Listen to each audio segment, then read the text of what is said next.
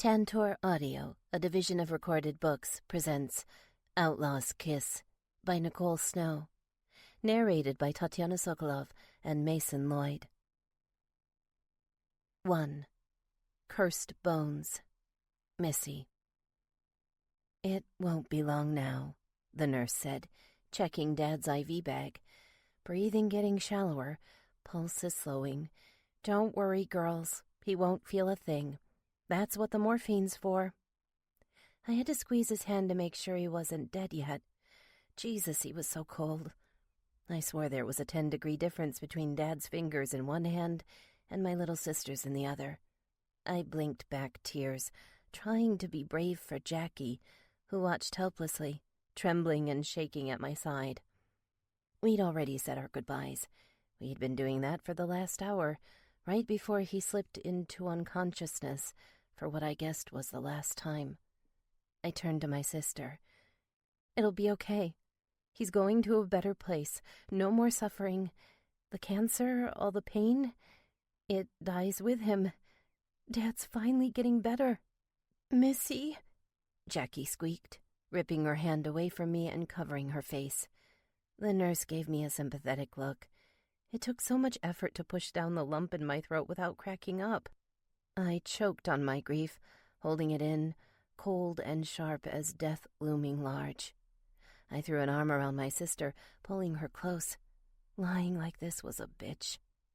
I wasn't really sure what I believed anymore, but I had to say something. Jackie was the one who needed all my support now. Dad's long, painful, dying days were about to be over. Not that it made anything easy. But I was grown up, and I could handle it. Losing him at 21 was hard, but if I was 14, like the small, trembling girl next to me... "Melissa." Thin, weak fingers tightened on my wrist with surprising strength. I jumped, drawing my arm off Jackie, looking at the sick man in the bed. His eyes were wide open, and his lips were moving. The sickly sheen on his forehead glowed, one last light before it burned out forever. "Daddy, what is it?" I leaned in close, wondering if I'd imagined him saying my name. "Forgive me," he hissed. I fucked up bad, but I did it for a good reason. I just wish I could have done it different, baby." His eyelids fluttered. I squeezed his fingers as tight as I could, moving closer to his gray lips. What the hell was he saying? Was this about Mom again? She'd been gone for 10 years in a car accident, waiting for him on the other side. "Daddy? Hey." I grabbed his bony shoulder and gently shook him. He was still there, fighting the black wave pulling him lower, insistent and overpowering. "It's the only way. I couldn't do it with hard work, honest work. That never paid shit." He blinked, running his tongue over his lips. "Just look in the basement, baby. There's a pallet, roofing, tiles. Everything I ever wanted to leave my girls is there. It was worth it. I promised her I'd do anything for you and Jackie, and I did. I did it, Carol. Our girls are set. I'm ready to burn if I need to." Hearing him say Mom's name and then talk about burning, I blinked back tears and shook my head. What the hell was this? Some kind of death fever making him talk nonsense? Dad started to slump into the mattress, a harsh rattle in his throat. The tiny splash of color left in his face becoming pale ash. I backed away as the machines howled. The nurse looked at me and nodded. She rushed to his free side, intently watching his heartbeat jerk on the monitor. The machine released an ear-splitting wail as the line went flat. Jackie completely lost it. I grabbed her tight, holding on to her, turning away until the mechanical screaming stopped. I wanted to cover my ears, but I wanted hers closed more. I held my little sister and rocked her to my chest. We didn't move until the nurse finally touched my shoulder, nudging us into the waiting room outside. We sat and waited for all the official business of death to finish up. My brain couldn't stop going back to his last words, the best distraction I had to keep my sanity. What was he talking about? His last words sounded so strange, so sure, so repentant, and that truly frightened me. I didn't dare get my hopes up, as much as I wanted to believe we wouldn't lose everything and end up living in the car next week. The medical bills snatched up the last few pennies left over from his pension and disability. The same fate waiting for our house as soon as his funeral was done. Delirious, I thought. His dying wish was for us, hoping and praying we'd be okay. He went out selflessly, just like a good father should. That was it. Had to be. He was dying, after all, pumped full of drugs, driven crazy in his last moments. But I couldn't let go of what he said about the basement. We'd have to scour the house anyway before the state kicked us out. If there was anything more to his words besides crazy talk, we'd find out soon enough, right? I looked at Jackie, biting my lip. I tried not to hope off a dead man's words. But damn it, I did. If he'd tucked away some spare cash or some silver to pawn, I wouldn't turn it down. Anything would help us live another day without facing the gaping void left by his brutal end. My sister was tipped back in her chair, one tissue pressed tight to her eyes. I reached for her hand and squeezed, careful not to set her off all over again. We're going to figure this out, I promised. Don't worry about anything except mourning him, Jackie. You're not going anywhere. I'm going to do my damnedest to find us a place and pay the bills while you stay in school. She straightened up, clearing her throat, shooting me a nasty look. Stop talking to me like I'm a stupid kid. I blinked. Jackie leaned in, showing me her bloodshot eyes. I'm not as old as you, sis, but I'm not retarded.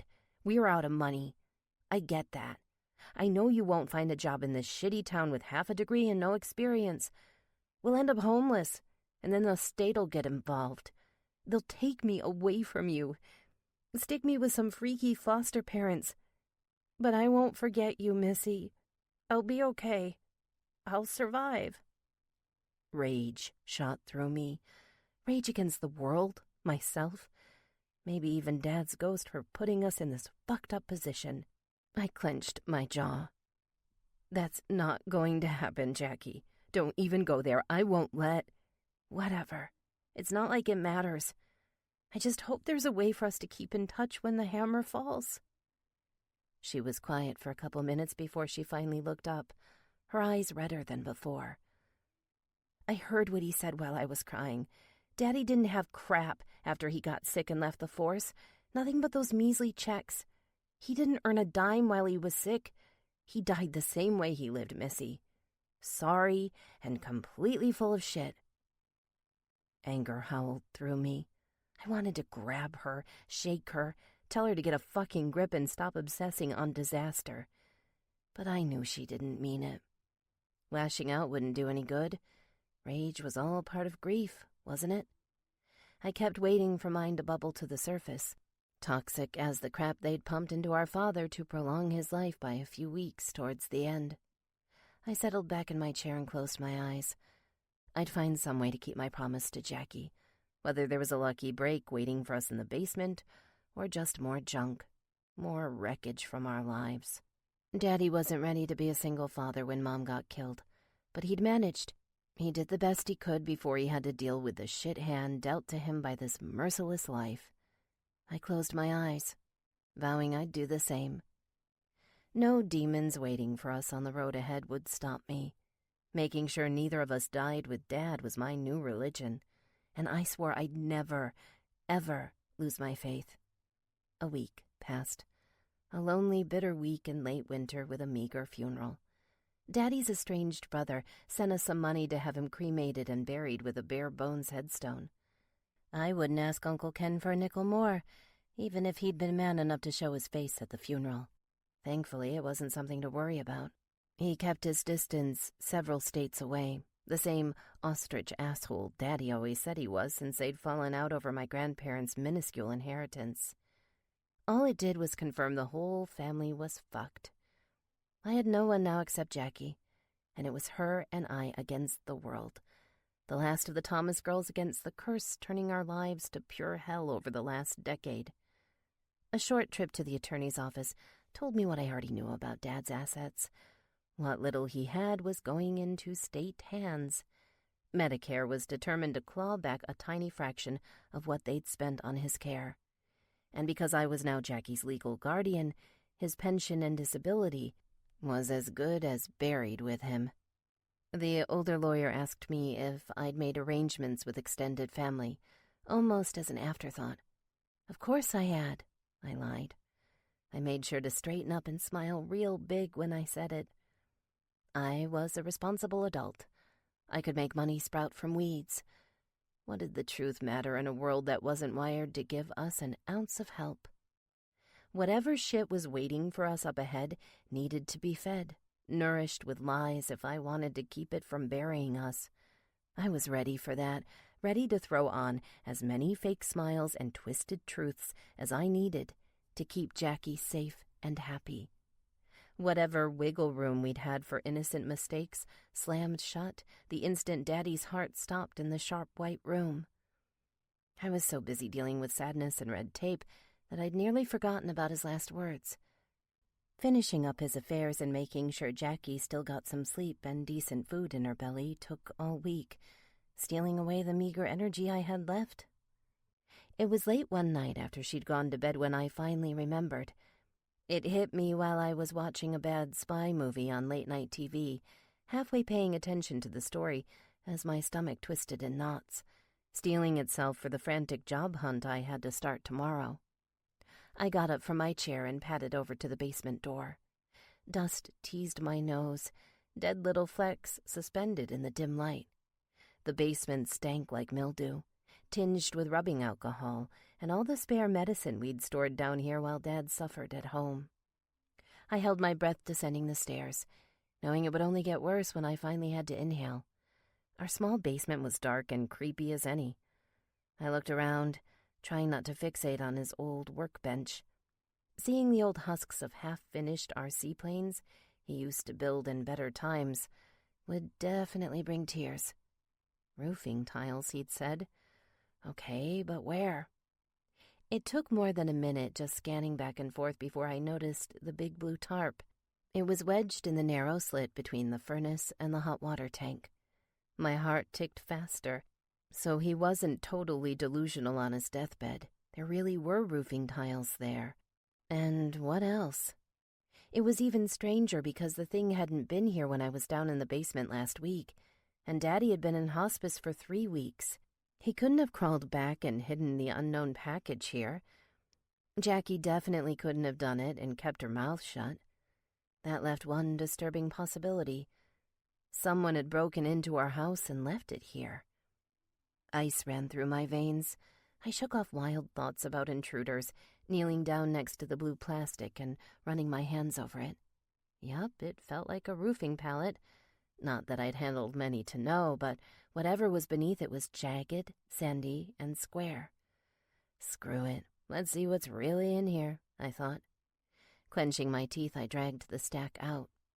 It was lighter than I expected, and it didn't take long to find the ropey ties holding it together.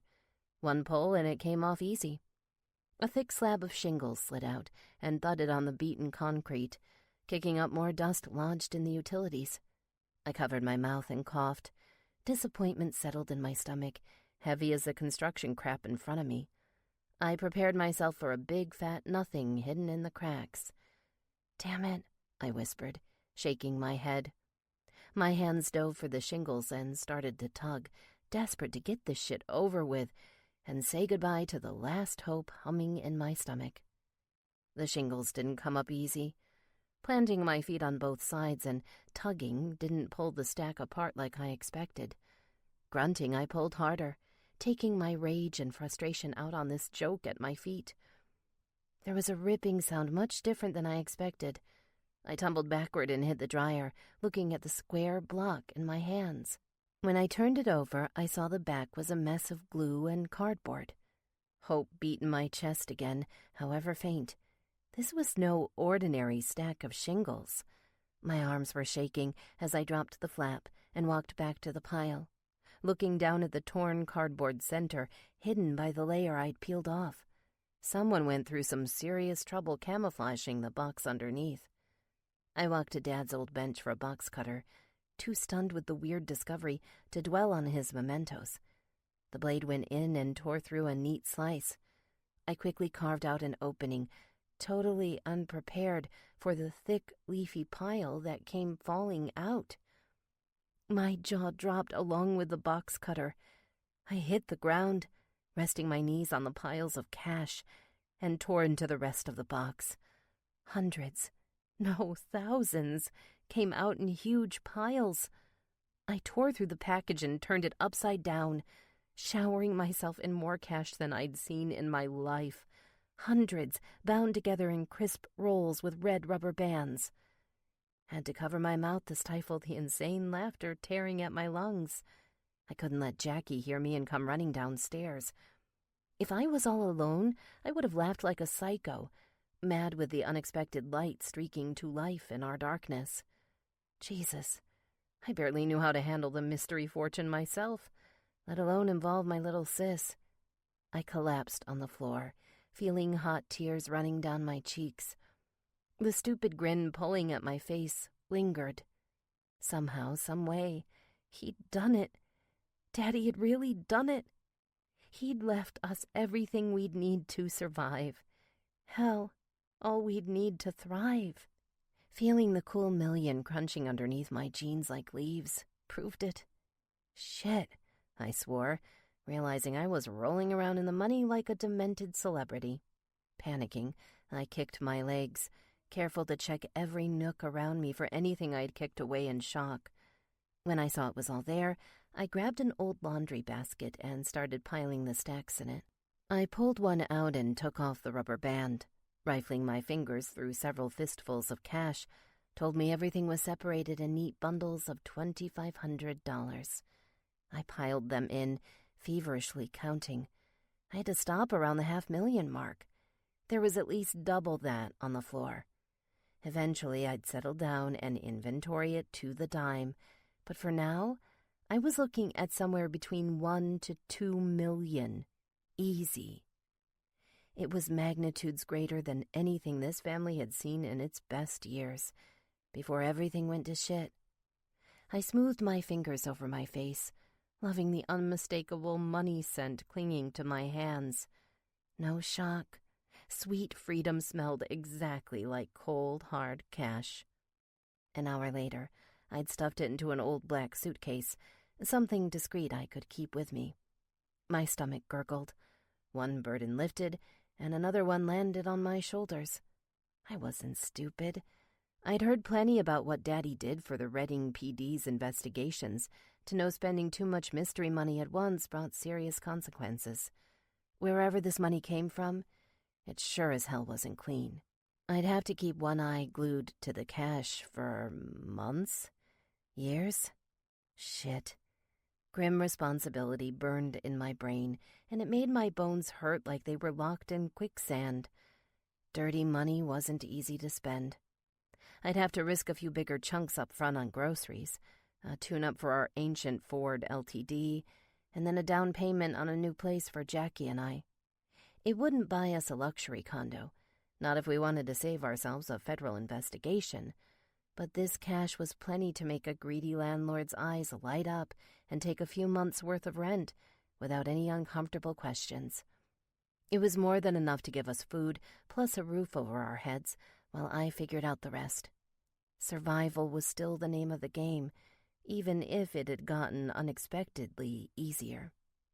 Once our needs were secure, then I could figure out the rest.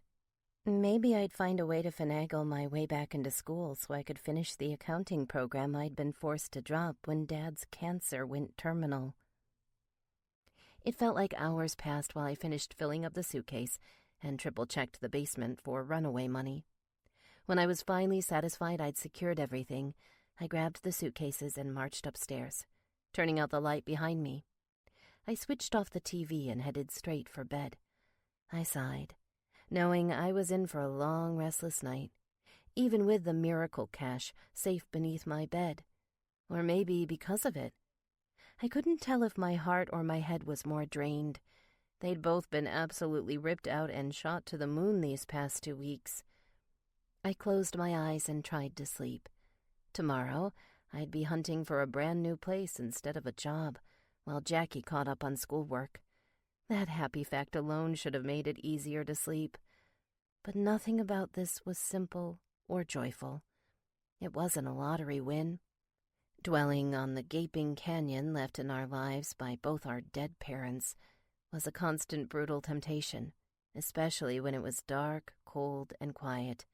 So was avoiding the question that kept boiling in my head. How had he gotten it? What the fuck had Daddy done to make this much money from nothing?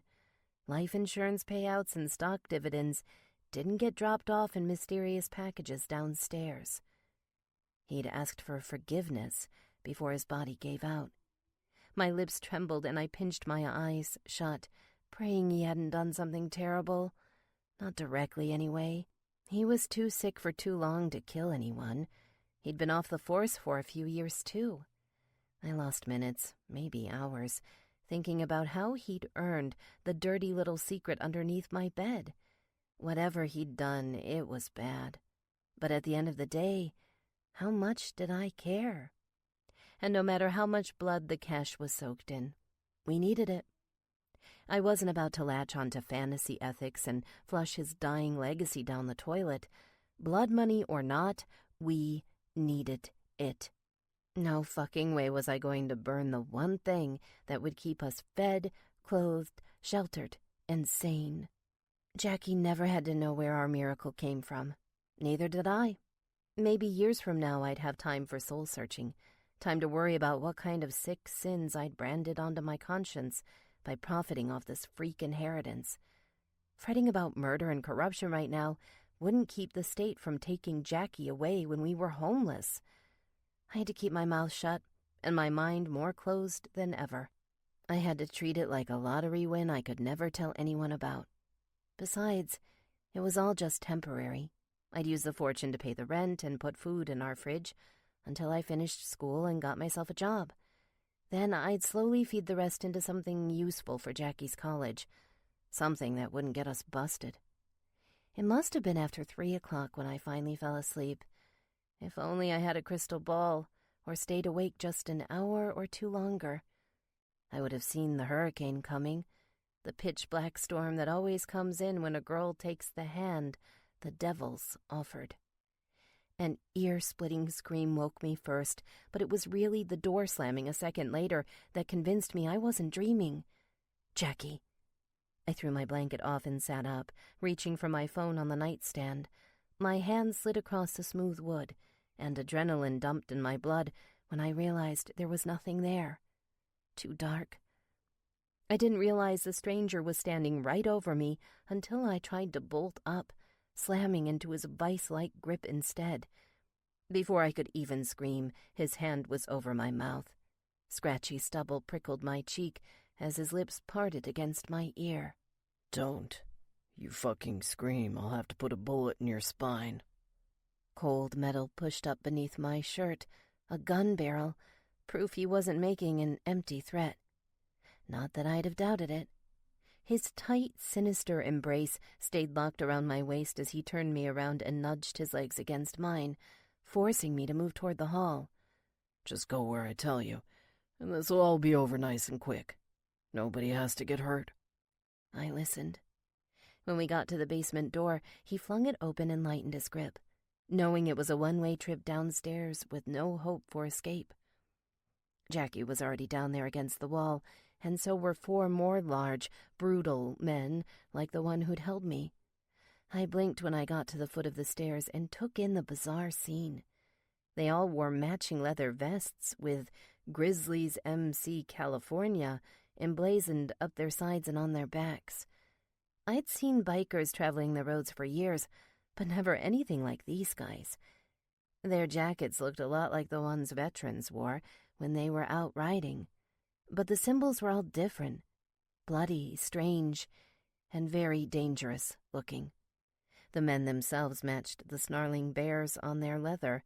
4 of them were younger, tattooed, spanning the spectrum from lean and wiry to pure muscle. The guy who'd walked me down the stairs moved where I could see him. He might have been the youngest, but I wasn't really sure. Scary didn't begin to describe him. He looked at me with his arms folded, piercing green eyes going right through my soul, set in a stern, cold face. He exuded a strength and severity that only came naturally. A born badass. A predator completely fixed on me. An older man with long gray hair seemed to be in charge. He looked at the man holding my sister, another hard-faced man with barbed wire ropes tattooed across his face. Jackie's eyes were bulging, shimmering like wide, frantic pools, pulling me in. "I'm sorry," I hissed in my head, breaking eye contact. One more second and I might have lost it. The only thing worse than being down here at their mercy was showing them I was already weak, broken, helpless. They had my little sister, my whole world, everything I'd sworn to protect. No, this wasn't the time to freak out and cry. I had to keep it together if we were going to get out of this alive. "Well, any sign of the hall upstairs, or do we need to make these bitches sing?" Gray hair reached into his pocket, retrieving a cigarette and a lighter, as casually as if he was at work on a smoke break. Shit, for all I knew, he probably was. "Nothing up there, Blackjack." The man who'd taken me downstairs stepped forward, leaving the basement echoing with his smoky voice, older and more commanding than I'd expected. It hadn't just been the rough whisper flowing into my ear. "Fuck," the psycho holding Jackie growled. "I like it the fun way, but I'm not a fan when these bitches scream. Makes my ears ring for days. Can't we gag these cunts first?" Nobody answered him. The older man narrowed his eyes, looking at his goon, taking a long pull on the cigarette. My head was spinning, making it feel like the ground had softened up, ready to suck me under and bury me alive. Oh, God. I knew this had to be about the mystery money the moment those rough hands went around me, but I hadn't really thought we were about to die until he said that. Gray hair turned to face me, scowling. "You heard the man, love. We can do this the easy way or the hard way. I, for one, don't like spilling blood when there's no good reason, but some of the brothers feel differently. Now, we know your loot's not where it was supposed to be. Found this shit all torn up myself." Blowing his smoke, he pointed at the mess on the ground. I could have choked myself for being too stupid to clean up the mess earlier. "You've got it somewhere. It couldn't have gotten far," he said, striding forward. "Look, we both know me and my boys are gonna find it. Only question left is, are you gonna make the scavenger hunt easy peasy pumpkin squeezy? Or are you gonna make all our fucking ears ring while we choke it out of you?" I didn't answer. My eyes floated above his shoulder, fixing on the man across from me, stoic, green eyes. "Well," the older asshole was getting impatient. Strange. If Green Eyes wasn't so busy hanging out with these creeps and taking hostages, he would have been handsome. No, downright sexy was a better word. My weeping, broken brain was still fixed on the stupid idea when Gray Hair grunted, pulled the light out of his mouth, and reached for my throat. 2. A Day in the Life. Brass. Hours earlier. Fuck. Twinkie's mouth on my dick woke me up. Didn't have a clue how long she'd been sucking, but I was ready to blow. Growling, I opened my eyes and shoved one hand behind her ass, reaching for the wet pink silk I'd fucked and filled before I crashed out around noon. Soon as she saw I was awake, the slut began to purr. She did this desperate, throaty thing that vibrated through her cheeks, a special twist that always sent hot pulses straight to my balls. No joke, her trademark finish was like having the world's greatest vacuum hooked to my cock. I found her clit and pinched it till she moaned. Bitch never skipped a beat, furiously bobbing her head up and down. Too much. Too goddamned early. You better swallow every fucking drop. Don't want none of that shit leaking where it don't belong when we're done.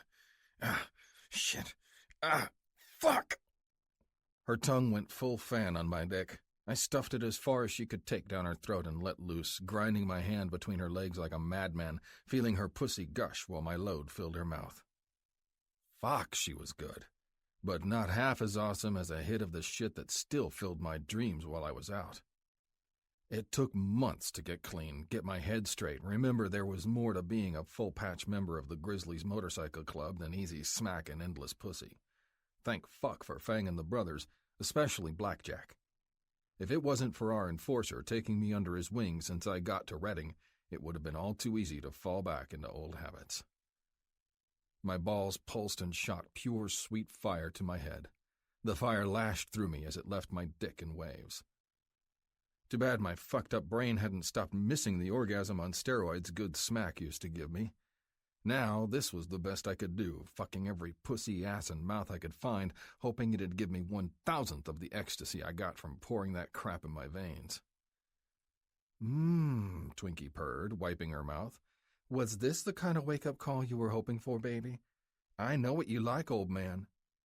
I blinked, reaching underneath the bed for my pants. I'm not your baby, Twink, and you're sure as fuck not my old lady. Get yourself a glass of water and get the fuck out. She pouted. I grunted, throwing on my boxers and wriggling into my jeans as she headed for my cramped bathroom. The slut really wanted to latch herself onto somebody in the club. She'd be back between my sheets tomorrow if I wanted her. Same old song and dance. One thing was for sure, sucking and fucking took the edge off old addictions. The girl was medicine to me, and nothing more, same as all the easy pussy who swarmed around this clubhouse like moths drawn to big, tattooed, foul-mouthed flames. If the girls realized half the world of shit this club was facing, I didn't think they'd be so bold. Shit was getting serious. I almost dreaded having to throw on my cut and get my ass out there. Fang's iron fist clenched tighter every day. Hadn't taken me long to figure out how he'd gotten to be national prez. Brains and brutality were the ticket, but lately, the shit he ordered was beyond the pale. I was damned lucky they'd let me take a ride to Reno a few weeks ago for my sis's wedding. Technically, the club was on lockdown. We were at war, a savage war. We were losing to the Mexican boys pouring across the border, kicking us in the nuts when we least suspected it. Dunno how I kept it together watching Shelley tie the knot with Blaze, prez of the prairie pussies up in Montana no less.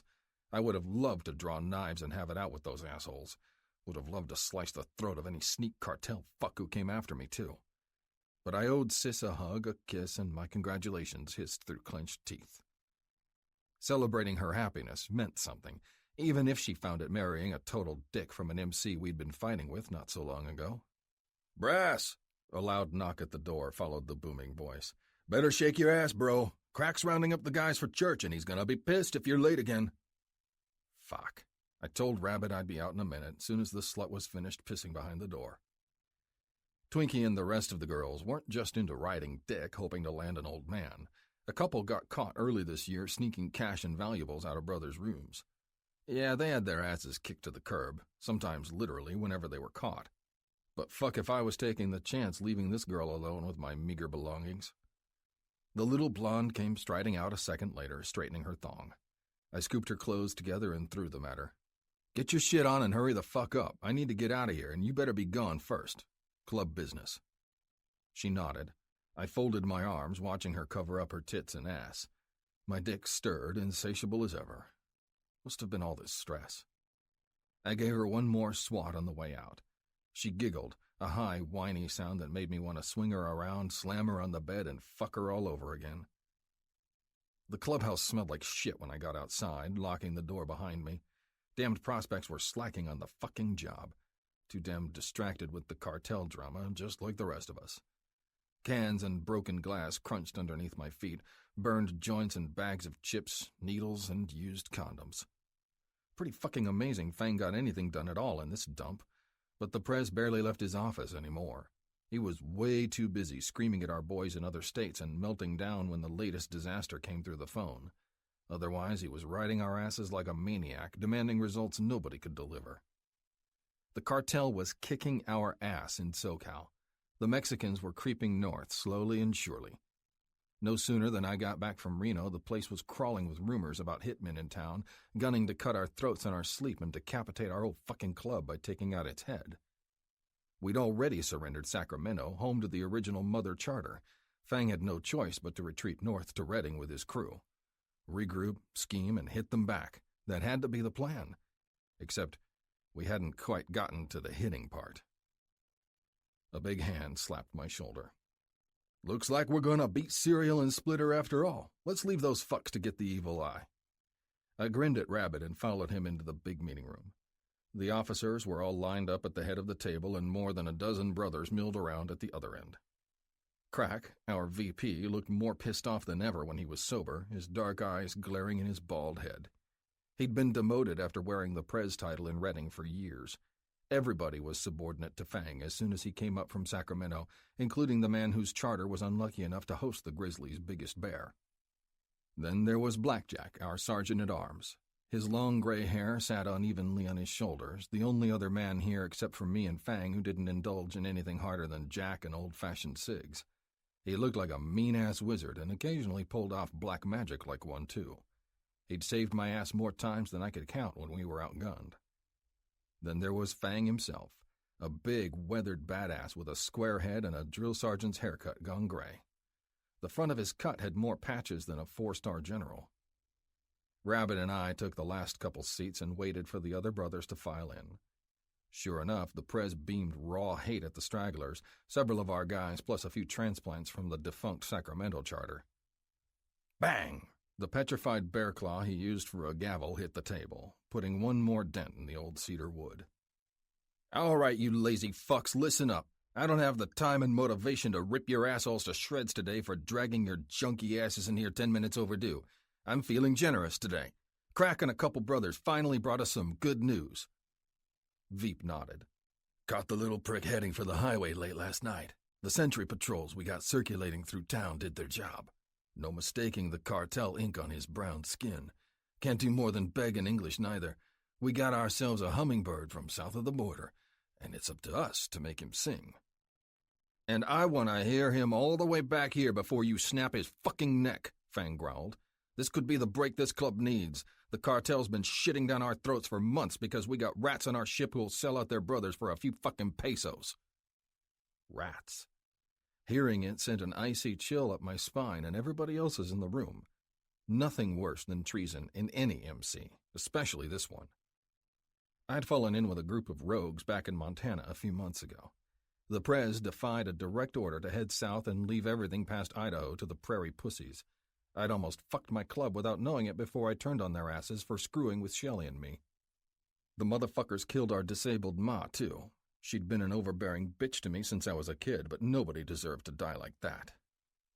My teeth pinched together, hard enough to break when I thought about it. Ma's death must have gotten back to Fang, same as me turning on the rogues. Only fucking reason he'd spared my ass while locking the rest of the traitors in an old building and burning them alive. I still heard their screams in my dreams.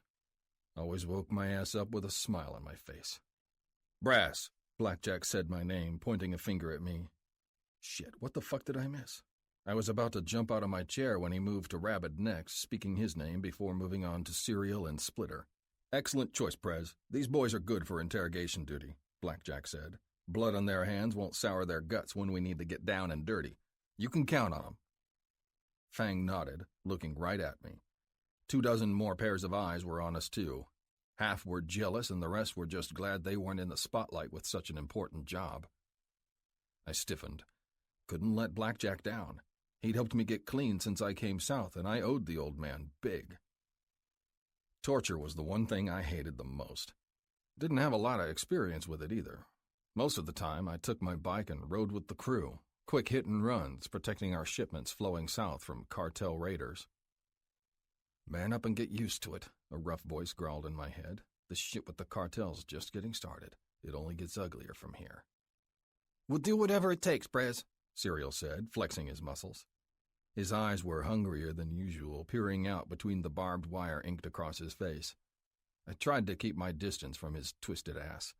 Yeah, he was a brother like any other, but his bloodlust never sat right with me. The giddy spark that lit him up whenever he got orders like this turned him into a total pit bull. Well, Fang said, clenching his bear claw, what are you fuckers waiting for? You don't need to sit through the rest of this shit. I'm not calling any votes today. Me, Rabbit, Serial, and Splitter were on our feet before he could rap at the wood, right behind Blackjack. 5 minutes later, we were on our bikes, riding out to the old warehouse where they had the Mexican. Mercy, please. I couldn't remember the last time I felt sick. Something about staring at the bloodied man standing over the shallow pit got to me.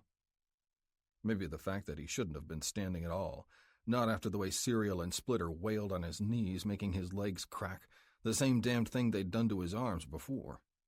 Thank fuck Blackjack didn't give Rabbit and I any shit about keeping our distance. We played watchman by the door, making sure nobody pulled up in the empty parking lot next to our bikes. Took over an hour for the kid to crack. Poor bastard held up surprisingly well while the boys stubbed their smokes out all over his bare skin. Burned away the screaming eagles or hawks or whatever the fuck cartel assholes worshipped that was inked on his chest. When Serial took the cinder block to his left hand, turning it into a broken mess, he started to talk. Rabbit and I just looked at each other. Blackjack was the only brother with us who really listened. Good fucking thing he was along to take charge because none of us knew shit for Spanish. The Mexican spilled his guts for 10 or 20 minutes. Whatever the fucker said, it was enough to make Blackjack nod, motioning for us to come over. I carried the old shovel, pushing it into Jose's hands before we led him out back to the old courtyard. Nobody said shit while he dug like a good boy. Quite a challenge with his busted hands and beat-up body. Something else must have broke once he'd gotten a foot or two into the earth. Bastard started to beg, whining the same shit over and over again. Mercy! Mercy! Probably the extent of his English vocabulary. Serial and Splitter barked in his face. Rabbit was getting pissed too and punched the fucker in the back. I could tell by the look on his face that he just wanted this asshole to shut up like I did. Come on, you son of a bitch, just a few more feet and it's done. Serial rolled his shoulders, ready to lay into him with his fists. I hated the cartel fucks just as much as anybody, but fuck, breaking his ribs wouldn't make him dig the grave faster. I stepped up, ready to pull the weird hothead off the Mexican, but Blackjack got between us first. Don't be a jackass, Serial. Get the fuck back there with the rest, he growled, pointing to Rabbit and me. I froze mid-step, slowly ambling back over to where Rabbit was standing before the freak joined us. Serial sulked over to our place against the wall, lighting a smoke. When he was gone, Blackjack leaned into the man, whispering just loud enough for us to hear. You're dead, son. There's no getting around that. Your grave was dug the minute you ended up on the wrong side of Redding after making your delivery. Don't make this any harder than it has to be. Just finish up and I promise I'll make it quick. Jose stumbled a couple steps backwards, tears in his eyes. Blackjack's gaze was colder than Serial's had been, nothing but ice. He was offering him the only mercy we were allowed to give. Finally, the dude looked down, shuffling his feet. He grabbed the shovel and started to dig, this time without any complaints. Later, I gave him a hand and a cig while he went down in the pit, lowering a light for him. His eyes were pitch black, understanding, the kind of look an animal gives a hunter before he pulls the trigger. I stood over the grave for a few more minutes. When the Mexican stumbled, collapsing into the small pile next to him, I waved for Blackjack. Get back, son, he told me, drawing his 9mm. He held up his end. I'm gonna hold up mine. The gunshot echoed through the empty courtyard, even with the silencer on the barrel. I reached into the pit for the shovel and then went to work, throwing dirt over the dead body as quickly as I could. The four brothers joined me, covering up his carcass, first with dirt, and then using a pile of heavy cinder blocks stacked over the smooth earth. Nobody suspected shit out here. If this place ever got bought and redeveloped, they'd probably find a few more bodies deep in the ground besides the one the club dumped off. We were heading for our bikes, eager to hit the road and get the fuck back to the clubhouse, when Blackjack caught up to us. He walked up and put his hand on my bars before I could think about starting up the engine. We're not done yet, he said, scanning his eyes at the other brothers. 1212 Hawkeye Street. That's where we'll find the 1.5 mil the cartel dropped for a dead guy. What the fuck? I couldn't stop it from flying out of my mouth. Whatever we'd forced out of Jose, I never expected it to be that. Blackjack smiled. Prez is wrong about one thing. The biggest swamp rats aren't in this club. Doesn't matter how much money you pay pigs to keep their mouths shut and look the other way. They always flip and sell your ass out when they get desperate enough. So this is a repo job? Rabbit asked. Blackjack laughed. If you want to put it that way. Charlie Thomas got at least a good $500,000 from our crew over the years before cancer kicked him off the force. Bastard probably flipped and sold our intel to the cartel to leave a few crumbs for his family. Shame the fucking turncoat knew so much. Hell, his job was blacking out what was already on the books. And now those books with all our dirty secrets, slip-ups, and weaknesses are in the Mexican hands. Shit, Splitter spat, pounding his bike. Whining about it won't do any good, brother. Blackjack lit a smoke, finally moving away toward his own Harley. Best we can do now is take that fucking money and use it to pat our asses against the hard fuck that's coming. We hit the road and ripped through town. My rage was extra hot, a wicked contrast against the cool wind whipping me in the face. Blackjack's talk just confirmed what I already knew deep in my guts. Shit was about to get a whole lot worse. No, the king rat wasn't in our club, but it wasn't going to work any miracles on Fang's paranoia. Burying Jose was the first real shot fired in Redding, but the cartel war had been going on for months. And now, instead of turning the tide, those motherfuckers just showed us how fucked we really were. We cut our engines a couple blocks from the ratty old house. The doorknob was loose. Didn't even have to plant my boot on the wood to break through. I just ripped the knob off and pushed it open, heading into the house while the other guys fanned out through the basement. Sickness burned my nostrils. No wonder the place wasn't very secure for a cop's house. The man hadn't been whole in a long time. Creeping death and strong medicine rolled off the walls, worse upstairs where I was heading. Serial pushed past me, heading for the room at the end of the hall. I shot him a dirty look, clenching my fists. I'd settle with that asshole later. Right now, we had to get whoever the fuck was in this place rounded up. We had to find what we came for and get the fuck out. I peeked in the dead man's room first. Nobody was on the empty bed, just as I expected. Just as I came out, Serial exited the furthest room, one hand over a little girl's mouth. Shit. She couldn't have been any older than 15. I moved into the next room, hoping like fuck I didn't find another kid. Dealing with Thomas's wife would be a hell of a lot easier. The sleeping girl in the dark was definitely an adult, but she looked too young to have been married to Cancer Man. I grabbed her phone first, shoving it in my pocket. First rule of any residential raid was cutting communication. Confiscating phones was usually enough. Hardly anyone had a fucking landline anymore. A second later, a loud scream rang out down the hall. Fuck, Serial must have moved his hand, giving her a chance to howl. The woman next to me popped out of bed, reaching for the phone I'd swiped. She practically flung herself into my arms. I moved on pure instinct, shoving my lips to her ear while I went for my gun. Hoped I wouldn't have to shoot her. Letting him know I had it was usually plenty for intimidation. Fucks only got shot when they tried to run or whenever a senior brother ordered cleanup. Don't. You fucking scream, I'll have to put a bullet in your spine. Brushing my gun along her back, I let it sink in for a few more seconds before I drove it home. Just go where I tell you, and this'll all be over, nice and quick. Nobody has to get hurt. Hoped like hell the last part was true. Her father was a piece of shit rat, and rats always suffered, including their associates by blood or brotherhood. But fuck, these girls were young. The woman in my grip could have been fresh new pussy for the clubhouse if she were a little more worn down, a little more desperate. I tried to keep my cock under control as I led her downstairs. In the dim light, she was pretty fucking hot. So sexy I didn't give a shit when her bright eyes flashed pure venom my way. Having my hands on her wasn't helping the situation. It was rare to see a girl who had everything going for her, and this chick had it in fucking spades. I watched it, I felt it, and then I started losing my mind, eyeing her as we walked, sliding my hands across her body with way more interest than any good captor should have. Those hips, full and lush, perfect for grabbing onto while I drove my dick all the way to her womb. And those tits, perfectly flanked by loose strands of chestnut hair. Shit. I had to nudge her downstairs fast just to get my hands off her. One more second too close to those ripe handfuls and I wouldn't have been able to resist. I'd have copped a feel so tight she'd be screaming, threatening our whole operation, and then my brothers would be beating my ass. But fuck, just looking at her ass wiggling down the stairs ahead of me, I had to wonder if she was worth an ass-kicking or two. Serial had her little sister in his arms. I took my place on the other side of the room, putting several badly needed feet between us. The old man started his spiel. Nobody had a clue where they'd hidden the cartel's stash, and we weren't going anywhere till we had it. Hopefully, working them over would go a lot more smooth and easy than Jose. They were too pretty and innocent to survive half the shit the brothers gave the Mexican. Blackjack lit a fresh smoke and paced around her, circling the girl like a shark. We can do this the easy way or the hard way. I, for one, don't like spilling blood when there's no good reason, but some of the brothers feel differently. Now, we know your loot's not where it was supposed to be. Found this shit all torn up myself.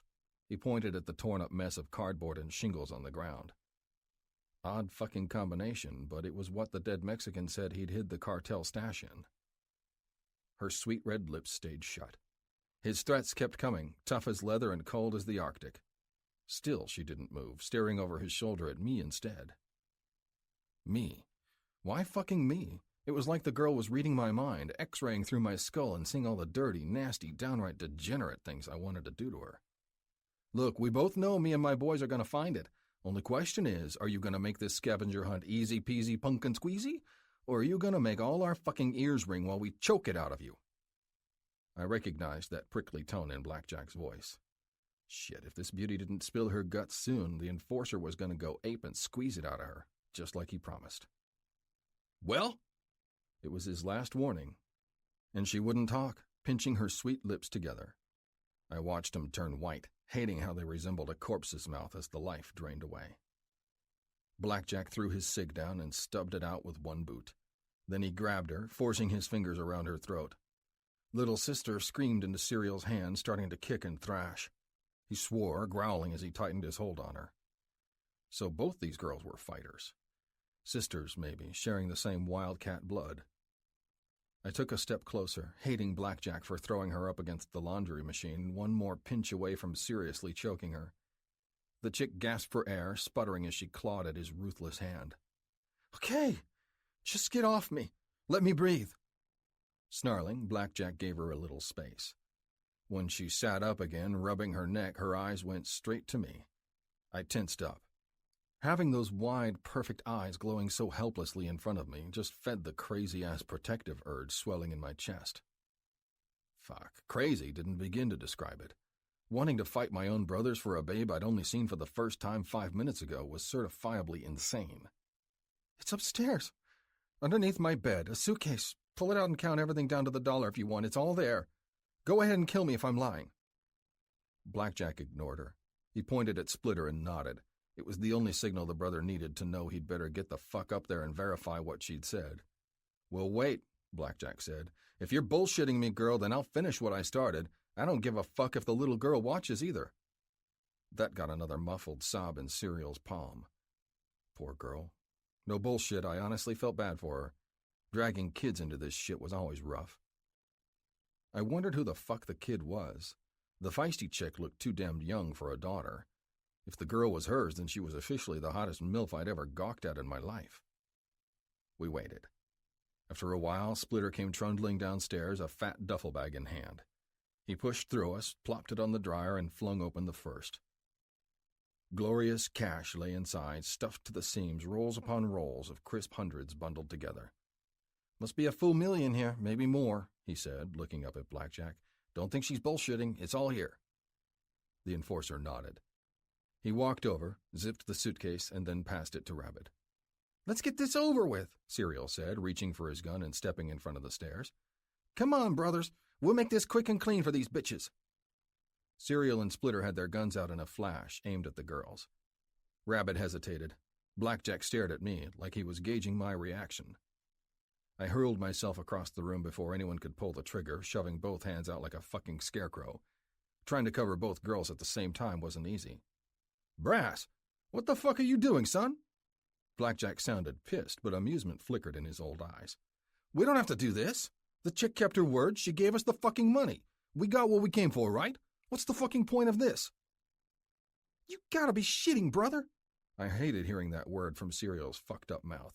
What do you want to do with these bitches then? Leave them free to run off to Daddy's old friends in the police? Sending every dime to the fight with the cartel's already got us strapped? We can't afford bigger bribes to keep pigs' mouths shut. Tell him, Blackjack. Never said they'd get turned loose, asshole, I growled, trying to make up an alternative on the spot. If I didn't, these girls were sure as dead, and I'd never find out what those wide, soft hips were like naked. Think, damn it. Alarms blasted in my head. You've got about 5 seconds to start talking and stop the guns. Come on, Blackjack, you know this shit's unnecessary. We don't need to start wiping people up like the cartel fucks. They'll keep their mouths shut if we bring them with us. The clubhouse is a shithole. We need somebody to clean house.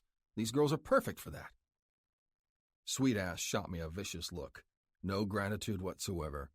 Guess I was going to fuck myself one way or another and end up on somebody's shit list, but being on hers was better than seeing her and the kid dead. "You're out of your fucking gourd, Brass," Serial growled, tightening his hold on the young one's shoulders. "I'd love to see you bring these bitches back. Fucking love it. Prez would kick your ass right up your throat. You're damn lucky Blackjack's not that stupid." I looked over. The older brother wasn't moving. His lips were curled. Curiosity or confusion, I couldn't tell which. Fuck. I racked my brain at light speed, trying to find something, anything that would save them from ending up underneath the old warehouse like the Mexican and so many more. Then it hit me. A crazy, stupid idea so out of bounds it just might work. Effective or not, I was about to mark myself a fucking laughingstock to every brother in Reading and maybe beyond. Whatever. I'd be glad to have the humiliation if it saved these chicks from holes in their heads. "You can't snuff her out," I said, reaching for Sweetass and throwing my arm around her. "This is my old lady. Right here, right now, I'm claiming her." She flinched when I said the C word. If those eyes were stormy, honey-colored oceans before, now they were full of tsunamis, spinning with hate and confusion and disbelief.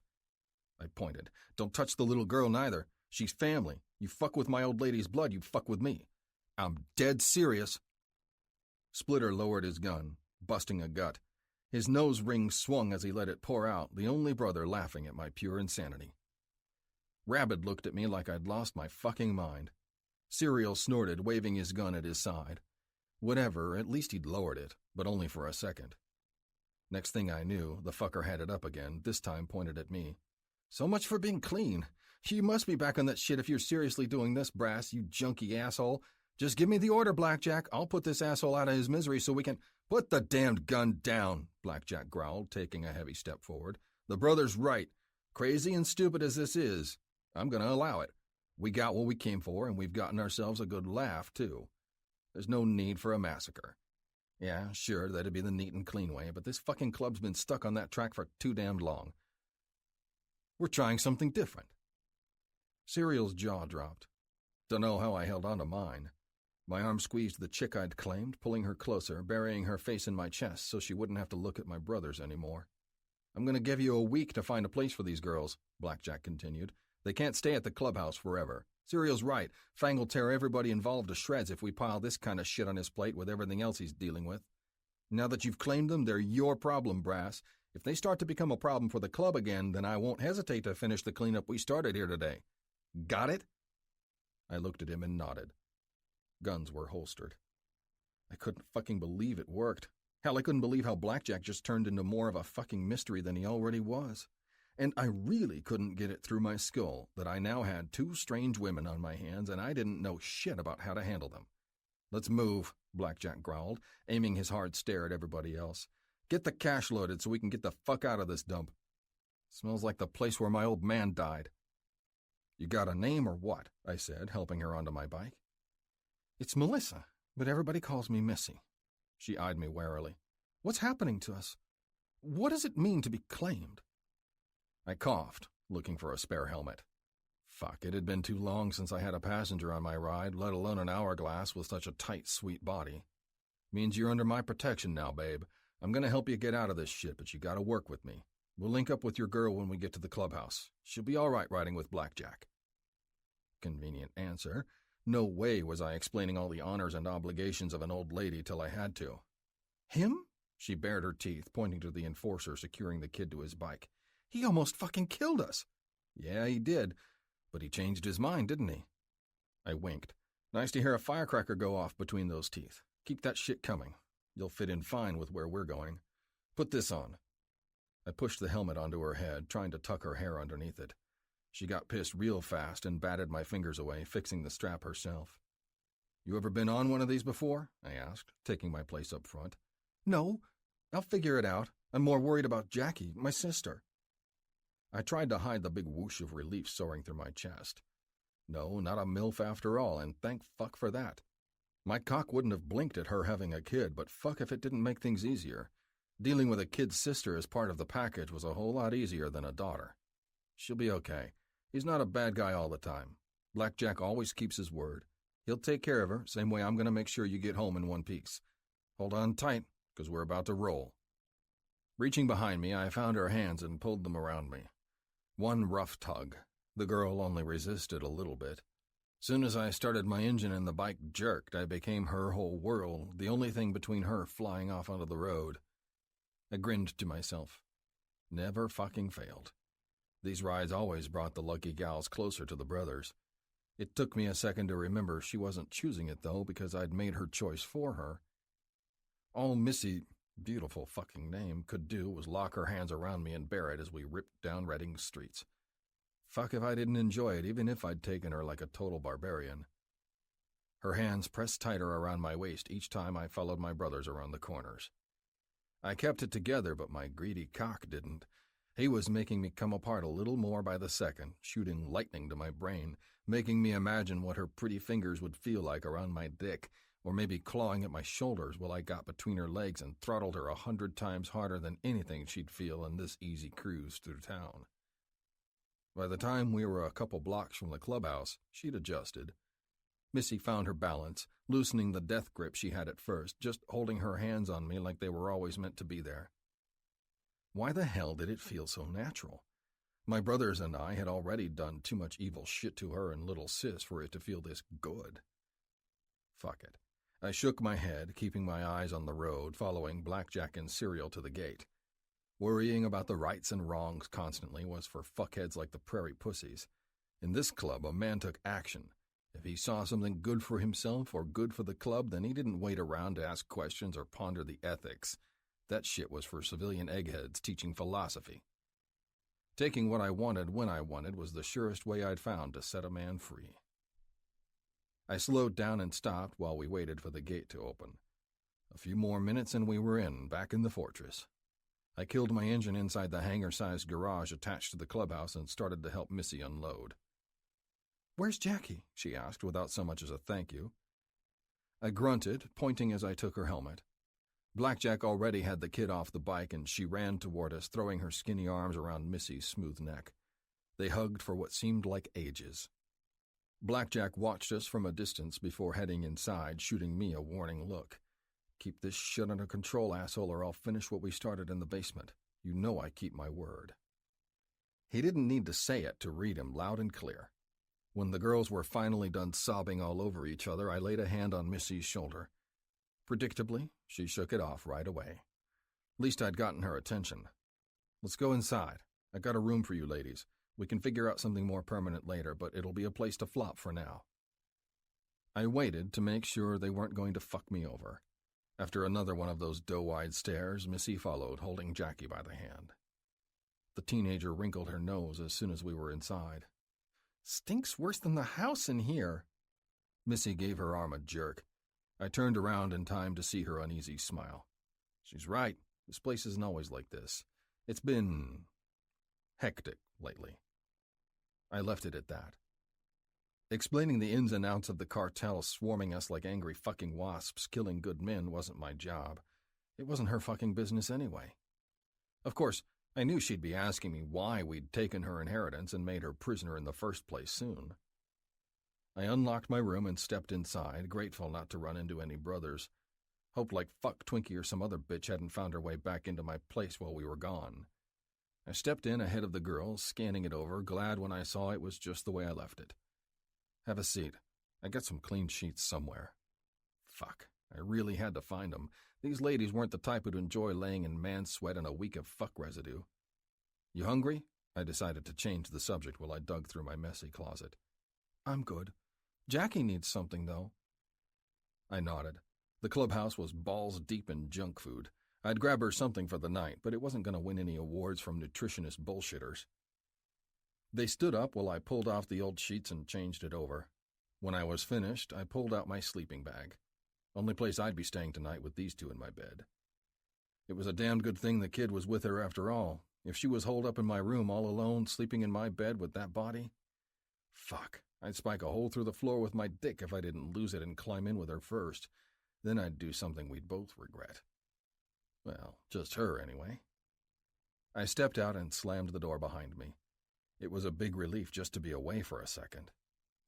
I couldn't shut my fucking brain off as I headed to the kitchen. Sex, sex, sex. And sex.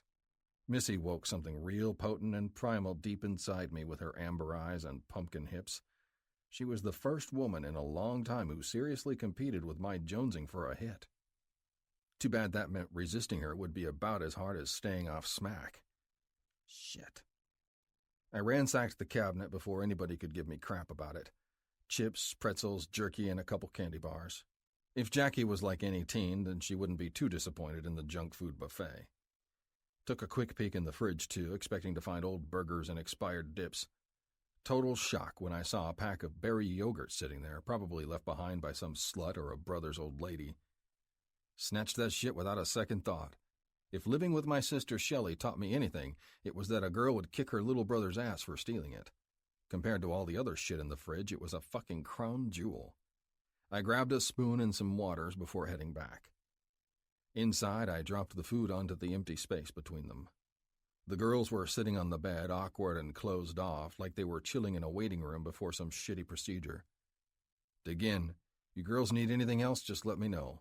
I'd give you a grand tour, but you can take this fucking place all in just by turning your heads. I took the chair across from them, checking my phone while they ate. When I reached for my pocket to put it back, I felt an unfamiliar bump. Shit, I'd forgotten I still had Missy's phone with me. Don't suppose you're going to return that anytime soon? She stared at me intently, ripping the plastic top off her yogurt. Fuck me. I must have looked like an idiot and let my hand linger near my pocket too long. Well, since the goddamned cat was screaming out of the bag. I stood up, plucked the phone out in front of her, and dropped it on the ground. I stomped that shit harder than I intended. It cracked and came flying out underneath my boot in 100 plastic shards. You're not making any calls till I know I can trust you, babe. Not this time.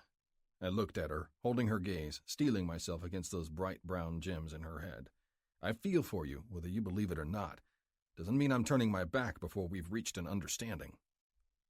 We have one. You kidnapped us and you're holding us prisoner. You stole everything my family had to make a new life together. She was breathing heavy, those sweet round tits rising and falling in waves on her chest. My head was fucking ringing. I took a step closer, holding in the volcanic heat so I wouldn't spook the kid real bad. I got as close as I could before I leaned down, never taking my eyes off her. Surprisingly, the chick didn't flinch. She held steady while over 200 pounds of rock-hard biker leered down at her. We did what we had to for reasons that aren't your fucking business. If it wasn't for me, you'd be a dead husk in an unmarked grave right about now. Gratitude? I really don't give a shit, but you'd better close your fucking mouth and show me some respect. Appreciating this patch is all that's between you and some guys who'd like to do a whole lot worse. I thumped my chest once, then turned around, making damned well sure she could see the roaring grizzly bear on my jacket. In my younger days, this was the point when I would have went storming out of the house, slamming the door off its hinges while Ma or Shelley screamed after me. But I was a prisoner in this damned room tonight, too. My hell was babysitting the kid munching chips on my bed and the grown brat my crew put through the ringer. Shit, couldn't she understand I'd saved both their asses? I wasn't fucking around when I warned her what would have happened if it wasn't for me keeping my brothers from putting lead in their skulls. I'd sacrificed my fucking club cred to keep her and the kid whole. Yeah, she had every reason in the world to hate me and spit in my face, but no way was I putting up with that shit. Tomorrow, I didn't have a fucking clue what was going to happen. We had to play pretend around the brothers, or else somebody else would be jerking her into their room and fucking her like another slut. The only thing keeping her safe and sane was pretending to be my old lady. And right about now, I had some serious fucking doubts that we were going to be able to pull it off. Missy? Jackie put down the empty Doritos bag and looked at her sis, trying to keep one eye on me. Those brown eyes pulled away. She threw her arms around the girl, ignoring me. It's okay, sis. I know it's scary and it doesn't make sense, but we're going to get out of this. I'll find a way. She paused, rocking the teenager who was strangely calm, probably too numb to spill more tears today. I'll do anything I have to. Had a feeling the last part was aimed at me. Hoped to hell she was serious because that was the kind of attitude that might save me from a few ass-kickings and keep her alive. I swept up the broken phone fragments and took their empty packages. A hasty trip outside to throw away the junk brought me face to face with Rabid. He had one arm around some red-headed bitch I'd seen on his dick a couple times before. You still alive in there, bro? He said, grinning through his short brown stubble. Don't see too many dead fucks walking around out here. I had to stop and wonder if that was true.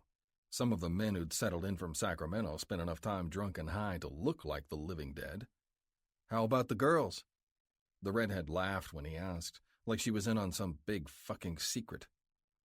I frowned, hoping he wasn't so loose with those bitches he was spilling club secrets along with his jizz. They're doing fine. Gotta work on getting him somewhere else to crash. They're not a good fit for the clubhouse. Rabbit's eyes narrowed as he saw me looking at his girl. Whatever, bro. Hope you get them some new digs before Fang finds out. They walked past me to his room, right across the hall from mine, slamming the door behind them. My favorite brother wasn't kidding.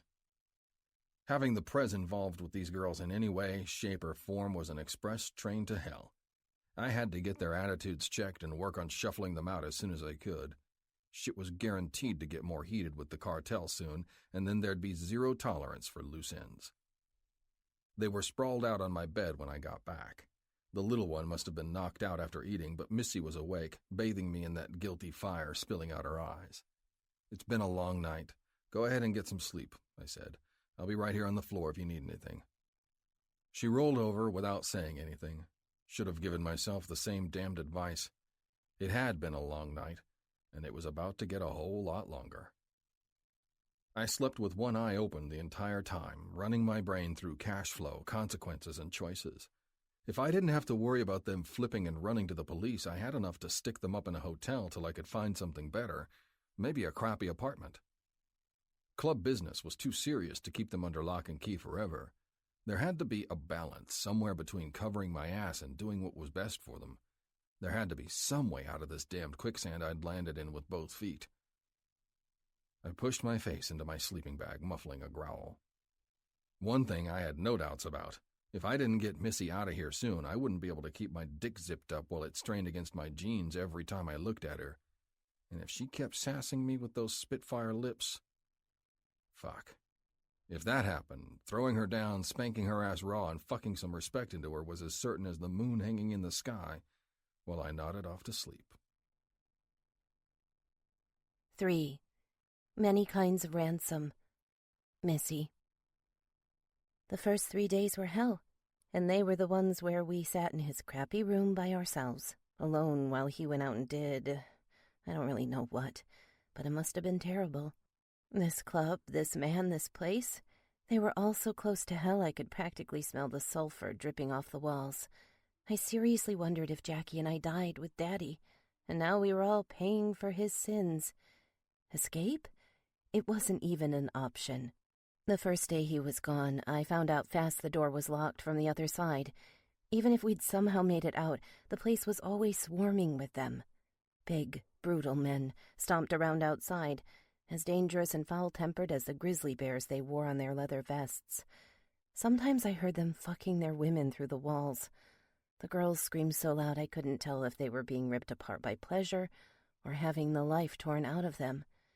Jackie ate, slept, and took long private trips to the bathroom, avoiding me so I wouldn't see her crying.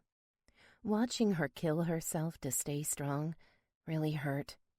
I was the fuck-up. I'd accepted a bundle of miracle money I knew nothing about, and I'd landed us both here. Jesus, if only I'd taken a fistful of money and woken Jackie up. We could have left that night while we sorted it out. We could have gotten away, stayed in a hotel, avoided all this. If only I'd stopped to think there'd be others after the fortune Daddy left behind in vain. Now it was gone forever, just like any shred of hope that we wouldn't just move from one rung of hell to the next. And that was if we were lucky enough to get away from these monsters. I was skeptical Brass had done anything more than delay what those rougher, darker men wanted to do to us in the basement. Why he'd decided to delay our doom, I couldn't figure out. Did he really have a heart? Or was he just another demon, driven by something different than money and blood, but just as selfish? The third evening, he came in carrying burgers and fries.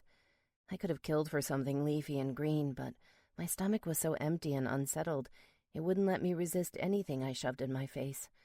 My stomach rumbled hard when I smelled the greasy, delicious food. "Dinner," he said, passing me a burger.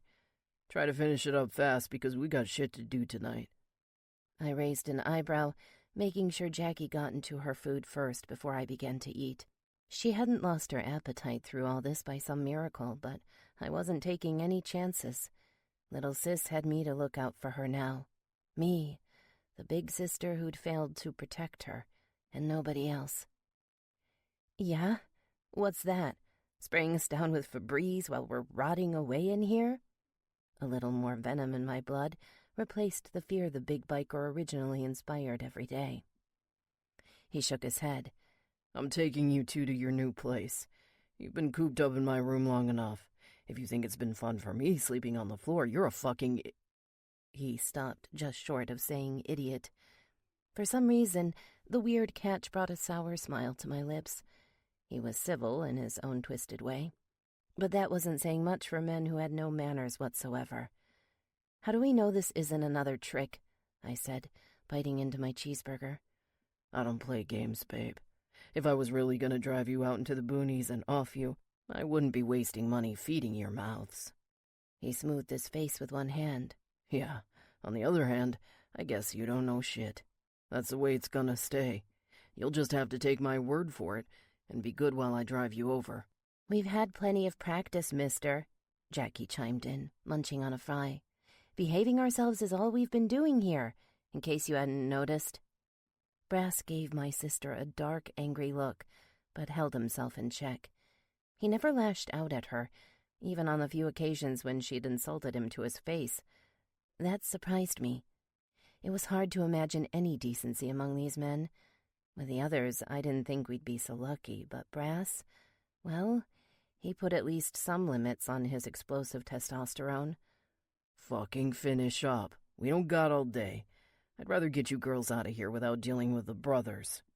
He turned, removing his food from the bag and digging in. I watched him chew. There was no way he could have been more than a few years older than me, somewhere in his mid-20s. The hormones whistling through his veins did far more than make him act like a barbarian. He dripped sex. He was raw, masculine, real in a way I didn't know a man could be. When he came into the room, he commanded my attention. His gravity tilted my whole narrow world to his barrel-chested center. His emerald eyes, I feared, had X-ray vision to see what I was really thinking. I hated, no, loathed admitting it.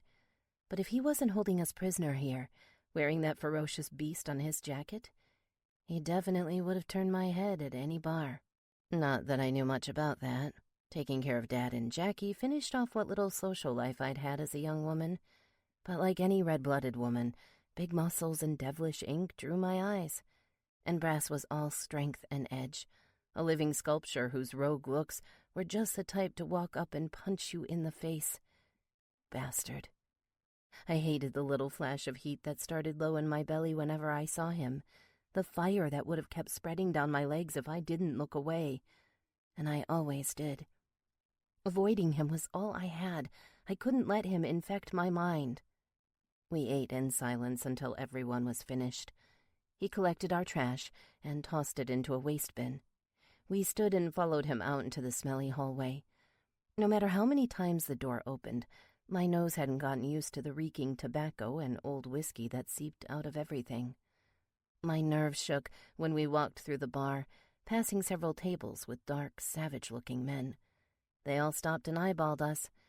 I could handle the ugly, lecherous looks, but my face burned with rage when their eyes ran up and down Jackie's body.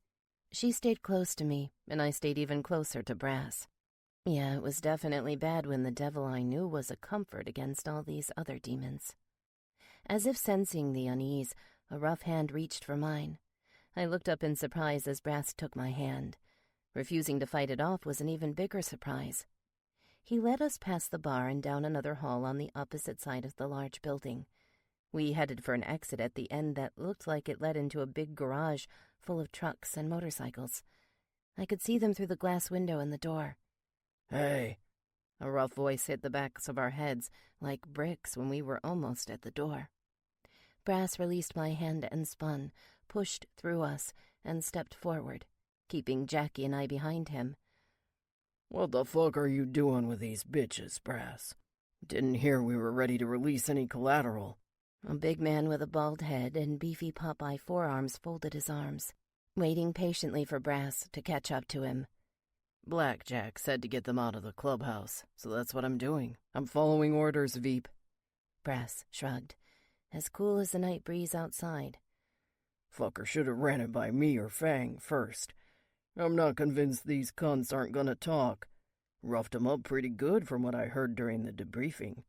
Girls don't forget that kind of shit. The big man he called VP grunted, showing his teeth. We were all there for church. I know you were paying attention, Veep, same as the rest of us. You know the older one's my old lady, right? Yeah. You saying I don't know how to control my own woman? Fuck, brother. I've kept 'em under lock and key every damned minute they've been in this clubhouse. I haven't done anything to hurt the club, and I never would. Won't let them do it neither.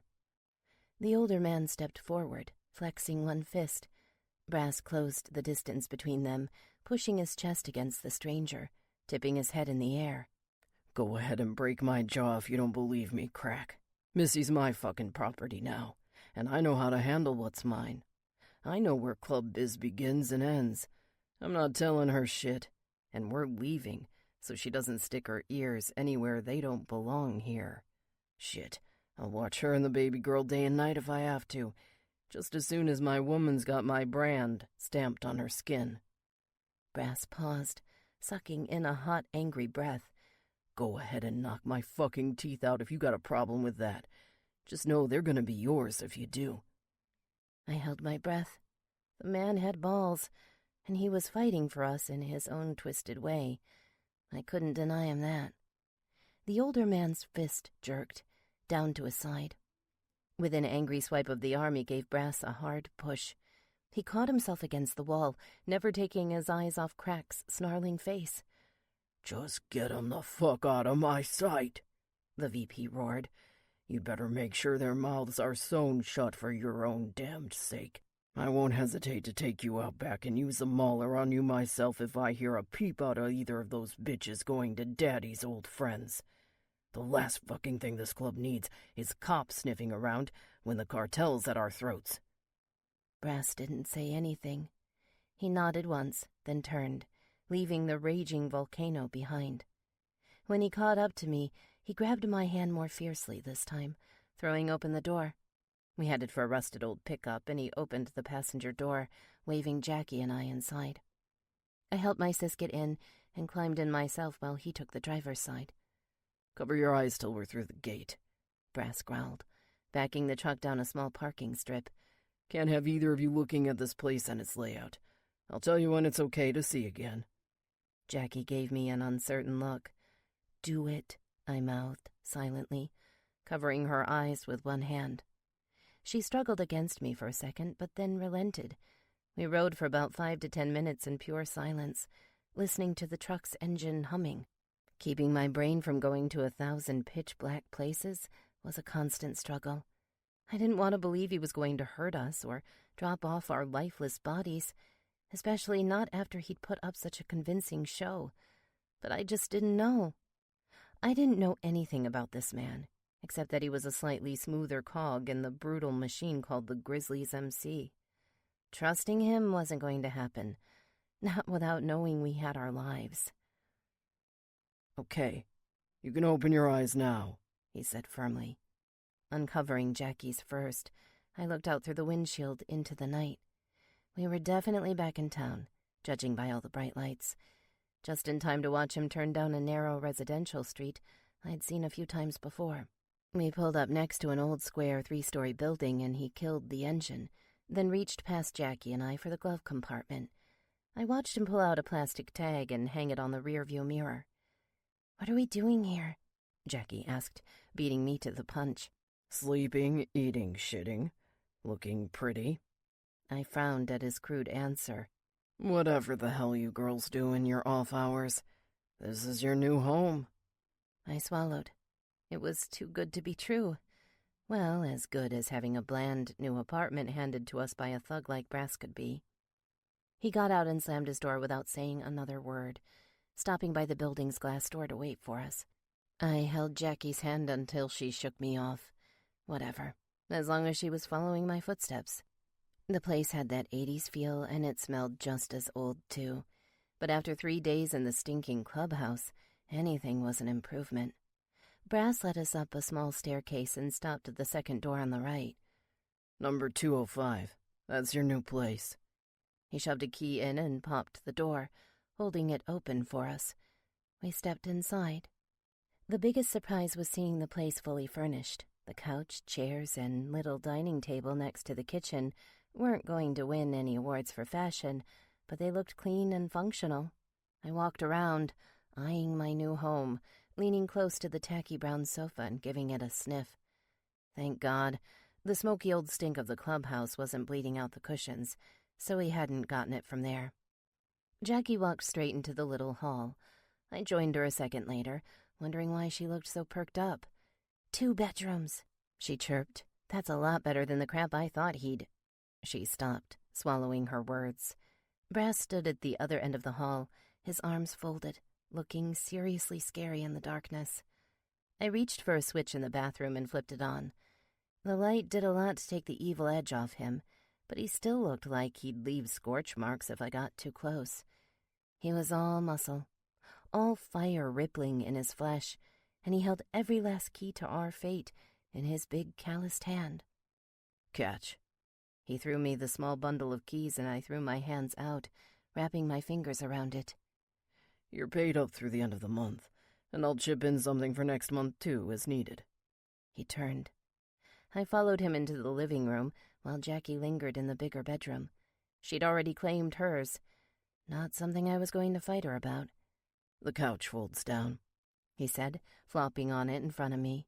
His leather cut jumped up his stomach for a second, revealing a tight set of abs I hadn't seen on a man outside underwear ads and magazines. I quirked an eyebrow. Does it matter? Something tells me we're not allowed to have any guests. Fuck yes, it matters. This is where I'm gonna crash while I keep an eye on you two. My heart sank. Of course, just because he'd moved us to a better prison didn't mean we were home and free. And why not? My first instinct alone would have been to grab Jackie, head for a hotel, and spill my guts about this nightmare to the first cop I saw.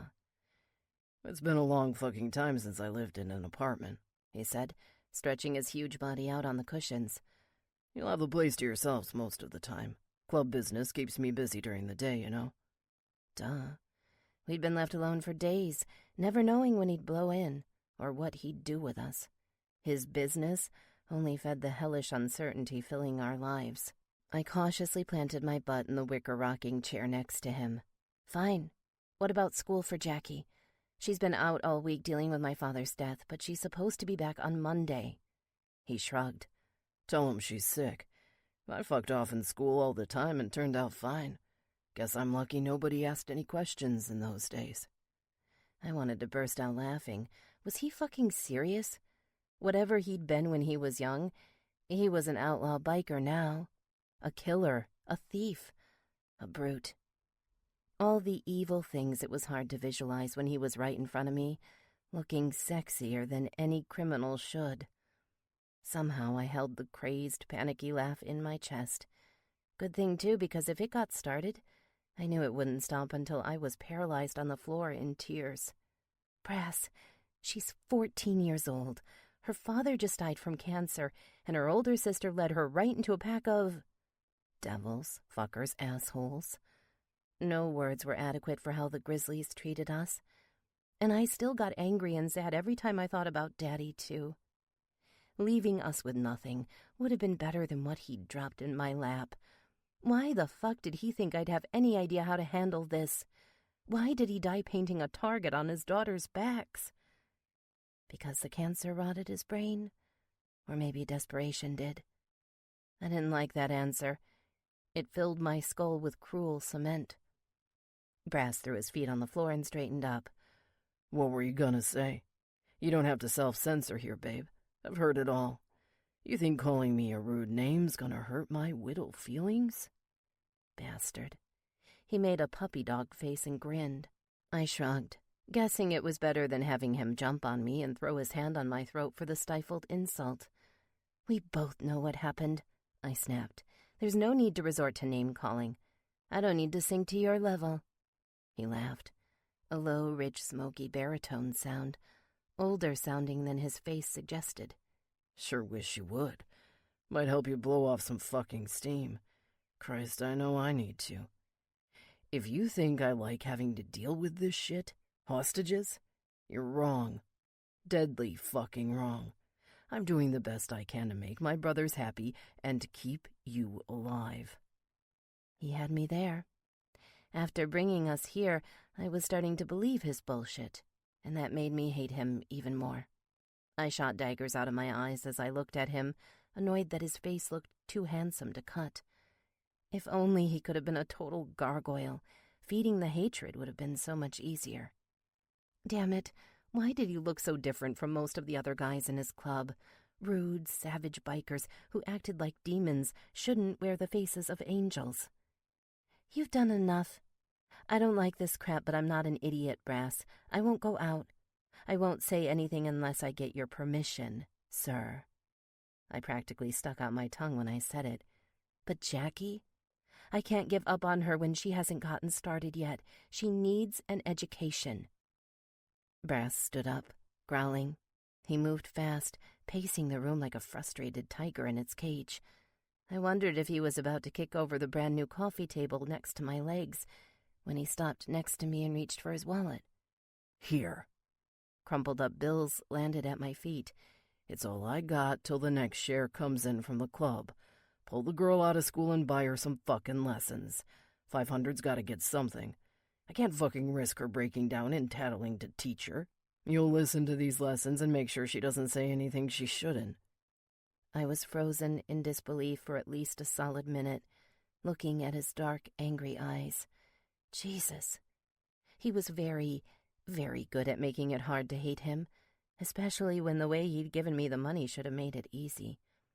Hell, $500 didn't make a dent in the $2 million we'd lost. It wasn't yours, a sad voice in my head reminded me. You didn't do anything to deserve it, and whatever your father did was evil. Ignoring the sly voice in my head, I scooped up the money, stuffing it into my pocket. Brass took 2 more long walks through the room, shaking his head. It was like watching a grenade having its pin stuffed in before it went off. Look, I'm really fucking sorry all this shit had to come down like this. I know it was your daddy who sold us out and not you. You and your sis got in the way. The guys are so fucked up and stretched to their limits, they would have killed you if I hadn't been there. I stopped it. I saved you.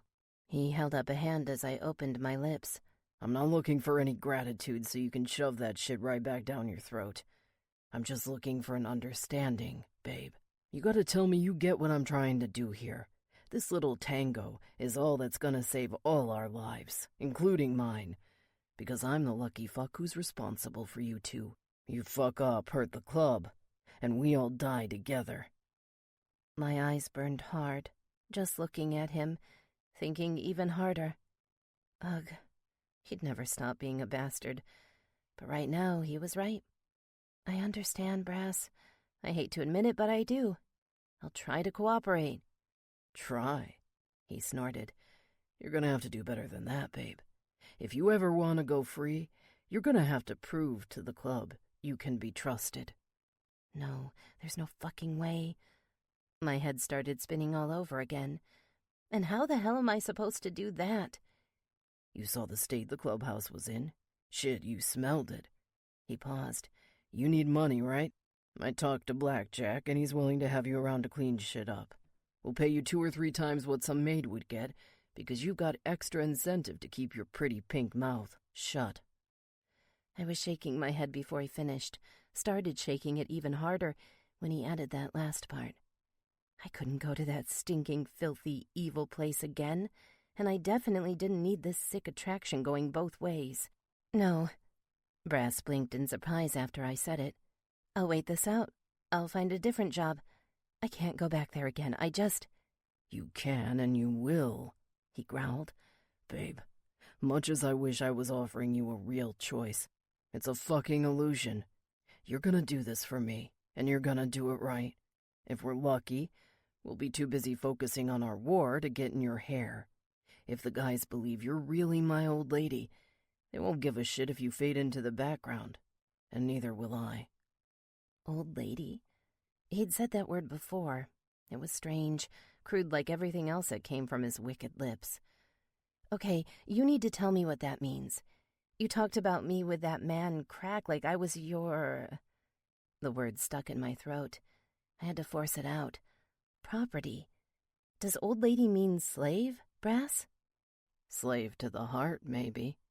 Being claimed is the best damned thing a girl can hope for hanging around men like us. You become an old lady, you get special privileges. You're not like the rest of the whores and sluts. He grunted, struggling to explain, his face turning red as he eyed the confusion on mine. I didn't marry you or nothing, babe. But if you still don't get it, taking a wife's the closest equivalent in your world. My heart skipped a beat. Shit, maybe 10. I started to slump back in the chair, feeling the tremor rising in my body. Horror, rage, and hate shot to my throat. I coughed once to push it down. No use. You can't be serious. And you waited until now to tell me this? I shook my head for the 100th time that night, feeling blood rattle in my temples. You're sick. This whole fucking thing is... God, I'm starting to wish you'd let the rest of those animals pull the trigger. Brass moved like lightning. The rocking chair was tipped back and he was face to face with me, all rage, a rough glint in his dark green eyes that turned my skin into goosebumps. Shut the fuck up. I know you don't mean that shit, but I'll be a goddamn devil before I let you say that fucking bullshit to my face again. You'd better learn to control your tongue, babe, or someone a whole lot shorter fused than me's gonna cut it right off. I stopped thinking. My hand went up and grazed his face, slapping him across the cheek. I didn't care what happened anymore. This hot and cold, good cop, bad cop act had to die, or else I would first. I flew out of my chair before he could grab me and hit the couch. Rolling, I wondered why he wasn't holding me down, laying into me with words, or worse. What the hell? Brass wasn't even looking at me. He was staring at Jackie, who'd just come into the room and stood staring at us, one hand clenched on the corner of the wall. It's okay, I spat, twisting my feet to take a normal sitting position. We were just talking about work, a job opportunity. I looked at Brass, hoping he'd give me a little support. His face was completely cold, if it wasn't just pure fire. We're done talking. I'm heading out till later. His eyes drilled deeper into mine. I gave you some shit to think about and said everything I needed to. You're gonna mull it over and find a tutor for your sis while I take care of business. He turned, heading straight for the door, and slammed it behind him without another word. I hated him even when he was gone. He'd just forced me into this hell's tightest corner, trying to convince my sister everything was all right, when I didn't believe it for a second. I didn't hear him come in that night. When I woke up and padded to the bathroom in the morning, I saw the lumpy blanket thrown across the couch, but he wasn't there either. It wasn't until I went into the kitchen to check and see if we had any food that I finally saw him. He was leaning on the counter, shoveling a bowl of food into his mouth with a spoon. Eggs, hash, and sausage. There's more underneath those lids on the stove if you want it. You find a tutor for your sis or what? Just barely started looking, I said. Had other things on my mind. It had taken an hour just to calm down and convince Jackie everything was okay. By the time I got on the crappy old computer he'd left us and started to look, my brain was overwhelmed with my own selfish problems. Rock met hard place the instant I held Brass's dirty money in my hands. The bastard made me realize there was no way out unless I did exactly what he said. I hated it, and hated it even more that I couldn't deny it. Brass finished his last bite and dropped his bowl in the sink. It landed with a clatter that made me jump. Annoyed, I straightened my long pajama shirt and looked at him. Listen, I thought about what you said last night. I waited until he looked up. Your club's full of the most disgusting pigs I've ever seen. But that doesn't mean I want to live like this forever. I can't be a prisoner, and neither can Jackie. If I have to clean up their messes to get away from this and get on with my life, I'll do it. He cocked his head. Red shame flooded my cheeks. Jesus, who was actually saying these words? I felt disembodied. Good. Had a feeling you'd come to your senses eventually. Go clean up, babe. You're heading in with me today. Panic clogged my throat. But Jackie doesn't have a tutor yet. So? You said you're working on that, he said, taking a step closer. I trust you're not shitting me about the girl talking, right? Part of me wished she would. If it wouldn't mean changing our names and hiding like rats for the rest of our lives, I wanted Jackie to freak out, run to the police, anything to get this apartment and their clubhouse raided. My heart swelled with grim satisfaction when I imagined all the grizzlies clapped in irons and loaded into a SWAT team's van. Everybody except the bastard standing in front of me. For some unholy reason, imagining him in handcuffs tugged at my heart, filled me with a thick, sickly guilt. Stepping up to him, I closed the distance between us, standing on my tiptoes until we were eyeball to eyeball. I keep my promises. Neither of us will say anything to anyone. She can stay here. Just let me talk to her before we leave. I turned before he could say anything and headed for her room. Knocking several times on her door gave no response. I grabbed the doorknob and pushed it open, finding her halfway awake, sprawled out on the narrow double bed. "What's going on?" My sister sat up, her eyes wide. There'd been too much bad news lately not to panic when these unexpected visits happened. "I'm going out for a while. I need you to stay here. There's games and reading to do on the computer. I'd really appreciate it if you can do some math or history while I'm trying to get you the teacher we talked about." She wrinkled her nose and sat up, throwing off the covers. "You're working for him, aren't you? Are they even paying you, Missy? Or are we just total slaves now?" My lips tingled, ready to throw sisterly venom back at her. God damn it. It would have been so much easier if the question didn't strike so deep. "We're working off Daddy's debt. Think of it that way," I said, sitting on the bed next to her. I reached out to touch her shoulder, but she pulled away, looking at me like I was covered in stinking motor oil. "Is that why they took all the money and threatened to kill us? Was it all about the cash in that bag?" She leaned forward, clawing at the blanket. "You're treating me like shit. I'm not a little kid. I can handle the truth, Missy. Why won't you give it to me?" Because some truths are so fucking brutal, it's blinding to look at them head on, I thought. I had to think fast, scramble to find my words, something to shut down the battle brewing. "I already told you. Before he died, Dad made some big mistakes. Terrible mistakes. The cancer really screwed up his head. He took some things from people he really shouldn't have. I don't like them either. They're bastards. But they've got their reasons for being pissed." Jackie closed her eyes and shook her head, annoyed with all my half-answers. If only she knew the half-assed answers really were the best ones I had. I didn't have a clue what was going on with Brass's MC, the cartel, and the money, not to mention all those phantom whispers about a war. A big part of me didn't even want to know why we were in this shitstorm. What did it matter? Knowledge wasn't power here. Right now, all I cared about was clawing my way out and dragging Jackie with me to the safe, distant shore. "Reasons?" Jackie repeated, rolling the word sarcastically on her tongue. "They must be pretty fucking good to go along with this and live here with this asshole like nothing happened." My face tightened. Knock it off. Daddy wouldn't approve of that language, and neither do I. You've still got some growing up to do, sis. I know this doesn't make sense right now. One day it will. I'm trying to do what's best, and it's really fucking hard. I ran a hand over my face. So much for leading by example. Jackie turned away from me, pulling her feet up to her chest. It was over. When she went fetal, I knew we were done talking. Damn, not at all the way I wanted this to go, but staying here trying to reason with the most flawed logic in the world wasn't going to help us get away from the grizzly's claws faster. I got up and padded to the door, stopping one more time on my way out. "Stay here. Be good. I promise I'll keep working on the tutor thing so you'll have something to pass the time without thinking about this crap." No response. I pulled the door shut behind me and headed for the bathroom. It was a quick shower, cranked up as high as the building's water heater could manage.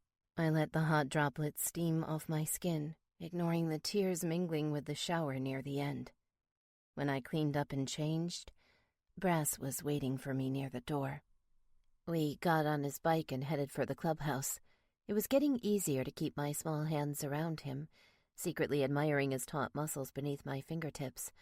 Of course, I hated myself for loving anything at all about this asshole taking me to a job I never asked for. Just before we hit the highway, he told me to cover my eyes. The man still didn't trust me to see where his clubhouse was. I did what he asked, tucking my face deep into his back. Hot, angry breaths steamed up around his neck, and I knew he could feel them when his skin rippled, the stubble on his face brushing my cheek several times. Monsters shouldn't feel this good. When we pulled into the massive garage, I got off and followed him inside. Brass led me to a small closet in the smelly hallway. I found a bunch of long-neglected cleaning crap inside, but at least it contained all the gear I needed to make a dent in this place's filth. "You know how to use this shit?" he asked. I'm not a moron. I mopped floors and wiped toilets part-time for my college before I quit. I don't think cleaning up after bikers is worse than a man with terminal cancer, either. Brass nodded. "Got you. Well, start on the floors and then hit the bar. Fucking thing hasn't been wiped down since well before I got here. If anybody gives you any shit, tell 'em you're Brass's old lady." We shared an awkward look. Brass looked like he was about to say something else, but then he turned and left just as mysteriously. The day went about as well as I expected. By afternoon, my shoulders were aching, but the entire clubhouse had gotten fresh pine sol swept over its floors. Everything except the rooms where the men smoked, slept, and fucked. I looked at Brass's room and cringed, amazed we'd stayed there for 3 days. I couldn't help but wonder what else went on in there when we weren't around. The men weren't shy about sex. Doors opened and closed at odd hours, releasing men with sweat still shining on their foreheads, or half-dressed girls barely older than me.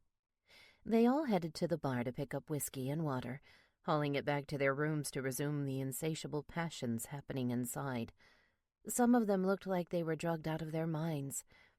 It was late when I finally started on the bar counter. I cleared off the bottles, gingerly wiping them down, when I heard footsteps behind me. I would have preferred just about anything standing behind me, except for the nasty freak with the barbed wire tattooed on his face. "Whiskey, bitch," Serial barked. I held up my hands. I'm not a bartender. Brass didn't tell me to touch any of this stuff. His arms twitched, and then his palms slapped the counter like lightning. "You fucking heard me. Don't make me ask again. I want a bottle of Jack to go, and I want it right fucking now." His eyes were stranger than the pitch-black pools I'd seen on the night he wanted to kill us. They were brighter, but still so vacant, like light reflecting off a marionette's marble eyes. His sleeve was pushed up. Several patches of skin were gray, discolored, dull red holes along their edges. Unmistakable bruises left behind by a junkie shooting up. I'd seen it plenty of times on ride-alongs with Daddy as a little girl. This wasn't a man to reason with sober, let alone tripping out of his mind. I reached for the nearest whiskey bottle I could find and shoved it across the counter.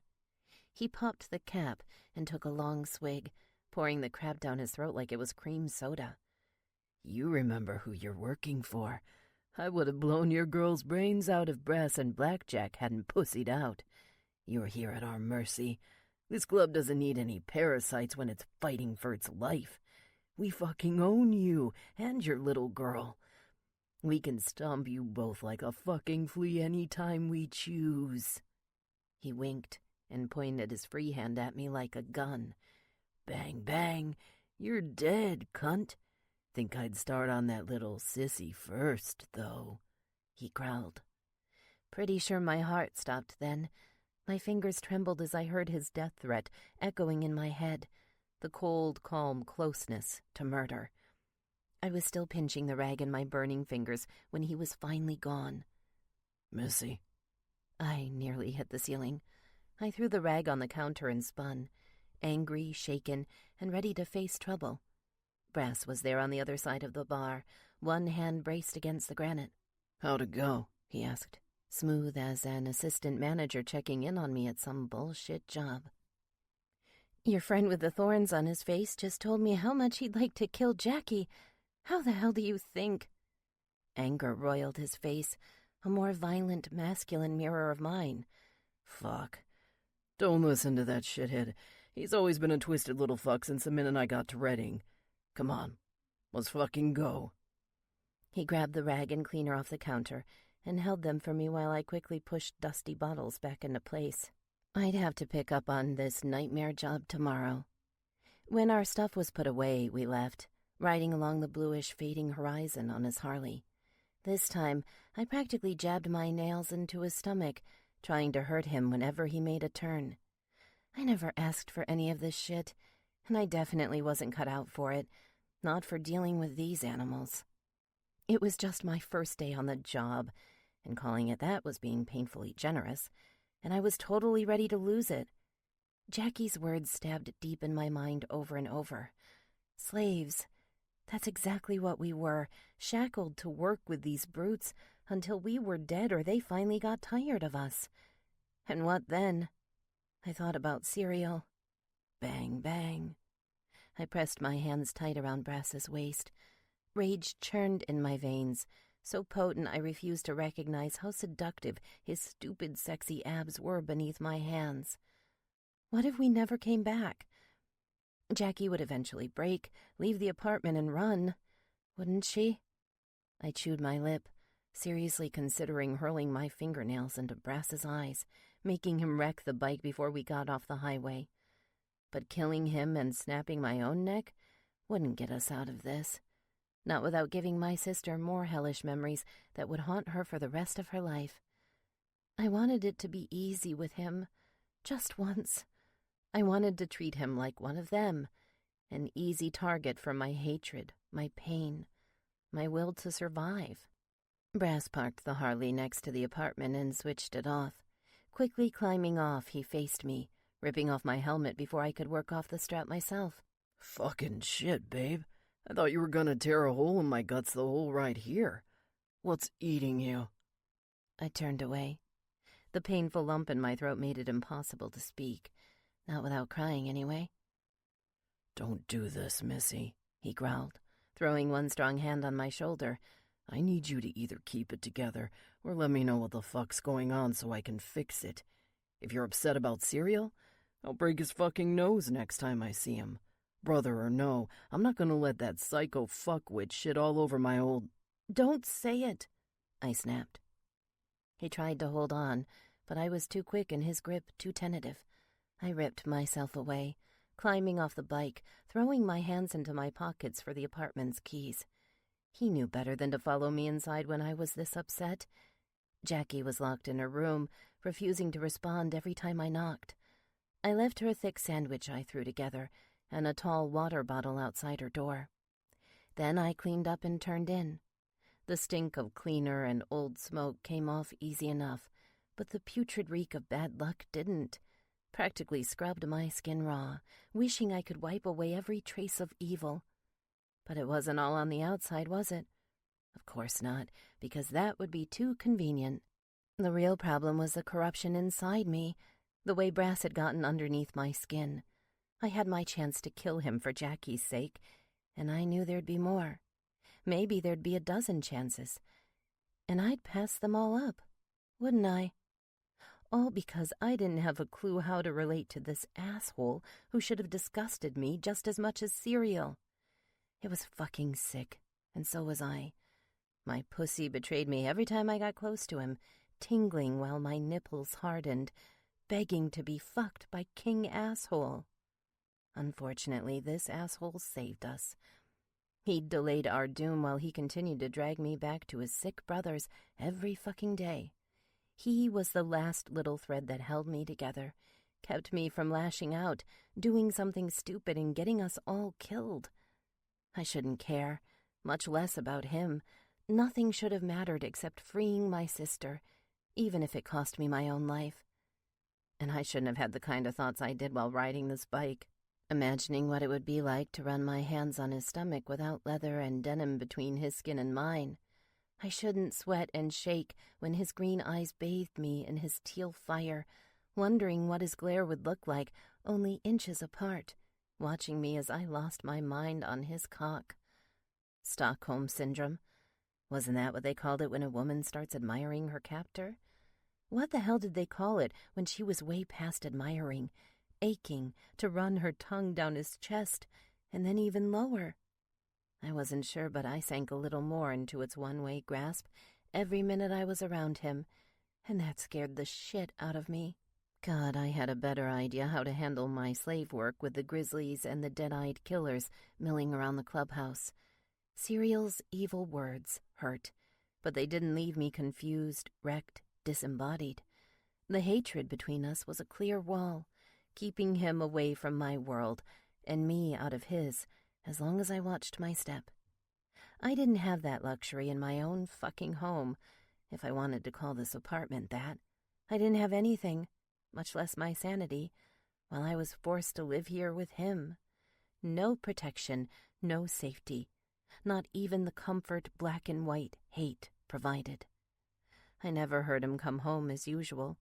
Whenever he finally dragged himself in and crashed on the sofa, I was already long asleep, my red eyes spinning in their nightmares after crying me to sleep. 4. Cruel Charade. Brass. I ripped circles through Redding half the fucking night on my bike, feeling the spots on my stomach where her nails almost tore through my clothes. Why couldn't anything be easy with this girl? Why the fuck couldn't I catch a goddamn break just one time? I thought my ship was sliding into Happy Harbor that morning when she'd settled the hell down, agreeing to work on the one and only path that might set us all free. Then Serial had to stick his fucked-up nose into it. Shit. I should have rode straight to the clubhouse, kicked down the door, and pummeled his ugly face till it shattered. Too bad the asshole was the best shot this club had, and the prez made it crystal fucking clear we'd need a good sniper on the roof if the cartel ever got the balls to attack our clubhouse. Didn't stop me from wanting to beat him raw. It'd be satisfying for the first 60 seconds before all the brothers descended on me, beating my ass to death before they dragged the girls away to the warehouse to be slaughtered like animals. I hadn't been so frustrated since sitting through Sis's wedding reception surrounded by prairie pussies. I'd kept it together in Reno without taking a hit, but fuck, my whole body ached for one right now. At least shooting smack up my veins would have cut my fuming body a break. I couldn't lose the hard-on turning my cock to steel no matter how many miles I rode, fighting to push Missy out of my mind like a madman stuck on OCD. How fucked up was I for wanting her to scratch through my clothes on that tense ride home? If she would have gone at it a little harder, a little lower, I would have parked the bike on the side of the road and thrown her to the ground. Tossing her to the earth and ripping off her pants sounded better than a shot of pure fucking heaven right about now. What I wouldn't give to feel her, fuck her, mark her with my teeth. I hadn't even given her a proper brand yet. No, she wasn't really my old lady, but damn if I didn't want to make her fuck like one. Just the thought of claiming that pussy as mine, stuffing her up to the hilt with my big dick, was the match that lit me on fire. I raced down the highway like an asshole who'd had one too many, weaving in and out the empty lanes, pushing my engine to its limits. The cold wind couldn't do shit to calm me down. Nothing would. Nothing except ripping her panties off with my bare hands and sinking into that hot, pink, arrogant slit, fisting her hair and grinding my teeth while I fucked her to the earth's core. Didn't she understand her life and death was in my fucking hands? Christ, I wanted to drive it home, drive it deep, drive it hard and rough till she lost control and gushed all over my dick. If she was going to keep screaming and snarling in my face, then I wanted to give her a damned good reason to.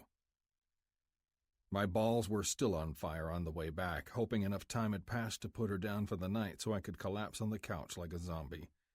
I was afraid for what I'd do if I saw her again in this state. My hands and my cock were done listening to my head for the night.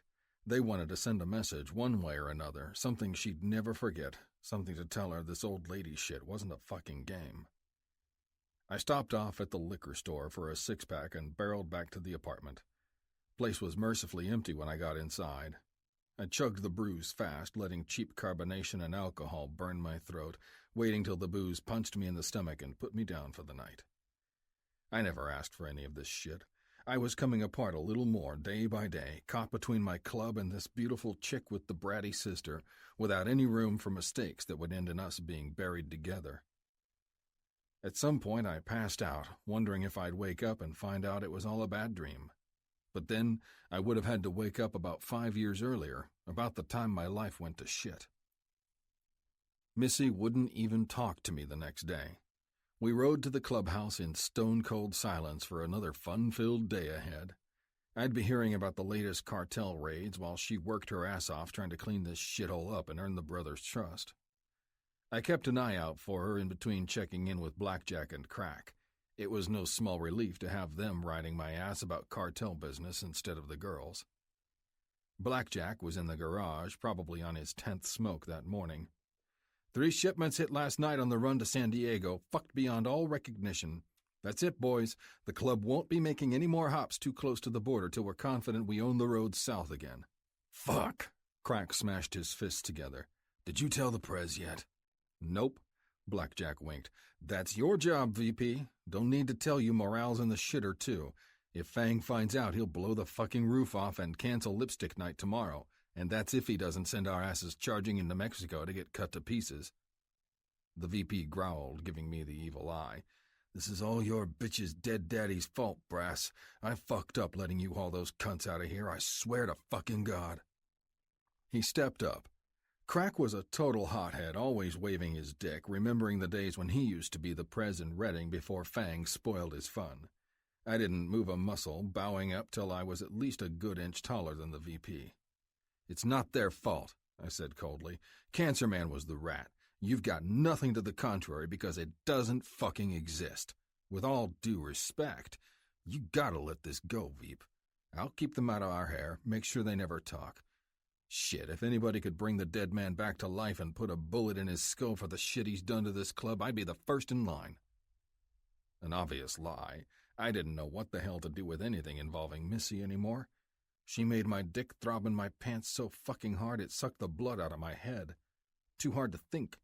Maybe so damned hard it pulled the blinders off, too, because I was really starting to wonder about the moves my brothers were making. And doubting my own fucking club was never a good thing. Crack eased back a single step. He still looked like he was ready to wheel around and send his fist into my jaw any time.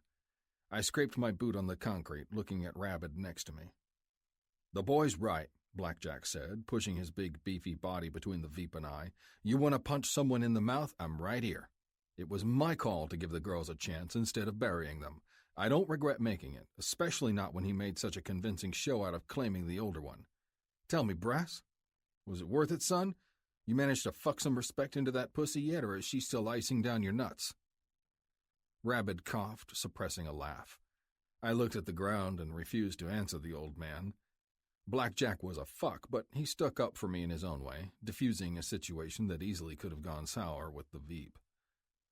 Crack was halfway across the garage and almost in the clubhouse when he spun around, pointing at the 3 of us. Don't breathe a word about the raid for a couple days. I'll tell the Prez then.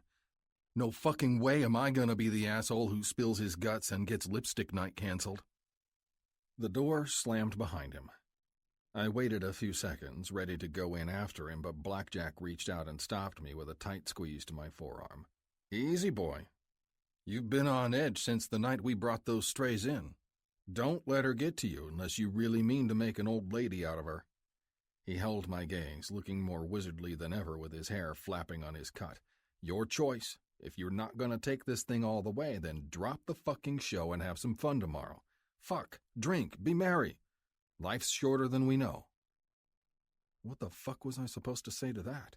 It was like he'd given a voice to the whirlwind inside me, beating everything I thought I knew before Missy to tatters. Blackjack tightened his grip, hard enough to pinch my muscles, and then let go all at once. Rabbit followed me inside and we hit the bar together. Susie the bartender was standing there, a cigarette in her mouth and a blank expression on her face as she watched the TV. The woman was in her late 40s, an old lady transplant from Sacramento, property of a dude named Toss. She'd taken on the bartender role out of boredom, with nothing better to do since Fang ordered everybody and their families north. Rabbit asked for his usual and got a tall glass of whiskey mixed with ginger ale. I never figured out how many shots were in that fucker, but he definitely wouldn't be riding anytime soon. What about you? Susie asked, her thin lips pulled in a smile. I shook my head. Gotta leave with my girl soon. We got family business to take care of with her little sis. Rabbit laughed and hit the counter. You gotta be shitting me. You, Brass, a family man? Since fucking when? Since I decided I didn't want to end up in the shed with the mauler if these girls fucked us over. I gotta keep 'em happy and out of trouble, too.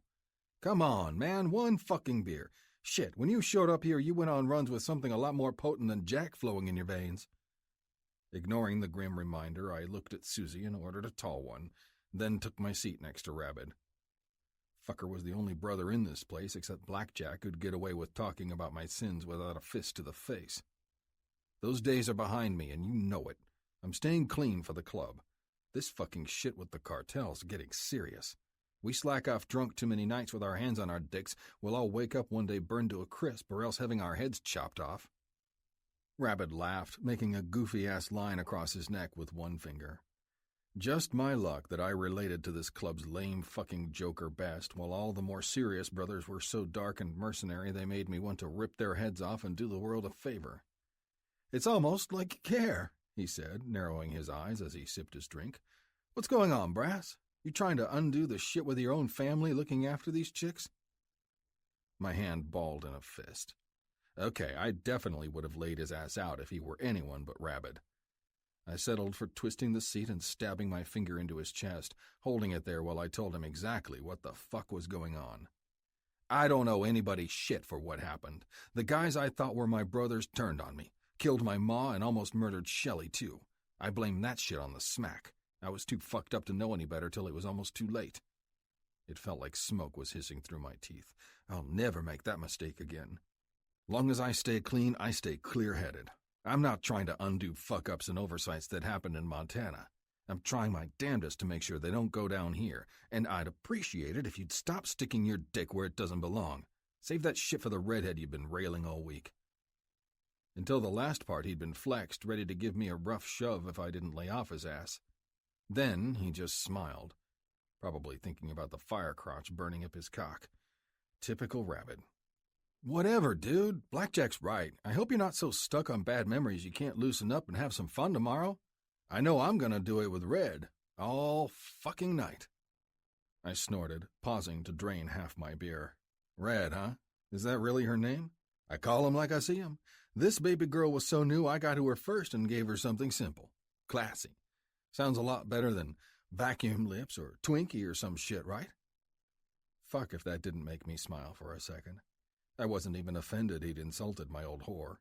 Of course, it also made me think about Missy's lips wrapped around my cock, pretty and perfect, lined up with my lust where they were always meant to be. Twinkie didn't have shit on her tits, her eyes, her awesome ass. And Red didn't have a single shade of pink on my girl either. On the other hand, Rabbit didn't have his slut turning his balls ocean blue every goddamn day with her prancing around him, lashing him with a tongue he wanted to hold down and bite, never putting out. No, that was all down to my shit luck, my stupidity. Didn't doubt that I was the only biker in the world who'd been dumb enough to take an old lady he hadn't even fucked. Brass? I'm all done. I heard her voice just as I was draining my beer. Rabbit spun with me, tilting his head, wearing amusement on his face as he gawked like a fool. Then let's go home. My business here is done today. I threw my leather coat on over my cut and walked her out. Don't forget the party, brother, Rabbit yelled after me. Gonna take a whole lot of cleaning to sweep that dirty night under the rug. If I'd have turned around, I was 100% sure I would have seen his shitty grin again. It was easy to be all smiles when all you had to do between getting your dick sucked and fucked was watch out for a cartel hit. She didn't say much the second evening either. We got to the apartment just as the young redhead with glasses was finishing up with Jackie at the computer. She'd put my money to good use, hiring this chick named Krista to tutor the kid. I eyeballed the woman. This hipster girl was who she'd picked? Teachers were supposed to be older and wiser, but fuck if I was going to make a fuss over it. Missy walked her into the kitchen and they settled on their fees before the chick with the sexy librarian look left. I fucking hated myself for thinking anything at all. She was really Rabbit's type more than mine, but my balls were so blue by now it was no fucking joke. Sure, I snuck peeks at other chicks, especially when the club sluts batted their eyes at me in the clubhouse halls. But ever since Missy landed in my lap, an ice sculpture with a hot chick's body, I was losing my mind. Losing my manhood, too. I could look, but there was no fucking way my cock would be satisfied with anything less than her. Rabbit's Red and the equally fire-haired teacher got my heart going, but they were tepid hags compared to the brunette slaving away under my watch. Nighttime was the worst. Thinking about how the hell I was going to pass out on the sofa without marching to her room and shoving my dick between Missy's legs already hurt. When she finally came out of the kitchen carrying chips and salad for herself, I sank down in the chair next to her. Little sis gave us some badly needed privacy by rushing off to her room. Hoped like fuck the homework or reading or whatever the hell the teach handed out would keep her occupied for a little while. You're going to need to pay that tutor extra to stay late or get Jackie a babysitter tomorrow. She looked up, crunching on a chip, cold and annoyed with me at once. God damn. How the hell did she stay on edge all the time without going off like dynamite? Why's that? Something to do with this lipstick crap I've been hearing about? Fuck. Just my luck she would have heard whores and brothers talking about it. Those fucking parties were usually the biggest every quarter. Before shit got bad with the cartel, brothers came north voluntarily, eager to get their dicks sucked, ringed with every shade of lipstick the sluts wore before fucking them to the wall. It was pure debauchery. The last one was when I started fucking Twinkie, fisting her blonde locks as she got my load down her throat. Bitch added her deep ruby stamp to the lighter shit left by the two girls before her. My cock jerked just thinking about it. And then it jerked a whole lot harder when I imagined Missy dolled up like a whore, her tongue all over my dick. Having her sweet lips full of me would sure go a long way to giving her some damned humility. Well? She asked again, working through a few more bites. Yeah, I want you there to clean like usual. Trust me, you'll want to do it, too. Less work the next day. This bash will undo some of your hard work after a bunch of brothers and their girls crash through the clubhouse like a drunken fucking whirlwind. She shrugged. Isn't that every day? I hear them through the walls. I shook my head. You haven't seen shit. Tomorrow's gonna be worse because we're all on edge. Best way for most guys to blow off some steam is getting their dicks wet. Nice. I'm glad us old ladies have such an important place in your world. She looked disgusted. I was starting to get pissed. No matter how many times I kept my cool and took her bites as they came, she always managed to get underneath my skin. It's the way things are. I don't make the rules in the Grizzlies, MC. I just follow them, same as all our traditions. I tried not to growl. Look, you've got the wrong idea if you think old ladies are running around screwing every brother in sight. That's the slut's job. Whatever. I'm just glad you're not pimping me out. I doubt the rest of your buddies would be so kind. My eyes fixed on her harder, wondering if that was a compliment. One thing was certain, no matter what the fuck I did, she loathed every minute with me and the club. And that made me want to strangle my dick every time it pulsed for her, as if this was just another tease I could claim by throwing her on my bike and carrying her to my room. If this was playing hard to get, then it was the most fucked up chase I'd ever seen in my life. It won't be so bad. All you gotta do tomorrow is collect trash and serve drinks. Susie will mix the shit at the bar, so you don't have to worry about that end of it. I'll be there the whole time. Shit, you can have a few drinks yourself and drive us both home when it wears off. I'll take my truck instead of the Harley. Joy! The wicked smile beaming on her face almost had me fooled. Then it melted into the same lifeless frown dragging on her face since I'd pulled her into my life. You don't have to love this, babe, I said, but you do have to get through it. These little outings are the only way you're ever going to convince Blackjack and the others to let you go. They gotta know you're one of us, trustworthy and absolutely... I stopped just short of saying it. Calling her mine when she damned well wasn't was the dumbest fucking thing I could have pushed through my lips. Hell, it wasn't even a good act. It never was. Blackjack saw right through it. He proved as much when he gave me shit about it this morning, and I saw the warning written between the lines. If I couldn't pull her further into my orbit and at least make her act like a good old lady, then all bets were off. They threatened to collapse at any time with the Mexicans lighting fires in our backyard. I was about to remind her what the fuck we were doing in this crazy arrangement before she held up her palm. Don't say it, Missy snapped. I've heard it all before and I'm going to follow through. I promised you that much. Even if I hate it, and I will, Brass, every fucking second, I'll get through it. I'll do anything to make sure Jackie and I get out of this alive. I stood, looking her over, trying to hide the lust in my eyes with pure dark menace. Showing mercy hadn't done shit for that bad attitude. Maybe a little intimidation would. Just standing over her wasn't going to cut it. My hands reached out before I knew what I was doing. I reached down and pulled her up, grabbing her, slamming her to my chest. Fuck, those full tits felt so good pressed against me. 1 inch closer and she would have felt the hard-on ballooning in my jeans, raging for her, making my heart beat me deaf, dumb, and blind. My dick hummed with enough fury for my heart and soul. "Make sure you do," I said in the most glacial killer tone I had. "We're all depending on you playing your part. Any fuck-up, and we're dead." I didn't say another word. Neither did she. I let go and took off. Missy didn't yell after me as I stepped out and slammed the door behind me, heading for another long ride through Reading to clear my head. Bitter satisfaction flowed through me when I realized I'd gotten the last word. We went in later that day after she'd made sure the tutor was lined up till midnight. The bash started about 5, a couple dozen tanked-up brothers and just as many women stuffed into the clubhouse. Everybody was there from our crew, Sacramento, and even a few visitors from nomads running up and down the West Coast. The prez was conspicuously absent, but it only seemed to liven things up. Having Fang there eyeballing us wasn't anybody's idea of fun. No brother needed to dig deep to see the darkness ticking away in his eyes, the single-minded obsession with moving us around on the chessboard till the club or the cartel broke. Rabbit disappeared early in the evening with Red and another girl, some dark-haired slut I'd never seen before. I was left alone with a bottle of Jack and molten lava hitting my dick in waves. Girls halfway undressed passed by me with brothers holding their hands. Some were on the floor, hands between their legs, grunting as they teased their clits and warmed up for the men. Others were still fully unclothed, their ruby red and royal purple lips wrapped around every dick they could find, sucking brothers off in the hallways and underneath the tables. But it wasn't that shit turning me to steel. It was the little flashes of Missy I caught moving through the crowd, bending over to give brothers their drinks and pick up the shit they'd left on the floor. Christ. Her ripe round ass did more to feed my furnace than all these other bitches would have, buck naked, all of them wrapped around me, eager and ready at the same damn time.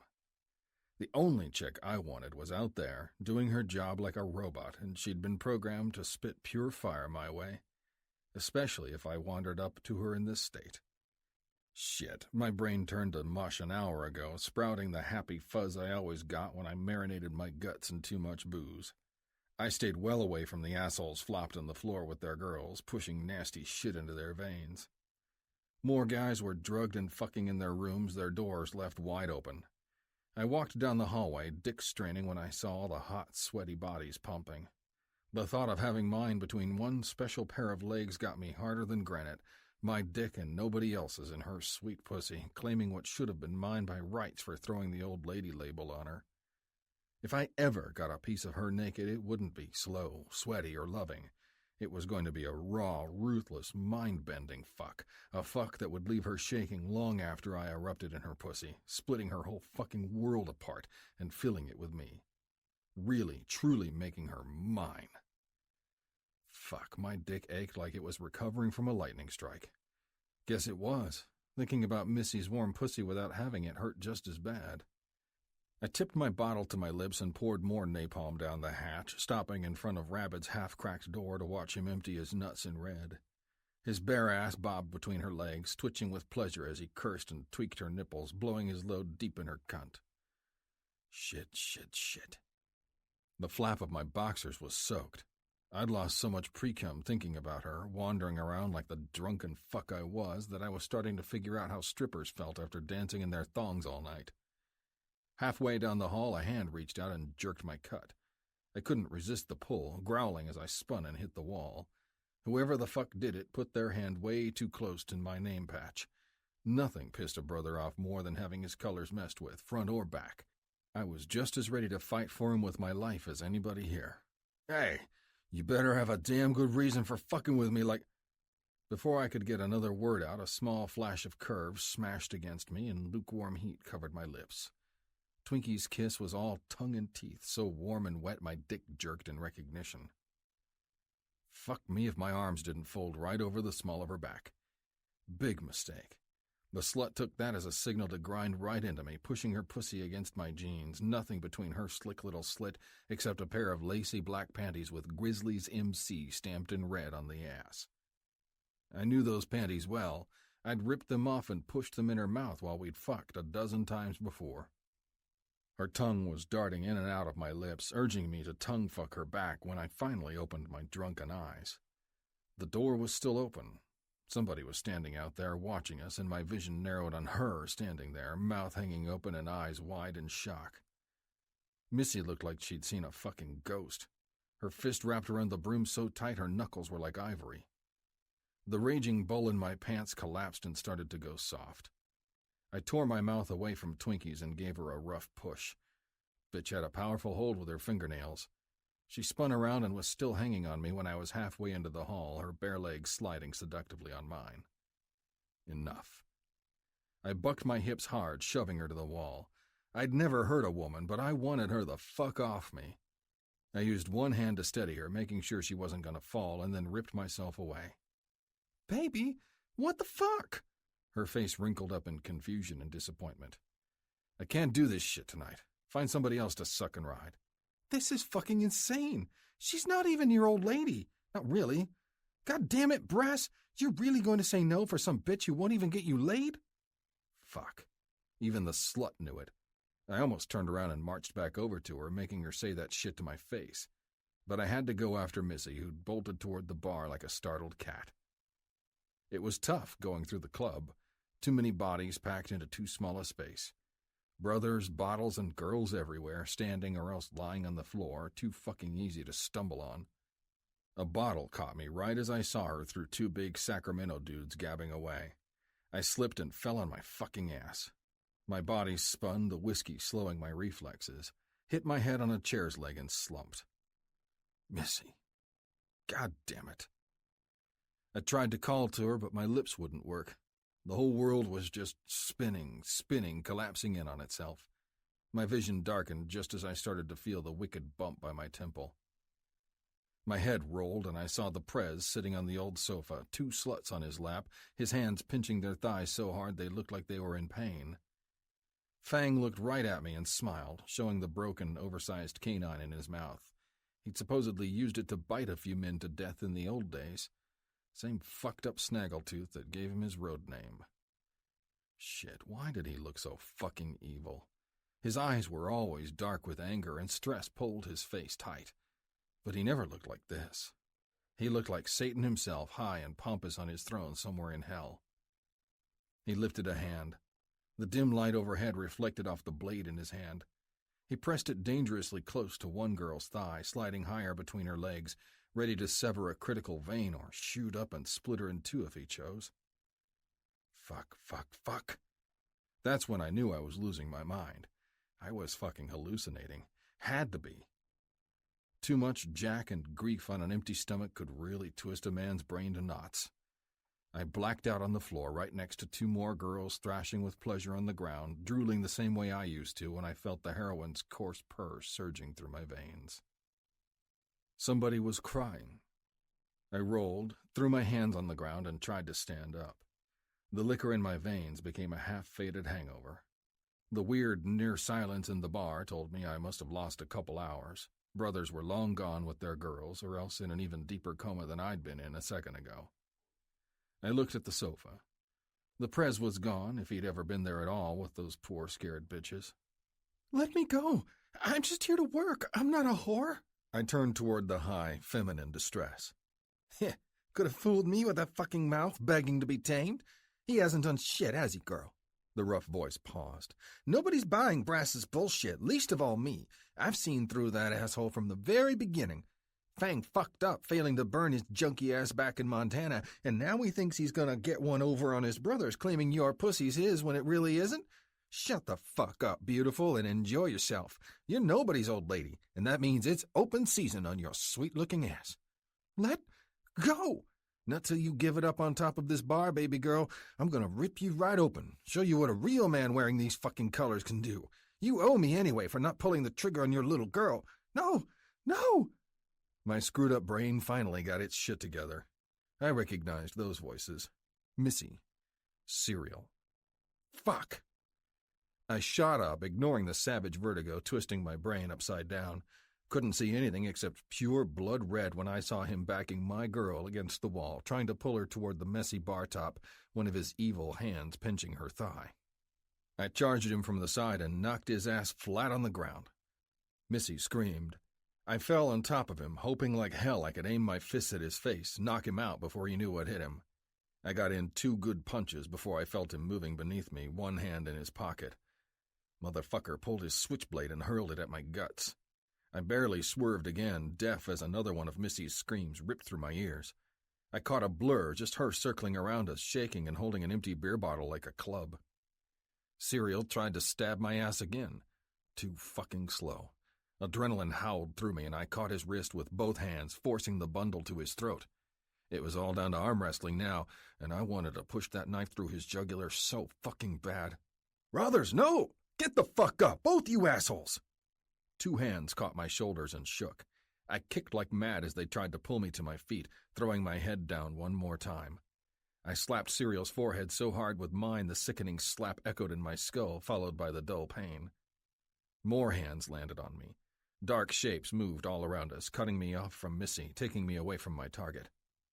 I wouldn't stop flipping my shit till Blackjack and Rabbit had me pressed to the wall, holding me down with everything they had. Let me fucking go! That asshole tried to rape my old lady. I'm gonna put his ass in the ground! You've lost your mind, son! Blackjack roared in my face. If you think you're gonna deal justice without running it by your brothers, we'll take you out to meet the mauler right now! Stop it! Rabbit's eyes met mine. Come on, man. I don't want to fucking hurt you, they said. Calm the fuck down. Damn it. I started to relax, but I didn't stop kicking till I saw Missy behind all the brothers staggering around us. The men were either laughing or giving me the evil eye. She was safe. For now. I tried to relax, much as I wanted to break their hold and continue beating the fuckface on the floor. He tried to take her, against her fucking will. He tried to take what's mine. I'll leave his ass alone. Just let me fucking go, I growled, forcing myself to break eye contact with Serial. His lip was bloodied and a couple brothers helped him up. He shot me one more vicious look with those dark, merciless eyes. The urge to rip him out of his head and blind his evil ass forever was overwhelming. Jesus! Blackjack spat contempt in my face. I can smell the whiskey rolling off you. Drunk as a damned skunk. I'm gonna let this ride, long as I don't find out you hit that other shit. I shook my head. You know I wouldn't do that. I'd rather die, brother. Nobody's fucking dying here today, he snapped. In another couple seconds, I'm gonna let you go. Rabbit's gonna walk you out to the garages with the girl and you're heading straight home. Got it? Don't show your fucking face around here again until you sober up and know how to handle everybody in this club, including the brothers you don't like. I snorted. Blackjack's fingers tightened on my shoulders and he cocked his head, studying me, a stark warning written in his weathered face. Really, Brass? You know this kind of shit happens in this club all the time. Brothers get drunk, some of them let their girls stray, and that baby-faced brunette back there isn't even yours. Nobody believes this stage show you're putting on. It's gonna be a long time before we ever turn 'em loose. I'll tell you that much. You don't trust this bitch as far as you can throw her. How do you expect us to? My heart sank. Fuck. Saving Missy in the scuffle just brought another consequence that activated pure fire in my chest. My heart slapped my ribs like a heavy pendulum, ready to kill and crush. He eased up. My cue to turn, rip myself away from him. Rabbit still had me by one arm. Annoying as fuck. I'll go, I said, giving Blackjack one more icy stare. I'll get my shit together like you want. But you know, it's a sad fucking day around here when you're admitting defeat and letting rapist lunatics fuck this club over from the inside out. Big surprise we're easy pickings for the cartel. We're rotten to the goddamned core. Blackjack's mouth twisted in a frown. He was about to lay into me, but my parting shot to Serial set the maniac off. He threw himself at me, too slow for the brothers surrounding me. Knock it off, asshole! I'm not gonna tell you again! Blackjack howled, getting in his face as the brothers held him back, trying to bring some permanent peace for the night. Rabbit kept his grip tight while I circled around and grabbed Missy with my free hand. She followed along limply, matching my steps with Rabbit toward the door. It was a huge relief when the stink of grease and motor oil outside coiled up my nostrils. I headed for the truck. When we were a few steps away, I let Missy's hand go and reached into my pocket, handing her the keys. "You drive. I'm too fucked up to get us home." She blinked and then nodded. I hated looking into her eyes too long, not when they were all red and shocked to hell after Serial worked his black magic. At the passenger door, Rabbit still hadn't let me go, so I jerked hard. He flew forward, knocked himself into the truck's metal before he released my leather. "Shit, dude, take it easy. I'm following orders." "I know. I just want to get the fuck out of here." I put my hand on the door handle and felt my knuckles throb where I'd pounded Serial's face. It hurt like hell, but damn if it didn't feel good, too. Just wished my fists had gotten a chance to finish the job before these other fucks broke it up. "Hey!" Rabbit threw his hand over mine on the door, causing me to growl. "I'm hoping you can figure this shit out, brother. You know I would have been right with you kicking Serial's ass if everybody knew she was your old lady. I mean, if that's what she really was and you weren't just doing this for show." "Yeah? Well, thanks for your support." I stopped just short of adding asshole. There was no point in alienating the last man here who really had my back, even if he half-assed it. "Brass, you know it's not like that," he said, stepping away. "I'm trying to put the club first, same as blackjack. You and these girls, it's one more fucked-up complication. I want them gone just as quick as you do, but not if there's a tiny chance they're going to fuck us by blabbing to the police. And I'll tell you the same thing I told Blackjack." I paused, pressing my teeth together tight. "This club's fucked up, rotting from the inside out, infested with junkies and psycho assholes like Serial. Ask yourself how fucked up it is that you care more about keeping shit together to fight the cartel when we've got guys who are supposed to be our fucking brothers acting just like a bunch of thugs from below the border." His face tightened in anger, but it faded fast. My eyes were fixed on him the whole time as I climbed into the truck and Missy started the engine, slowly putting some distance between us and the hellish scene. Fuck it. Everybody who still had a soul in this club needed to hear the bitter truth, and I hoped I'd lodged it so deep in Rabbit's brain tonight he wouldn't be able to go back to his carefree fucking. Finally, I looked at her, reaching up over her head to tap the button for the gate clipped to the visor. It opened up and then we took off. I mouthed a few directions to give her some idea. No blindfold this time, obviously. I was so tired of fighting, playing this fucking game with her in the club. It hadn't gone down like I wanted, but I was done. So goddamn finished. If the girl sitting in the driver's seat was going to screw me over, then there wasn't shit I could do about it. I wasn't going to drive myself nuts over her knowing where the clubhouse was or pissing off my brothers. If they came for her again, Serial or anybody else, I wouldn't hesitate to swing my fists till I couldn't anymore. I'd die fighting for something. Right now, protecting her was a hell of a lot more attractive than fighting for my own club, even if she never gave me a shred of thanks. She had a good reason for despising everything I'd done. The club was behind all this shit. Stress and siege weren't going to cut it as excuses neither. Truth is, my band of brothers turned into a pack of wolves a long time ago. Fuck, they'd been like that since I showed up in Redding, and I was too fucked up to admit it. I couldn't see it till now, but when I finally did, it was blinding. They were gonna kill her. Serial was gonna force her, sure as he would have blown her little sis's head off in the basement that night. Whatever fucked up sins her daddy did for the cartel against my MC, they shouldn't have been paid for this way. My guts churned, rougher than any other time tonight. Raw, hot bile spasmed in my intestines, rage incarnate, vile as whiskey mixed with battery acid. I reached for her hand on the wheel, gently covering it. "Pull over, babe. Right fucking now." 5. Broken heartbeat. Missy. What a night. Listening to him in the ditch dry heaving was just the cherry on top of my crap sundae. I shook my head, wondering when he'd finally be done.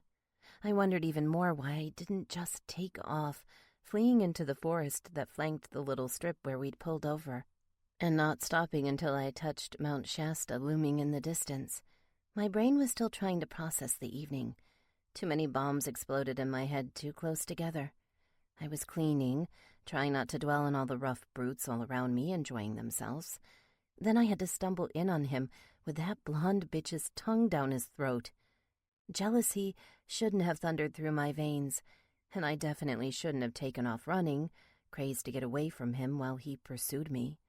Of course it did, and no reason or wishing was going to make me feel any different.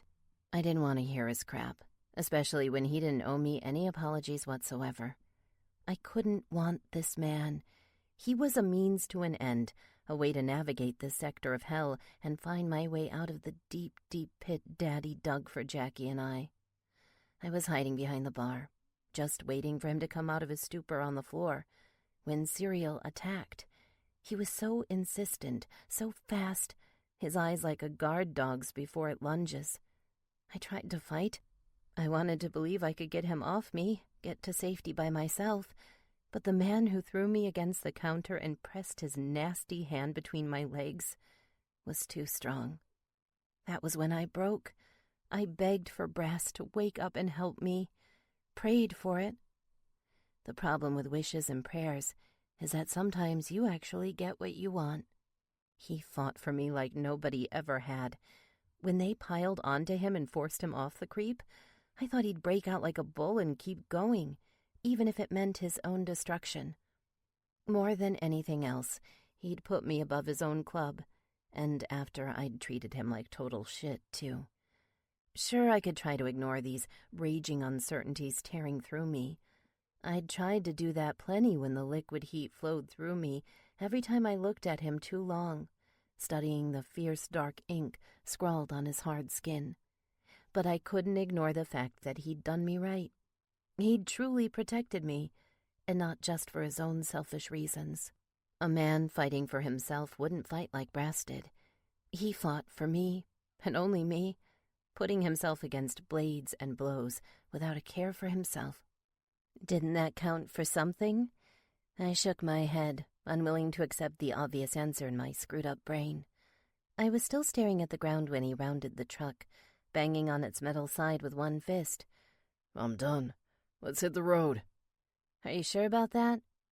I reached into the driver's side and grabbed the water he'd left behind, holding it out to him. Here, something to rinse away the taste. He popped the cap and chugged it. Stray water sprayed out the corners of his lips, rolling down his cut, saturating the t-shirt he had on underneath it.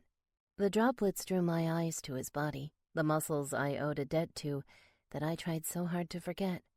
Jesus, he was strong. It was one thing just to see it on him, but to know what those fists could do? His knuckles were scratched, but his hands were still big, strong, and masculine, untouched, unbeaten. My thoughts went rampant, imagining what they'd feel like wrapped around my waist, or hooked around my back, sliding to my ass. That's it, Missy. This is when you've officially lost your mind.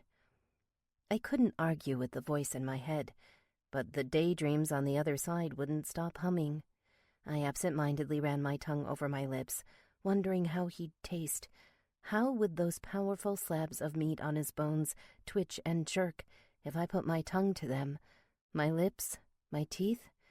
A cool breeze blew as he started to walk back to the passenger side and climbed in. It hit me right in the middle, near the waist, pushing against my jeans. I shuddered, realizing how wet these stupid, dangerous thoughts were making me. I shouldn't have been falling for the good cop. No matter how hard he fought and tried to protect me, I had to remember that's what he was in the end. He was one of them, part of my prison. He was the smooth side of my cage, holding me in rough uncertainty. And not just me, but Jackie too, the most unforgivable thing of all. If it were just me, I might have done something really stupid. I might have thrown my hand on his, pulled him close, and kissed him while I thanked him for what he'd done. But until my sister was free, I wasn't doing anything. These mad, mad fantasies couldn't run amok, couldn't make me do something that would only delay our freedom. I forced my hands to the wheel and drove when he gave the signal. We didn't talk much on the ride towards Reading proper. When we were nearing the city limits, he turned to me and stared. "What?" I said, flustered. You did good tonight, babe. Shit would have gone off without a hitch if Serial hadn't let his drunken dick get the better of him.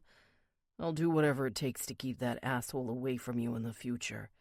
No bullshit. It was okay up until then, I agreed. I'm just glad it turned out okay in the end. I mean, assuming those guys aren't going to come after you." "They'll let it ride," he growled. "Club's got too much on its plate to worry about a little dirty blood between brothers. Long as I can keep it under control on my end and not plant a dagger in that fucker's guts while he's taking a piss." My chest tightened. Was he serious? The savage look of satisfaction on his face reminded me once again who and what I was dealing with. These men really killed, and I remembered how close to sudden death they'd brought Jackie and I on the night they came for the money. Brass saved us then, too. I stopped and wondered, new darkness creeping into my head. If he wasn't there, you wouldn't be here to worry about it, I thought. It was truer than anything else rolling through my head all evening. "Listen, that other shit earlier." He bared his teeth. I knew he was talking about the blonde. Jealousy seethed in my blood, unwelcome as it was surprising. I waved my hand. "It's none of my business, Brass. It's your life. You're welcome to do whatever you want behind closed doors." Except this one was wide open, and of course I was lying right through my teeth. Thinking about him and the nasty girl with the golden pigtails made me want to claw things to shreds. "No, you got more than your fill of all the shit the brothers do at these parties tonight. You didn't need to see it from me." He swallowed. "I didn't want it. She tried to stick her pussy where it didn't belong. I've fucked her before, but that shit was in the past. We're done. Something's changed. Thinking about that pussy anymore just makes me sick." "You can do better. Seriously." I flushed as soon as the words were out of my mouth. Being rattled so many times in a couple hours killed the brain-to-mouth filter. Brass looked me up and down. Then he laughed, filling the truck with his deep baritone. I couldn't help but smile. "I'm laughing because it's fucking true. Not just with chicks, I mean. Trying to do better's the story of my fucking life since I left Montana. Better's all I got." He paused, as if considering his words. "Thing I hate most about change is how it warps your vision. Some of the shit I see with a clear head, I'd strike down in a heartbeat if I really had a choice." "The stuff going on with your club?" I asked. He nodded. "Just when I think we've reached our limit, some new asshole has to make a ruckus, painting everything darker, more bitter. I don't know what's gonna come out of fucking around with the cartel, but I don't want any part of it. Not if it means my own brothers are gonna keep acting like fucking jackals." My hands tightened on the wheel. He couldn't take his eyes off me, tracing my curves. That heat was back, shades of nervous excitement I couldn't quite define, let alone handle. He was so hard, so intense. No, handling him didn't come natural. But damn if I didn't want to try. This man might be the death of me, a fatal attraction I was destined to follow into the fire. Whether I'd meet heaven or hell there was anyone's guess, and for the first time since all this went down, I was ready to start taking bets. You never should have been swept up in this shit. I don't care what your father did," he said. "We should have taken the money and let you go. If it wasn't so fucking hard convincing guys to do the right thing anymore, we wouldn't be stuck playing pretend. Fuck, babe. If there was a way I could have saved you and your sis without ever using the words old lady..." He closed his eyes and didn't finish. I had to keep my eyes fixed on the road, refusing to look over. Hearing him regret claiming me as his hurt. It defied common sense, but it did, and it shook me to the core, too. I leaned in my seat and pushed on, following the narrow streets through Reading toward our apartment. There was nothing left to say. Breathing another word would have only upset somebody, and we'd had enough heartache for one night. I pulled into a parking space and got out, waiting for him to follow.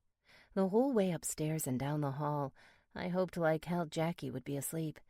When I got inside, one more prayer was answered, and I was left alone to pad off to my room, alone with my fears and forbidden desires. I woke up sometime before dawn and ran to the bathroom. It was still dark. The water I'd downed before I went to sleep helped kill the hunger pangs nipping at my stomach. I was too upset to eat earlier, worried I'd wake up with my stomach twisted in knots as I slid through my nightmares. Brass was snoring lightly on the couch. a thin blanket thrown across him, his cut and jeans hanging on the chair next to him. I looked at the coffee table and saw his wallet. There was something else, too, thick and shiny, even in the pre-dawn darkness. I crept up, quiet as a cat, reaching out when I was close. It was the skinny switchblade he'd wrestled away from cereal. My thumb brushed the handle, running over the small bear claw pressed into the handle. One more cruel mark left by the grizzly's MC. My finger gently moved along the edge and pushed a small button. The sharp blade jumped out, dangerous as ever in the darkness. I looked up, studying him in the shadows. He was huge, and right now, completely at my mercy. The old, frightened, vengeful Missy Thomas inside me stomped her feet, begging me to end this right now. If I killed him here, nobody would ever know. Jackie and I could take off with his vehicle, find our way to Mexico or something. But the way he'd gotten underneath my skin... God. Killing him was the last thing I wanted. How could I spill his blood when he'd already given his for me? For Jackie? He'd sliced into my soul, sure, but he'd ripped his own open and bled 10 times more. I wanted to take the easy way. I wanted to be free. But I also wanted him, alive and well, and so much more. Primal greed grabbed me by the throat and forced me to look at him, a rugged, manly mirror for all my feverish desires. I wanted him on top of me, hot and throbbing, slamming me into the floor while he worked between my legs. I wanted to smell our sweat mingled when he was deep inside me, claiming me for real, shattering the game of pretend we'd been playing with insatiable lust and twitching flesh. Honestly, I'd already lost my mind. Now the only question was whether I'd walk into the madness, losing him, or else losing myself on his flesh, losing my entire world on him as he filled me, stretched me, clawed at my flesh, and split my mind in two on his dick. I couldn't kill him. No fucking way. This whole thing was crazy, and I didn't know if there even was a way out alive anymore, but more bloodshed wasn't the answer. I turned the knife over in my hand, holding it up. With a heavy sigh, I lowered it, trying to find some way to retract the blade. I never heard him wake up, much less climb off the sofa. He crashed into me from behind, flattening my hand holding the blade. I jerked once and flipped over, surprised I hadn't screamed. We were face to face. He was shirtless and magnificent, pure hellfire in his expression, dark tattoos running up and down his muscular chest.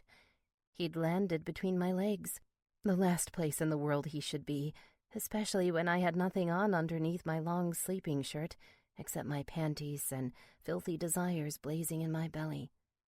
"What the fuck are you doing?" he growled, eyeing the blade in my hand.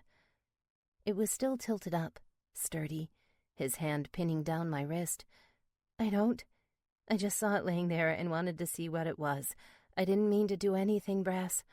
Honest. He stared deep into my eyes and shook his head. Finally, he threw his hand away, but not before pulling my wrist up, aiming the dagger at the tight-packed muscles on his abdomen. "Bullshit. I know a person mulling a kill when I see one." His breaths came heavy, and he spoke slow, soft. "Fucking do it if this is what you want. Put me out of my goddamned misery and leave. Do it."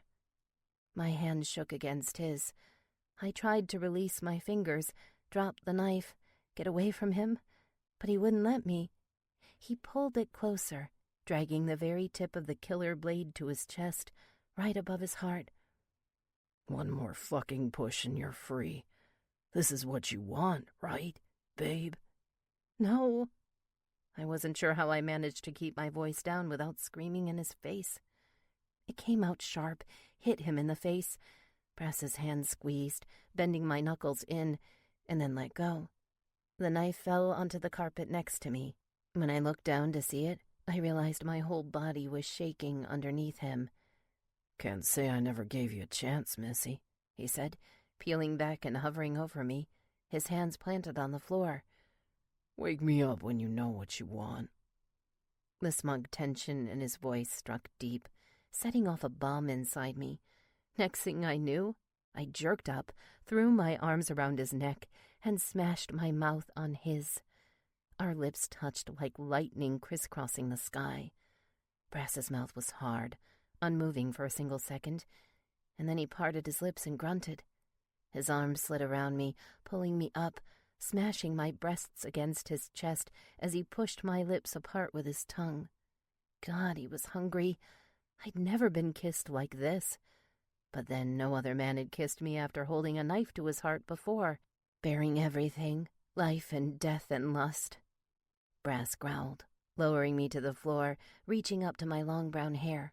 He tangled several strands in one fist and ripped my head back, all the better to access my lips, shoving his tongue deeper into my mouth. He licked the way I imagined he fucked. Rough, fast, and totally dominant. There was no playful tease in these kisses, no gentle build. His teeth nipped at my bottom lip, holding me open for his tongue. He found mine and led in a fiery dance, licking against my soft, wet tongue until I had to follow him, kissing him the way he wanted. No mistake. I wanted it hard. I wanted to kiss and feel and fuck. I was done thinking. It was the best alternative in the world to screaming and beating at his chest, crying like a broken fool on the floor. He saved me from all that. He saved me. Again. All my blazing emotions shot to my heart, where they were ejected as pure lust, a powerful need to feel him all over me. For once, Brass and I were on the same wavelength, too. Our flesh sang in unison, tense and ready. After a couple minutes on my lips, his free hand moved, starting at my knee and sliding straight up. His calloused hand kissed my thigh, on its way to the soaked black lace between my legs. He growled through his kiss, as he shoved my gusset aside and rubbed 2 fingers up and down my slit, a short, rhythmic test before he pushed them inside me. Fuck. Oh, my God. I grunted in his mouth as he worked through my folds. My pussy wrapped around his fingers and shifted each time he went a little deeper. His strokes were soft at first, but quickly grew faster and harder, dipping in and out in long jerks, until his thumb pressed on my clit. I broke the kiss, begging for air, feeling my lungs and everything below the waist turning to stone. Brass yanked on my hair and held me up to him as I sucked precious air, face to face. Lust incarnate looked back at me. Pure desire formed from all the hate and want between us, finally set free. Do I need to stuff my hand in your mouth when you come? He pushed his face closer, dragging rough stubble across my cheek. My thighs rippled together, locked around his hand, bucking for relief. I realized he was talking about Jackie, asleep down the hall. Damn. No, I can't let her hear. I think I can keep it together. No fucking way. A voice deep in my head laughed. Oh. My lips formed a perfect circle and my vision blurred. I gasped, sweated, pinched my thighs tight around his palm. Jesus, I needed him to finish kindling the fire he'd ignited in my core. Brass's hand went mad, moving like clockwork through my folds, or maybe like a clockmaker who knew exactly how to wind my pussy up until I shattered. It felt so fucking good, but I couldn't scream. I'd never forgive myself if Jackie woke up and came in here to find us like this. I had to keep it down. I had to stop myself from... Brass made sure I'd be screaming in his hand and nowhere else. He moved it out of my hair and covered my mouth as his face moved down. He caught the edge of my shirt and tugged it up with his teeth, stopping the hypnotic circles between my legs just long enough to rip my panties down. When I realized the only place he was going was down, I started to pant. Rough stubble and hard, sucking kisses danced along my cleavage, then rode my stomach, drawing me against his mouth. His face pushed between my legs and took over where his hand left off. My body jerked against his, grinding into his hot hand. I thought his fingers were good, but his tongue... Christ! I was finished. Hot, long, godly licks steamed through my folds. He tongued my wetness eagerly, like my cream was the booze the men sucked constantly at the clubhouse, trailing his licks up to my clit. When he found it, my whole pussy sizzled on his face, ready to come apart. Muscles tensed up and convulsed. Small bundles across my body I didn't even know I had.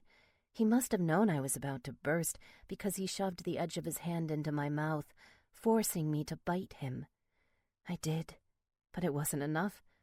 I barely had time to beat my hands on his shoulders before the insistent, tight fireball in my womb exploded.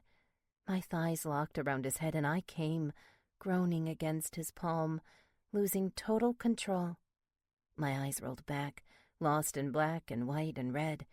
I never came so hard, flailing against him as he held me down, never stopping the wild, rhythmic tongue laps on my clit.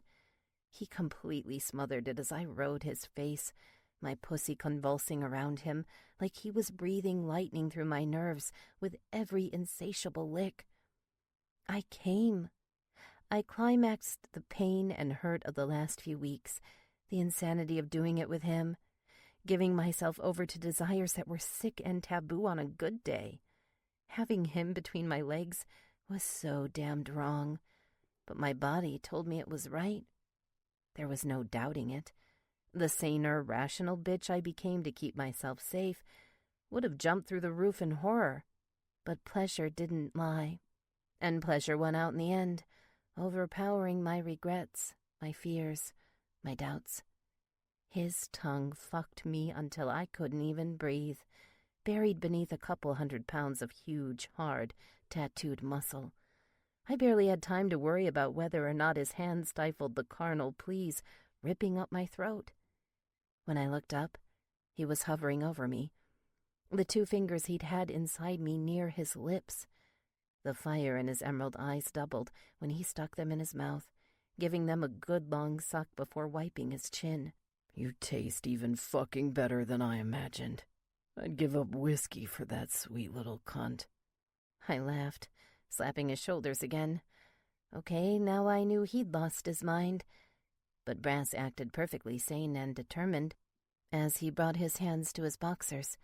My eyes followed, and I noticed the monstrous hard-on straining there, looking like it would punch through the thin fabric any second.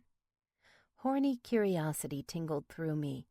I swept one hand down below his belly, reaching for his dick. I found it and squeezed, hissing through my teeth. God, he was big, hard, ready to fuck me through the floor just like I wanted. Brass wrapped his hand over mine and gripped, making me squeeze him harder. That's what you want, babe. Okay. I would have taken a switchblade in the guts for you, but I sure like satisfying this fucking need a whole lot more. I pursed my lips, trying not to drool all over the floor. My pussy wouldn't stop melting as I felt his ridge, running my fingers over it, sensing his pulse in my fingertips. Do it. It was my turn to whisper those words. Brass didn't need any reminders. He hooked his fingers to his boxers and jerked them down. They fell with a snap, and he rolled, wriggling out of them, grabbing his jeans off the chair. My heart did a flip when I saw the small metallic package in his hand. He looked at me, winked, and threw it at me. You know how to do this, right? Put it on. I won't pass up any excuse to get your hands on my dick again. I'd never rolled a condom on a man, but it wasn't like I was going to say no. I eyed the light coming through the blinds nervously, hoping Jackie stayed up late so she'd sleep in. Good thing teenagers were out like the dead most mornings. I quickly tore the foil, trying not to make too much noise. The latex popped softly in my fingers, and I moved it to him, gnawing my bottom lip when I brought it to his swollen head. Brass grunted, satisfied, watching with new flames in his eyes while I pushed it down his length. There was something extra sensual about that, almost as good as sinking down on his bare, hard cock. Almost. But of course, feeling him skin to skin would have been even better. For now, this would have to do. And when he shifted up, fisting my hair, planting himself between my legs, I knew it'd do very nicely. He kissed me deep, rubbing his length up and down my wet slit, nestling his cock in my folds. I squirmed, wishing he'd just fuck me already. Not that I wasn't enjoying the foreplay, but the fire inside me needed to be fed, needed to be filled. Fuck, baby girl. You know I wanted this pussy the minute I saw you. This pussy. The one I was glad to claim. The one I wanted for real. Nobody else's. When I take this beautiful cunt, it's going on a long, hard ride, and it's never coming back. This is mine. Mine. That word was like magic. Black, crazy, alien magic, making me tingle all over. The way he rubbed his erection up and down my slit while he whispered his filthy promises in my ear had a lot to do with its power, too. Brass rose up, tilting his hips, ready to sink inside me. I caught one glimpse of the raging bear tattooed on his chest, symbol of the Grizzlies' MC, right before he thrust. His cock penetrated deep, opening me, unstopping until his balls rested against my ass. I was so full, so fast I started to shake.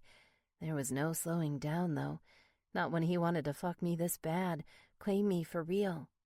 Thrust by thrust, he told me what he wanted to do. Twist the crappy lie we'd lived into truth with flesh, sweat, and ecstasy. Was it possible? My body didn't say no. His strokes came harder, faster, making my body ripple. He fucked with purpose, taking as much pleasure as he gave. The big inked claws tattooed on his arms rippled around me, dancing like black flames. I threw my legs around his waist. In between each chapter lies a quiet space. Take this moment to settle in and enjoy the music gently holding you. This audiobook is shared freely for you.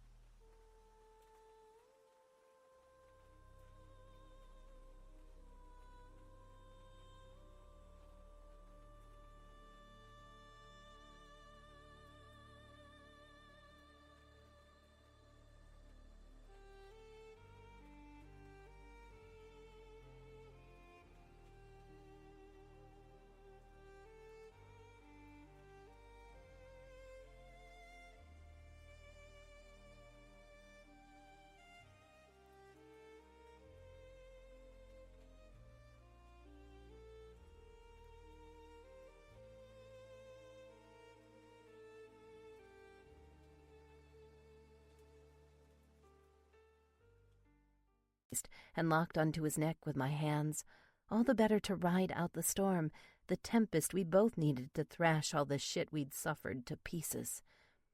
I felt like I was floating after a minute of taking his dick, but it was just my own hips flying up, desperate to meet his thrusts. Everything below my waist turned warm and tight, smoky and electric. Soon I'd be coming again, harder than when he licked me to finish. As soon as I started to claw at his shoulders, he held one hand at my mouth. My eyes went wide, rolling a little as he pounded his hips to mine, pressing his cock to my limits. Don't scream. Let it out of my fucking hand, babe. You sing like a whore with little sis in the other room, and we'll never be able to finish. Suddenly he smiled, a mischievous glint in his eye. Maybe I ought to finish this faster for both of us. Or do you want to fuck good and slow? Risk everything combusting on my dick? I shuddered. Whatever way he fucked me, I was going to come soon, and I moaned into his hand. It was all he needed. His thrusts slowed, but his pressure increased. He slid back gradually before he threw his hips into mine, hammering me apart, breaking me open for him. My clit hummed when he dragged his pubic bone against me. Short, trim hair gave its delicious friction, maddening as it was pleasurable. I couldn't take it anymore. I smashed my lips straight into his hand and grunted, pushing warm air through my teeth. He threw the switch. feeling me tighten up and convulse on his cock, turned him into the fuck machine he'd promised. Brass filled my pussy again and again, quicker, shallower strokes, kindling a wicked fire beneath my waist. I let go, falling so fast and hard I could feel my brain coming out my ears. My hips smashed desperately at his, bucking and writhing, begging for his climax. Brass joined me halfway through the fire, licking its way up my whole body, drowning me in its glorious wave. He grunted, threw his hips forward, and held them there, cock pressed snug against my womb. I felt him swell, even through the condom, and then the heat in his skin became an inferno. His head snapped back and he clenched his teeth, snorting, struggling not to growl or curse so loud it shook the whole building. If the sex wasn't so amazing, it would have been a total pain holding in our pleasure. Instead, sheer ecstasy muted us, shuddering through our bodies harder in spastic waves, locked together as his cock jerked deep inside me. He spilled everything. I saw my sweet surrender mirrored in him, the venom leaving his body as he lost his cum in the condom, deep inside my pussy. It felt like we were locked together for an hour before he finally pulled out. His hand shook as he held the condom to his skin, a satisfied growl leaving his lips. Fuck, babe. That was the hottest fuck I've had since... He stopped talking and my ears perked up. The only thing that could have ruined the bliss was the creak I heard deep in the apartment. Jackie, come on. He grabbed me by the wrist and lifted me up, running for the bathroom as he grabbed half our clothes. Shit. The door clapped shut. I had my back pressed to the wood, trying not to look too hard at his gorgeous naked body in front of me. Jackie's soft footsteps moved past us, and then stopped when she got into the living room. I didn't see my bra or the oversized shirt I'd been wearing. Brass's cut was still somewhere on the floor, too. If my sister saw that mess of clothes out there, we couldn't hide it. She'd have no doubt about the dirty, dirty deed that went down on the floor just a few minutes ago. The wild animal lay I hadn't fully processed myself. Brass, I whispered, hoarse and scared. Panic shot through my eyes. It's okay, babe. He gave me a serious look, sliding on his jeans, shirtless and shining with sweat and dark ink. Let me handle this shit. I stood there like an idiot as he flung open the door and stepped out. I grabbed the handle, wanting to scream after him, but he strode out as confidently as if he'd just showered. Watching through the crack in the door, I saw Jackie jump and turned to face the huge biker standing a couple feet away. Her mouth fell open, and so did mine. What'll it be today, darling? Brass said, his arms folded. Pancakes or French toast? Jackie looked like she was about to blow up in tears. Oh, God. My heart tightened up, and I clutched at my chest with one hand. My nipples were still soft and full from fucking him. Damn, why couldn't we have had one more second to grab the rest of our clothes so I wouldn't have to run out there buck naked? And wouldn't doing that make things worse? My legs felt like they were stuck in concrete. Then the silence broke. Jackie opened her mouth and doubled over. Next thing I knew, she was laughing. High, shrill, girlish giggles I hadn't heard since sometime before Dad got really bad. Brass caught her before she fell onto our crumpled clothes, holding her hand and helping her into the recliner. While he was down there, he scooped up the rest of our things, giving her a minute before he stood back up. What's so damned funny? Jackie took one look at him and burst into laughter all over again. It's nothing. You're cool is all. I think I want the toast. Coming right up, soon as I help your sis get dressed. He smiled and patted past her, returning to me. Jackie spun the chair around to face us. I was still looking at the sassy red sheen on her face before Brass stepped inside and slammed the door behind us, but not before she caught my eyes. I jerked my head away, blushing like I hadn't blushed since I was probably her age. What the hell was that? I asked, shaking my head. A wink and a nod. Don't ask, don't tell. owning the shit that just happened between you and me without sitting your little sis down on the couch and talking about the birds and the bees. Me and my own sis did this kind of shit when we had dates in the house under Ma's nose. Well, me way more than her. If she'd fucked more guys, maybe she wouldn't have ended up with that prairie pussy Blaze. He stepped past me, kicking off his jeans, and reached for the shower handle. I was too stunned to ask what the hell he was talking about with his own family business. "That's crazy," I gasped. "She's 14, Brass. She knows what we were doing." Exactly. He turned to me and winked. And she didn't seem real upset by it neither, did she? Best way to deal with it is being open and honest. She doesn't need any dark and dirty details. We'll keep that between us, babe. He reached behind my back and pulled me in, one hand moving to my ass. Before I could even curse, he had the panties off I'd just thrown on, pushing me against his chest. I'd never seen his eyes so bright and mischievous. If it wasn't for the fact Jackie almost stumbled in on us fucking, I would have loved it. My hands beat his grizzly bear tattoos, and I tried to wriggle away. Brass laughed, pulling me closer, pressing his lips to mine. The shower hissed and filled the bathroom with steam while we kissed. One fast, furious taste, and I knew I was in too deep. All the horror and disgust in the world couldn't have stopped my pussy from tingling as he worked his tongue against mine. Holy shit. So much for shame. "What are you doing?" I shook my head, breaking the kiss.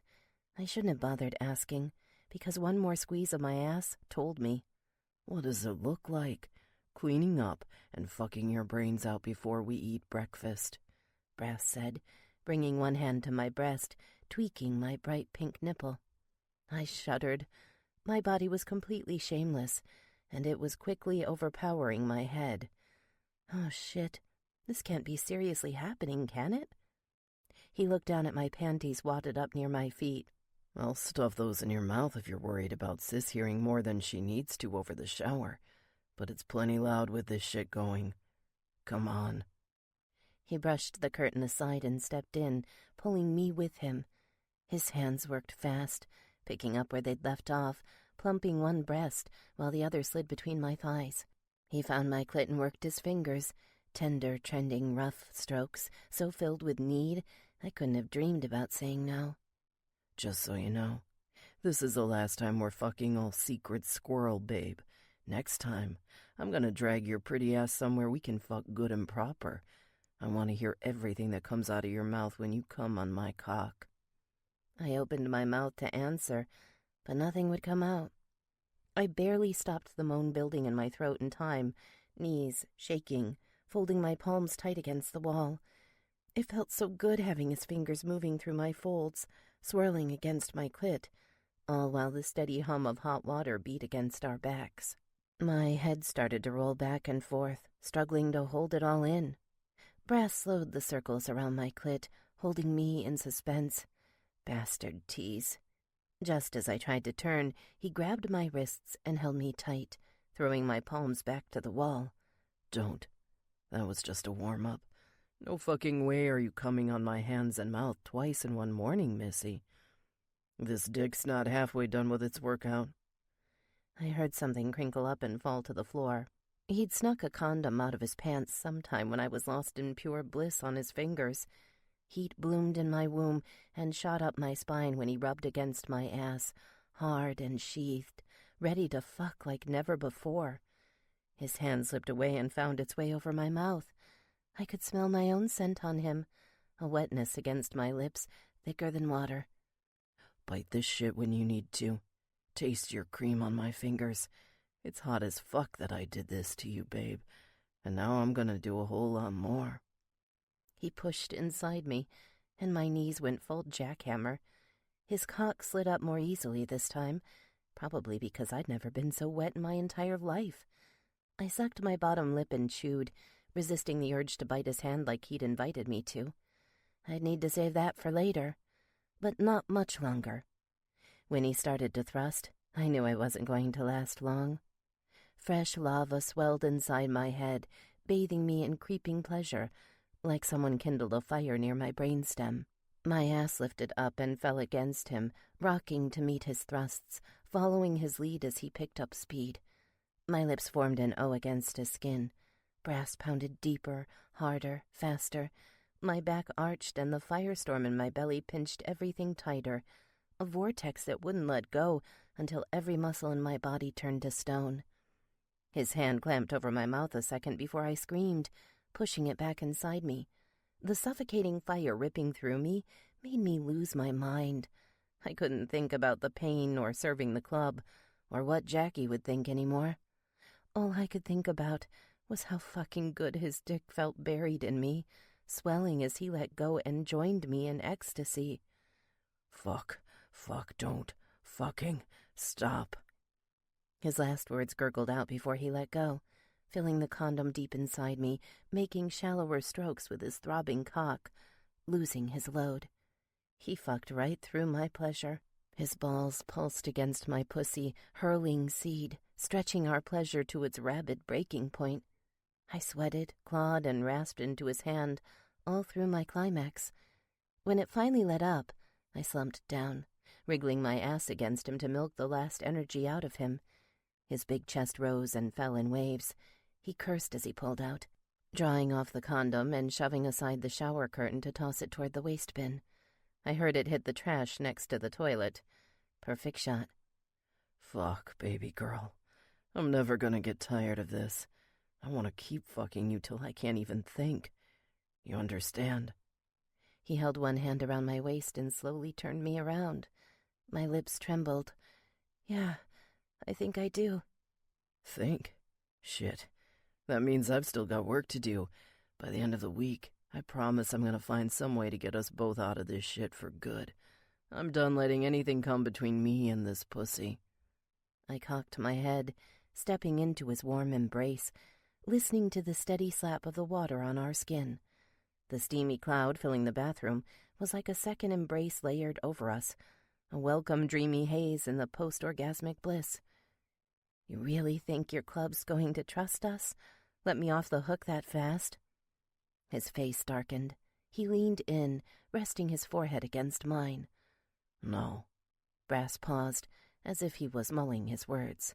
I've been wrong about most of my brothers for so long. Everybody except Rabid, Blackjack, maybe a couple other guys. They're all fucked. Fucked up and sick. And it's only gonna get worse. I shook my head, trying to understand. What was he saying? Babe, I'm gonna take you somewhere far away, you and Jackie both. Somewhere you can be safe and live your lives without worrying about a bunch of assholes pushing the knife into your throats. I shuddered. The crude imagery wasn't just an exaggeration.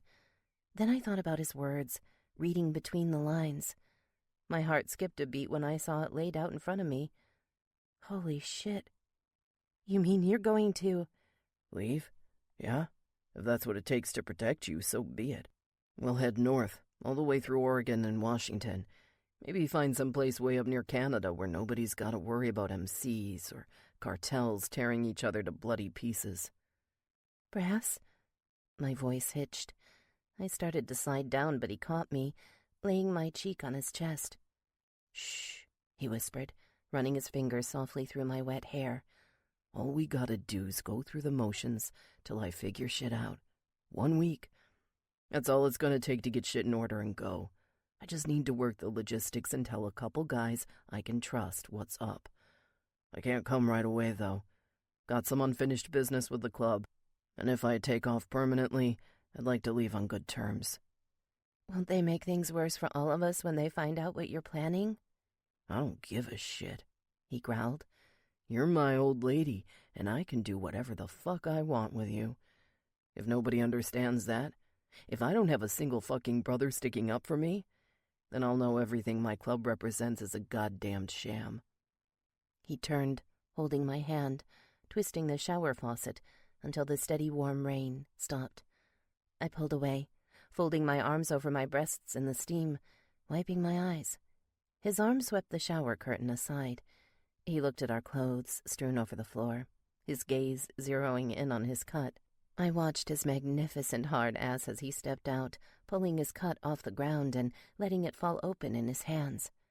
I gave my life and cost some other people theirs trying to do right by this patch. A sad tone darkened his voice. Maybe one day I'll be able to. Maybe after the cartel's done thinning out the trash. But not while this club's controlled by a bunch of greedy fucking maniacs who think it's okay to kill, rape, and burn the whole world for no good reason. The leather vest dropped and hit the floor. He turned toward me, naked in the steam, eyes shining brighter than I'd ever seen them. Don't worry. I'm not going back on anything I said while I was wearing these colors. Proud and stupid. I'm still a full patch member in the Grizzlies MC. I vote, I fight for the honest brothers, and everything I've said and done since wearing this patch belongs to me. He stepped forward, helping me over the tub's edge to the tile floor. You're my old lady, babe, come heaven or hell. I don't need any fucking club behind me to back that up. Long as you're willing to have me, I'm gonna have you. Every way that's beautiful and dirty and fucking sweet. You and me, Missy. Just us against the whole fucking world, if that's the way it's gotta be.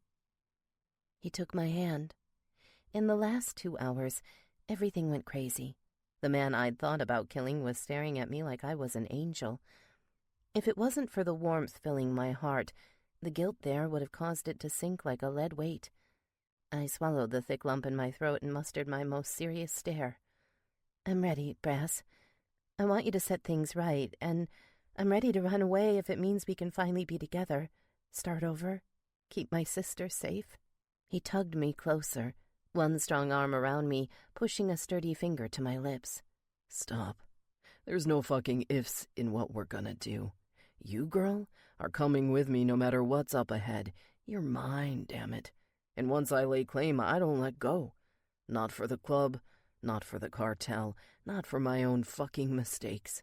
Not even for the awesome fucking French toast I'm gonna make when we get out of here. It took me a minute to figure out that last part. Then I remembered Jackie was still outside in the living room, waiting for us, and the breakfast he'd promised. Smiling like an idiot, I punched him in the side. Jerk. We'll judge how awesome this stuff's going to be. He grinned. Dry your hair and get dressed. You'll find out. We were stuffed around the little breakfast table about 30 minutes later.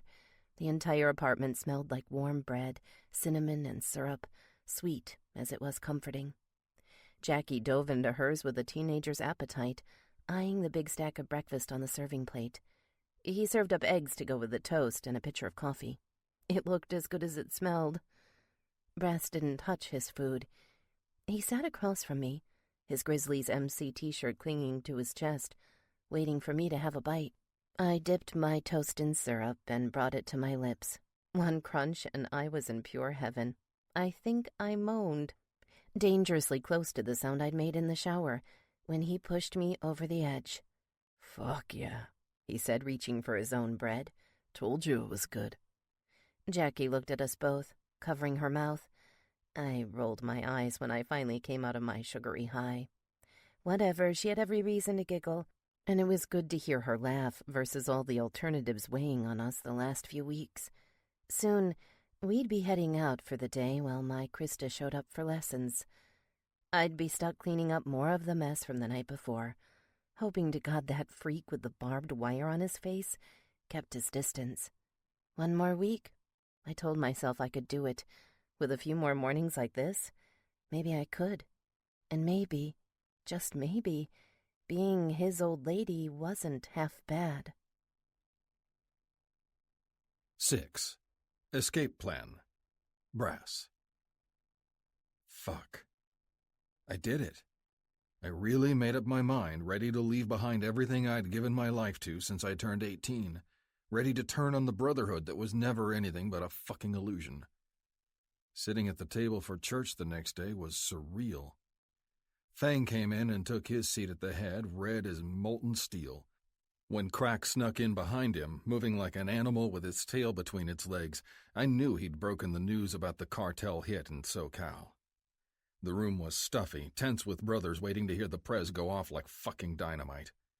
Instead, he picked up the petrified bear claw, raking its nails just right on the table. Sounded like some asshole teacher scratching chalkboard. Guys covered their ears and groaned, including me. We only stopped when he slammed the thing so hard on the wood I thought the whole table was going to go up in splinters. All right, you bastards, listen up. Hope you all enjoyed lipstick night, 'cause it's going to be the last time you fuckers get enough free time to get your cock sucked for a good long while. Half this room was holding out on me about San Diego. You motherfuckers must think I'm stupid or incompetent. Which is it? His hard eyes shot to Crack, then Blackjack next to him, slowly moving down the ranks of brothers.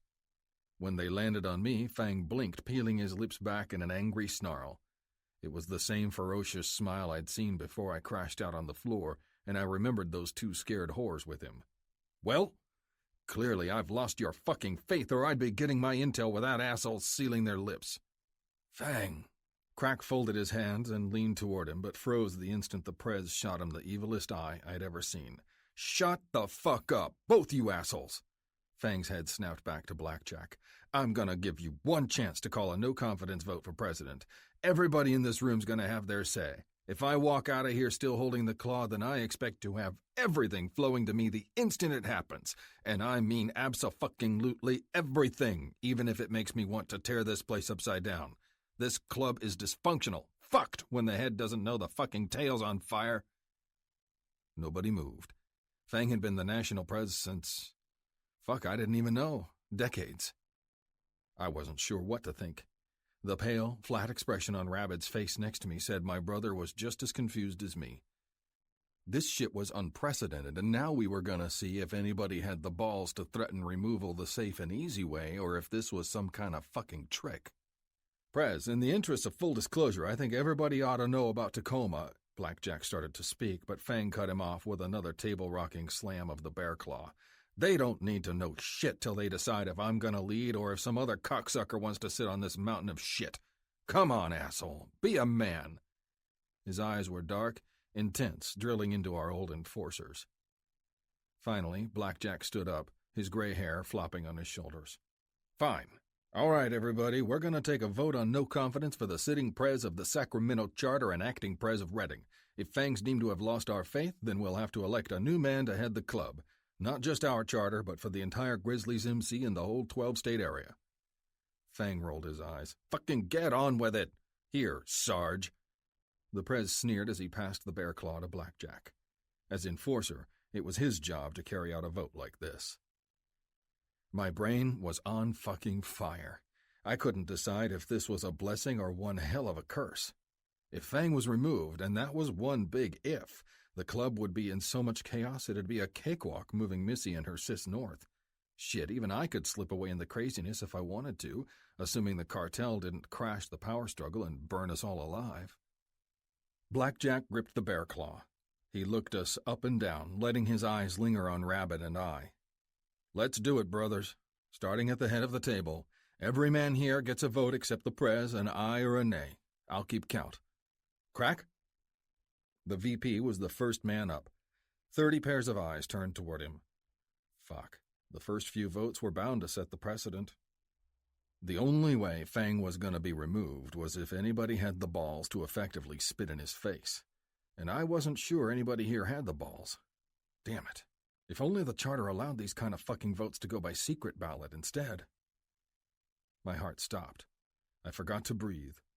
For a second, I thought he was really going to do it. Thought Crack was going to vote aye for his own selfish-ass reasons. Nay, the VP choked out. Adrenaline flooded my head. Rabbit let out a little hissing sound, and several brothers next to us looked down, shuffling their boots underneath the long table. Blackjack moved down the line, cold and efficient, no emotion showing on his face. Nay, nay, nay. 3 more votes to keep Fang, then 6, then 5. Nay! Rabbit's hoarse, quick vote echoed loud in my ears, like the sound of my own blood running out after getting stabbed. Fuck. It was my turn, and Blackjack was looking right at me. I didn't have to count everybody else on my right to know they'd all have to vote aye to even make this fucking thing a tie. I clenched my teeth and waited too many seconds before I let it out. Aye. Several brothers cleared their throats loudly. I caught Fang's eyes before he caught mine, holding as firm as I could without shaking, looking right into his devilish eyes. He'd saved me from being burned alive with the other rebel grizzlies one fucked up night in Montana. But fuck, he wasn't good for the club. There were no excuses. We were losing the cartel war, and he was letting desperation eat us alive, turn us into demons no better than the Mexicans.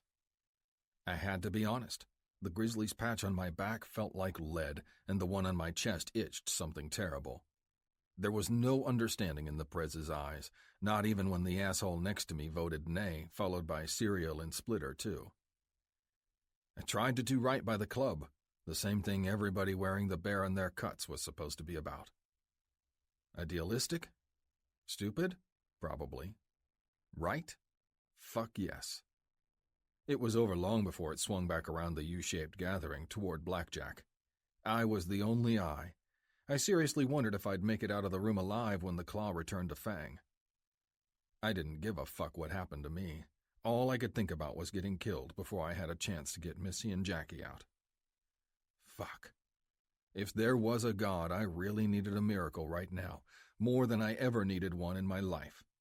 Of course, I was the last asshole in the world who deserved good karma after getting Ma killed and drugging myself blind, but a man could hope. Fang broke the death stare with me and his jaw fell open. Blackjack stood like stone, his face hard as if to say, "Yeah, asshole, I did it." The whole room heard the relief hissing out my nostrils. Now that I wasn't the lone asshole voting aye, I might have a chance to smooth things over before some brother slit my throat in my sleep. "The nays have it," Blackjack said, taking his seat. He held the bear claw several seconds longer than he needed to before passing it to Fang. When he held it out to the Prez, Fang ripped it out of his hand, slamming it down on the table again. "Okay, it's done. Everybody in this room knows exactly where the fuck everybody else stands." His tone sounded calm, but the tremor in his shoulders said otherwise. "Blackjack, tell them about Tacoma." "We had another shipment hit by the cartel last night," he said, his voice as icy as Fang's. "Some heavy weapons we picked up from a Chinese drop-off. It never made it out of port. The Washington crew found 3 of their guys dead plus a couple prospects, and all the boxes gone the next day." "Shit, you mean the cartel slipped that far north without hitting us in Redding first?" Cereal pulled out a cigarette and took a long drag. "No, right now there's no proof it was the Mexicans at all," Fang said, leveling his eyes on me again. "The Devil's got a much stronger presence on our northern front. They've been coming through our territory for months, hauling shit to Canada, paying us their toll as agreed. All part of the truce I was a goddamn fool to sign." My head started to spin. I had to grip the table's edge just to stay focused before that asshole sucked me into the black hell waiting in his eyes. Fuck. War with the Devils meant one more thing for me to worry about when it involved my own fucking sister and her prairie pussy husband. "Prez, we owe it to the club to find out what's going on before we do anything," I spoke up. "Seems like the perfect kick in the nuts from the cartel. Hit us somewhere we least expect, make us think it was the prairie pussies, fuck everything to pieces up north when we need every guy fighting them in the south." Fang bared his teeth. The bear claw smacked the table loudly, and then he stood up and roared, "Sit down and shut the fuck up, you little shit!" The Prez and I both hit our seats at the same time. Rabbit looked at me like I was about to get my head chopped off. Hell, for all I knew, maybe I was. Then again, decapitation would have been a whole lot easier than the mauler, and they'd definitely use that fucking thing if they wanted me dead. "Nothing's been decided," Fang growled, "but I've got my suspicions. The pussies have been expanding west where they don't belong for too fucking long. They know it's the perfect time to hit us right now. Shit, if I were throttle up in North Dakota, I'd jam it so hard up our asses we'd scream if I knew about the intel your old lady's dead daddy passed to the cartel, brass." I swallowed hard. My throat was bone fucking dry. All the guys in the room looked at me like wolves. Everybody except Blackjack and Rabbit. "You know what I think?" Fang said, folding his arms, never taking his eyes off me. "I think we've got more rats biting holes in our ship. Rats on the inside, passing shit to the cartel, and possibly our old friends in the Devils, too. No, I can't prove anything, yet, but when I do, the Mauler's gonna have a lot of traitor skin to chew on. A hard interrogation and death's the only thing rats deserve. Same fucking thing any asshole in this room's gonna get by holding back critical intel from this day forward. New policy. I'll have crack write it into the club charter later." Sneering, he turned to Blackjack. "Or would you like me to put that up to vote, too?" Your call, Prez. You know the charter just as well as I do, Blackjack said, a little hint of sarcasm breaking through. The national president doesn't need to put all defense decisions up to vote when the club's under imminent threat. Damned straight, Fang snapped. I don't know what's going on, but I'm gonna find out. When I do, it'll be time to clean house. We can't fight the cartel head-on till we stomp the vermin in our own midst. And if it means we've got to fight the devils too, well, who am I to hold all the boys back who are jonesing for some prairie pussy colors hanging on their walls? Several of the rougher men grinned, including Serial. Of course that motherfucker wanted blood. What else could anybody expect from a psycho fuck? The men who lived on senseless war were never my brothers. They never would be. Fuck, I had to get away from this shit. I had to... The bear claw slapped the table again. Loudly. I blinked, losing my thoughts. Business adjourned. Keep your asses on call. I'm gonna need guys back here once I figure out who's been fucking us and how we're gonna cut the cartel before they bleed us out. Fang looked around the room, casting a wide, wicked gaze. It's all I fucking do. This club's my life, and I'm its lifeblood. He stood up and left first, followed by the Veep. Brothers got up and started to move, more than a couple giving me nasty looks on the way out. I made my way to the door when the room was halfway clear with Rabbit right behind me. At the bar, Susie served us some beers, something to take the edge off. I noticed Serial, Splitter, and a couple other ruthless assholes at the other end, and I made damned sure they kept their distance. How fucked was I? Really? The only thing that hadn't screwed me over today was all the drama keeping their attention on the Prez's vote. Nobody gave me shit yet about Missy not showing up to clean today, or maybe they figured she deserved some slack after what Serial did last night. You voted the way I wanted to, Rabbit finally said. You know that, brother? I just couldn't bring myself to do it. The vote was fucked from the beginning. Nobody has the balls to kick him out and take the cartel on. Nobody. It's done, I grunted, staring into my beer. So's digging my grave deeper. I'm going to tell you, Rabbit, and nobody else. You've been a real brother to me. Rabbit's eyebrows went up. He leaned in close for me to whisper. In a week or so, I'm taking the girls north. They're getting the fuck away from this shit in case I can't. I'm not going to let my old lady and the kid be a slave to this fucked up club. Rabbit peeled away, rocking back. His eyes were wide as he picked up his beer and gulped the last 2/3, slamming the glass on the counter when he was done. Christ, brother! Shit! He shook his head. You really think that's wise when Fang was practically calling you a rat to your face? Got no choice. I'm a natural target. I tried to vote him out and my sis is married to the pussy prez in Montana. If Fang's gonna string me up and rip my throat out, I'm not gonna leave my girl defenseless. They've gotta get away from all this. Rabbit cocked his head. Shit, bro. You're really into this chick, aren't you? I nodded. No point in hiding it, and I didn't fucking want to. She's warming to me, Rabbit. I intend to keep it that way. Sure, I claimed her to keep her alive at first, but now? There's something there, something real fucking nice. She's becoming the stuff an old lady's made of. Rabbit smiled. He slapped my shoulder in a way that surprised me. The man who likes his girls steady, hot, and plentiful actually understood, and it surprised the shit out of me. I got your back, Brass. If you need to get away from all this shit, just get up and go. I'm not going to stand in your way. Won't help anybody who does neither. You're a true brother. I didn't say a word, just finished my beer, turned to him, and gave a manly hug before taking off. I wasn't sure if I'd be able to walk out of this clubhouse alive in the coming week, but as long as I had one more day, a couple good men, and my girl behind me, I'd die happy. As long as I got them away from this hell, I'd die like a man, working off the junky fuck-ups I still deserved to burn for. I got in late. The apartment was weirdly quiet, and I had to take a stroll through it to see that I wasn't alone. Where's Jackie? I said, stepping into the bedroom. Missy was curled up beneath a blanket, reading some shit she'd printed off the old computer. Krista took her out to the museum. I know, you said no trips out of the apartment, but I figured after last night that might have changed. She won't talk, Brass. She's really grown on you. My head started pounding. I leaned on the woodwork in the doorframe and ran my fingers through my hair. Fuck, babe. You gotta tell me when you give the okay for shit like this. We're not free and clear yet. She sat up, her eyes wide. Did anybody ask about me today? No. The club was too distracted with other bullshit. I told my number one brother what's coming. He's cool with it. Missy nodded. She swung her legs over the bed and stood up, dropping the blanket. Did a double take when I saw she was wearing nothing on the bottom, not even panties underneath her long shirt. Shit, and you definitely got to start telling me about that, I growled, overwhelmed by the grin creeping across my face. She stepped right into my embrace. I hugged her close, sweeping my hands down her ass. My cock perked up, ready to fuck both our brains out. Damned if I didn't need it after having Fang's evil eyes all over my mug all evening. Yeah, baby girl, I thought. A dude can definitely get used to this if it's what an old man can look forward to. I kissed her, rough as the rage and confusion still swirling around inside me. Fuck, there was a hint of sugar on her lips from this morning. Sugar and spice and everything very fucking nice. I grabbed her hips and squeezed, grinding her bare pussy on my jeans. She gasped when she felt my heart on. Brass, what time does Jackie come home? I asked, digging my fingers into her round ass.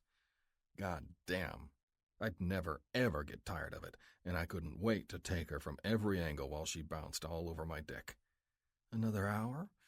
Maybe 2, she purred, brushing her sweet little lips against mine. My cock thudded in my pants like a fucking jackhammer. Suddenly the shitty day was turned on its head, and now I only had one thing to worry about: how many times I was gonna fuck her to the wall before the girl got home. I was on her like an animal, picked her up in my arms and flung her down on the bed, tearing off that shirt. Shit, she was missing her bra too, and those pretty pink nipples called to my mouth like sirens. I fell over her, bracing myself with my hands. She squirmed and giggled as my chin moved down, rough stubble sliding over her throat, not stopping till I got her right nip in my mouth.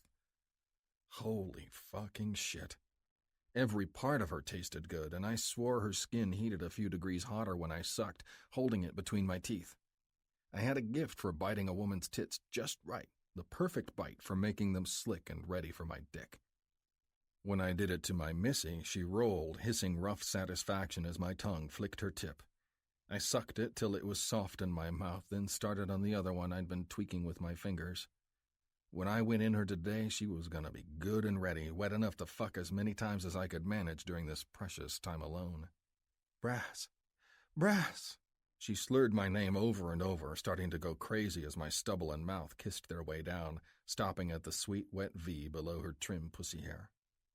It was like a fucking target for my mouth, and I always hit my bullseye. She started to squirm with the first lick. One day soon I'd drive that self-conscious shit out of her. There was no way, absolutely none, she was getting out of having my mouth on her sweet cunt, lapping deep and long, starving for her taste. Just let me lick. Listen to my tongue and behave yourself, babe. Don't worry about shit except how hard you're gonna come on my lips. I couldn't say anything while I had my mouth buried in her sweetness, but I sure as fuck thought it. Couldn't think about anything else while I licked inside her pussy, relishing her taste, her smell, then moving up and making her body jerk when I lashed her clit. Fuck, she was hot. Hot and responsive enough to make me forget all about the vipers nipping at my heels. I licked deep, hard, loving. I surrounded her clit with my tongue, sucked it between my teeth, holding it there so I could press her sweetest button again and again, begging her to blow. She finally did. I knew the minute her legs started trembling in my hands, shaking on both sides of my head. I pressed my fingers into her tender flesh and held her down, circling her clit with fresh licks like a fucking demon. Her pussy thrashed against my face when she came. Her screams splashed my lips as she tightened up and gushed.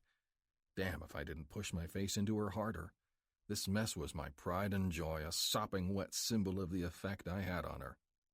Missy's fingernails pushed through my hair and dragged on my head. Didn't stop me from continuing my assault on her clit till she finally stopped bucking on my face.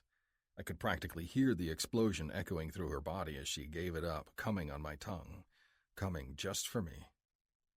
Beautiful. Totally fucking beautiful. In the sweet peace I gave her, coming her pretty brains out, she didn't have to worry about a damned thing. And neither did I when I watched her, felt her, tasted her. If I could have stayed attached to that pussy for the next 2 days, just licking, sucking, and fucking it with my tongue, I would have been a happy man. But right now I'd be even happier when I let out some of the fire raging in my cock. I stood up while she was still twitching, coming off the high. Tore off my clothes fast and fished out a condom, loving how she was sprawled out and ready for me on the bed. I rolled the condom on, crawled onto the bed, and pushed between her legs. She opened her eyes and looked seductive as fuck without even trying when I touched her. Babe, you better turn over right now. Get on your hands and knees. I'll show you how we make the most of things when our time's scarce. She moaned and I helped her up, watching her hot ass bob as she got into the perfect position. I reached up, fisting her hair, grinding my cock against her ass cheeks. Fuck. One day I'd take her ass too, but today was all about her pussy. No goddamned way was I gonna let that wet, sweet silk I'd stroked go to waste. One push and I was in. Missy's whole body jerked and I held on tight, jerking on her hair like the reins they were. We fucked hard. Taking her doggy let me make the deep strokes I loved, gradually picking up speed and tension, shaking her from head to toe. The bed rattled beneath my knees, giving her an extra bounce each time she fell back into me. I loved it. I watched her tits from the side, kept the tempo rising till they shook like ripe fruits beneath her, bobbing back and forth, pendulums of pure lust swinging each time my dick drove deep. The fire in my nuts hadn't lessened one bit. Fuck no. It was growing stronger, spilling out my balls and racing up my spine. Hot lava churned beneath my dick and my balls started to tense up after a few breathless minutes of rough fucking. "Come, babe," I growled, reaching my free hand around her stomach. I found her clit and rubbed hard. Just what she needed to tense up on my cock and convulse. Missy screamed and then screamed harder when I jerked her head up, curling her beautiful brown hair around and around my fingers, spooling her to the limit before I joined her. And I did a second later. "Fuck! Don't stop shaking that ass. Grind into me, baby girl, hard as you fucking can." She took orders like a good girl, even balls deep in her climax. My cock pressed against her womb and ballooned when her ass hit my pubic bone. I fucking lost it. My nut came seething and furious, the kind of release that splinters your brain in half. It was like being lit on fire. Her screams disappeared into a breathless gasp as I shook my dick inside her, feeling the first hot cum load blowing into the condom.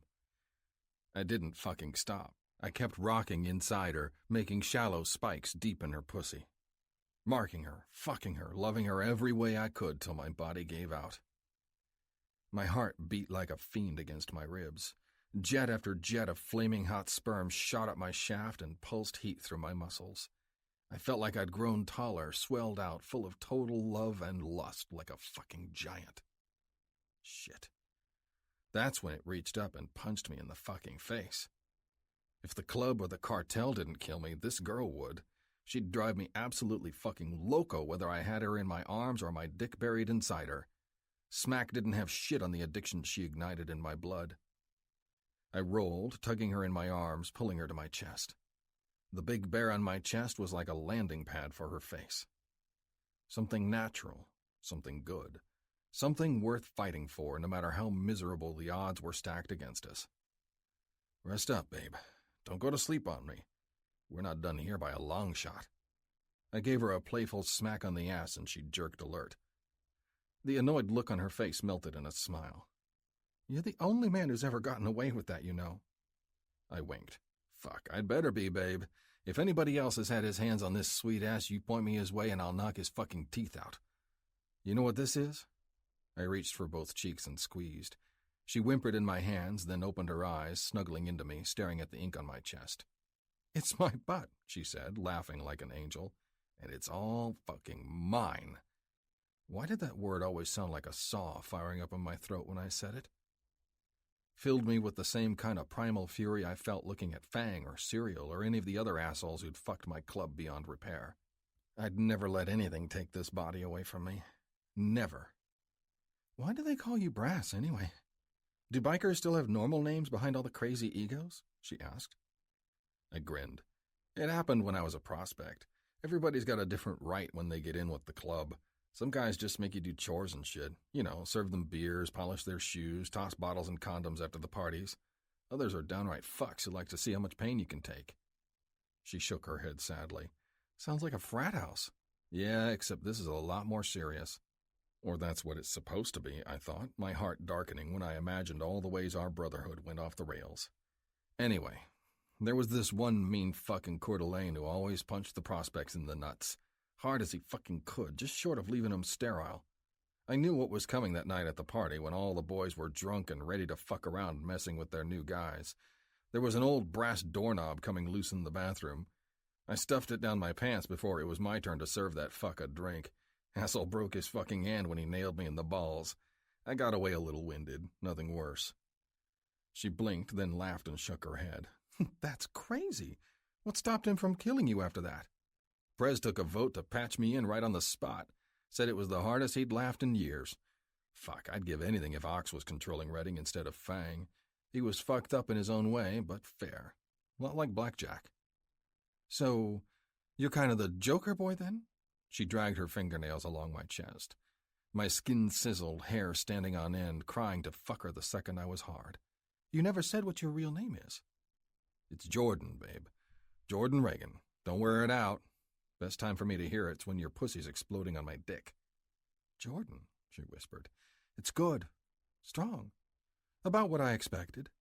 Good. I'd have laughed in your face if you expected me to be called Manny or some shit like that. I don't care what they call you. I know what I want, Brass, and it's right here. Fuck yes, she did. Missy leaned down, flicking her tongue along my lips. A couple more flicks in quick succession teased me stupid. Little devil. She knew how to work my ass as well as I knew how to work hers, and I loved it. On the fourth lick, I reached up and fisted her hair, holding her tight to my lips. I wouldn't let her out of that kiss till she reached down and grabbed my cock, hardening against her thigh. She gave it a good squeeze, and I grunted. I wanted to pull her thighs open and drive deep inside her, make her ride me for all she was worth, but I needed another condom first.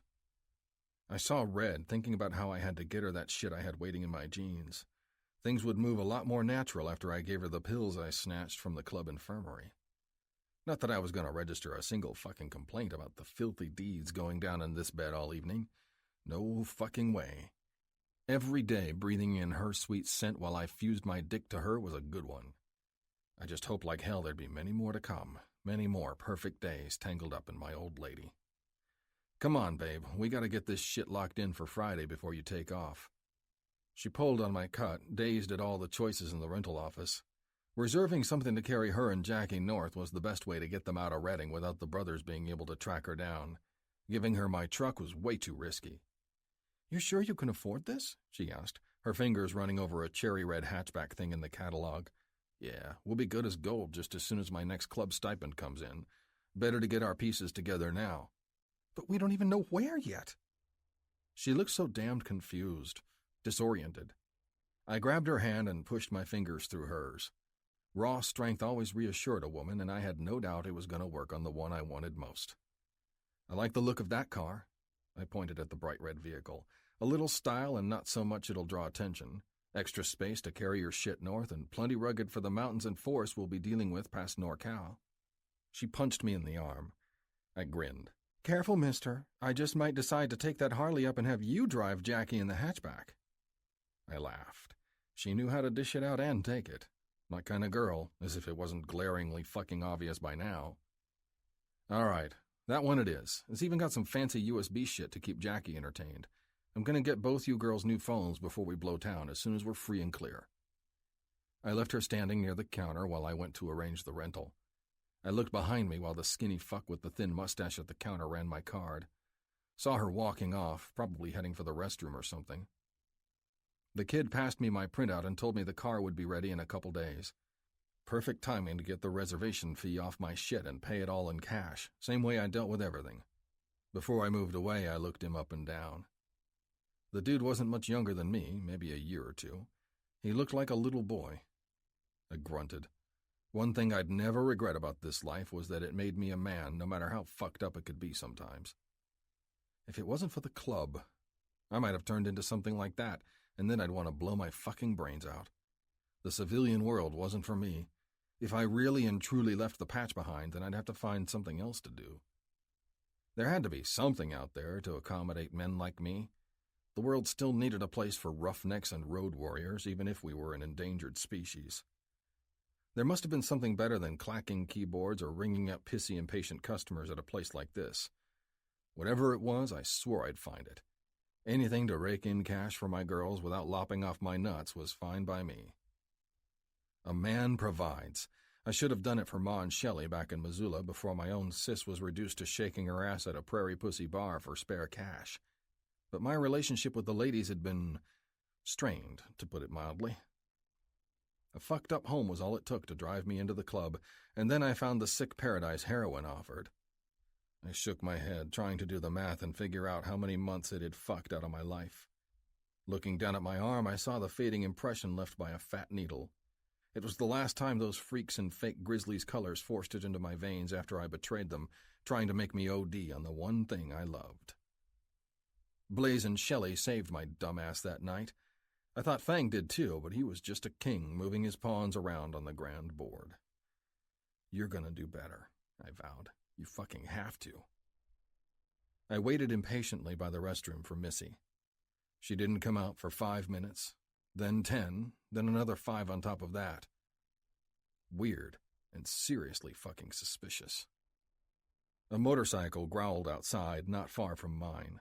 I spun around just in time to see a dude with long black hair pulling away. It was quite a distance, but I'd know that damned patch from 100 yards away. Shit, the club! My brain switched onto search, kill, and protect mode. I smashed the door open to the ladies' room and called for her. Missy? Babe, where the fuck are you? Nothing. Not even any feet underneath the stalls. My heart started to beat like it was going to go Nova. I ran, threw myself onto my bike. I started her up and squealed out of the parking lot before I had time to think anything else, heading for the clubhouse. I knew something was fucked up the instant I stepped into the bar. Half the guys' bikes were parked outside, but nobody was inside. It was a fucking ghost town. I listened close. Couldn't hear a single brother snoring or fucking like they always did on lazy afternoons. Shit. I started to back away, toward the door. If Missy was being kept here somewhere, then there had to be a better way to find her. Fuck. I stumbled down the steps leading into the garage and then felt something behind me that shouldn't have been there. I whirled, reaching for my gun, and caught a blur right before it crashed into my face. The asshole's metal pipe knocked me flat. Vertigo took over, dragging me down, smearing everything to blood red, the color of rage and confusion. A fat boot landed on my chest and pressed down hard. My ribs screamed. Get this fucking rat off the floor and load him up like Fang wants. We got the girls. If she doesn't make him sing, then maybe the little sister will. Cereal. If I could have reached up and strangled that sick motherfucker, I'd have done it in a heartbeat. But my brain wouldn't cooperate, spinning into a thick, incomprehensible blackness. I was out like a light, an early preview of the death they had waiting for my sorry ass. 7. Under the blade. Missy. 1 hour earlier. I never knew how they got in without us noticing. My head was spinning as I walked to the bathroom, wondering how I was going to break the news to Jackie. I wasn't even sure how I'd navigate a road trip this week, when I'd never been more than 100 miles outside Reading my entire life. I was barely looking for wet floor signs when I pushed open the door, much less 3 burly men in leather waiting for me. I crashed right into his chest, and he had his hand over my mouth before I could scream. I fought them anyway, kicked and thrashed as they picked me up like a piece of wood, carrying me to the SUV outside. I twisted in the big man's arms and caught a flash of Brass still waiting at the counter. Perfectly normal, and totally twisted. There were too many blocking the view. God damn it, if only he'd turn around. Luck was never that kind. As soon as they threw me in the back seat, another man stuffed something fat and rubbery in my mouth. My teeth were struggling with the gag when another rag covered my face, reeking like thick medicine. The smell had a resemblance to all the high-powered painkillers Daddy was on during his last days. Ether. All the horror in my head melted away in one breath. By the second breath, I was falling into a deep black abyss, too lifeless to even think about screaming for help. "Wake up, bitch." A rough hand caressed my cheek. I jerked up, too fast. My head throbbed like a bad hangover, and I struggled to adjust to the bright lamp hanging somewhere overhead.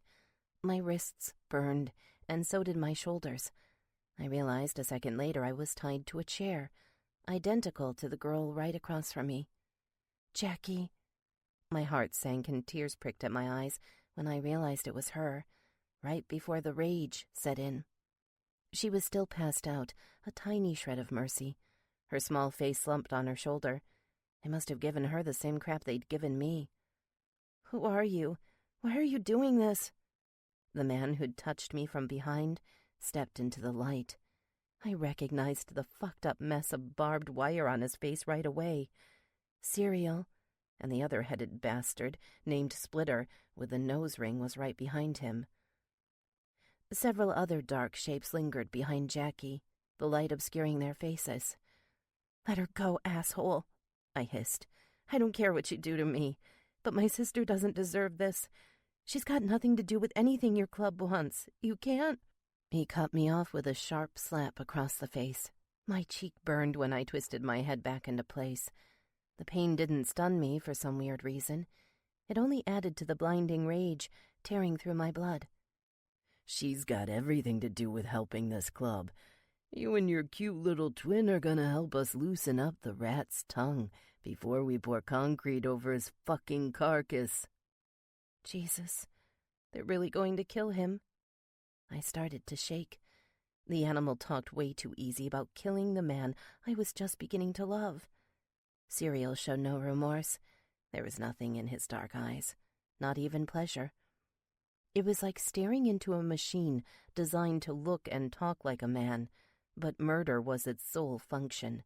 "Just be a good girl and cooperate, baby," Splitter said behind him, chuckling beneath his breath.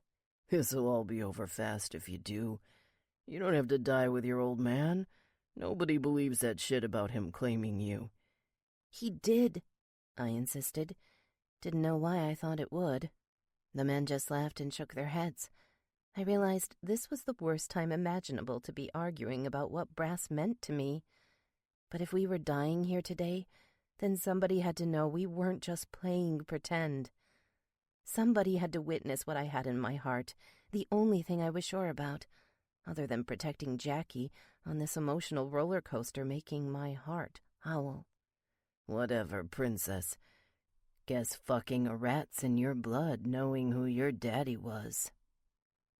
Serial walked over to what looked like a small black bag on a nearby table. "You want to play Romeo and Juliet? I honestly don't give a shit. Those fucks both died in the end, didn't they?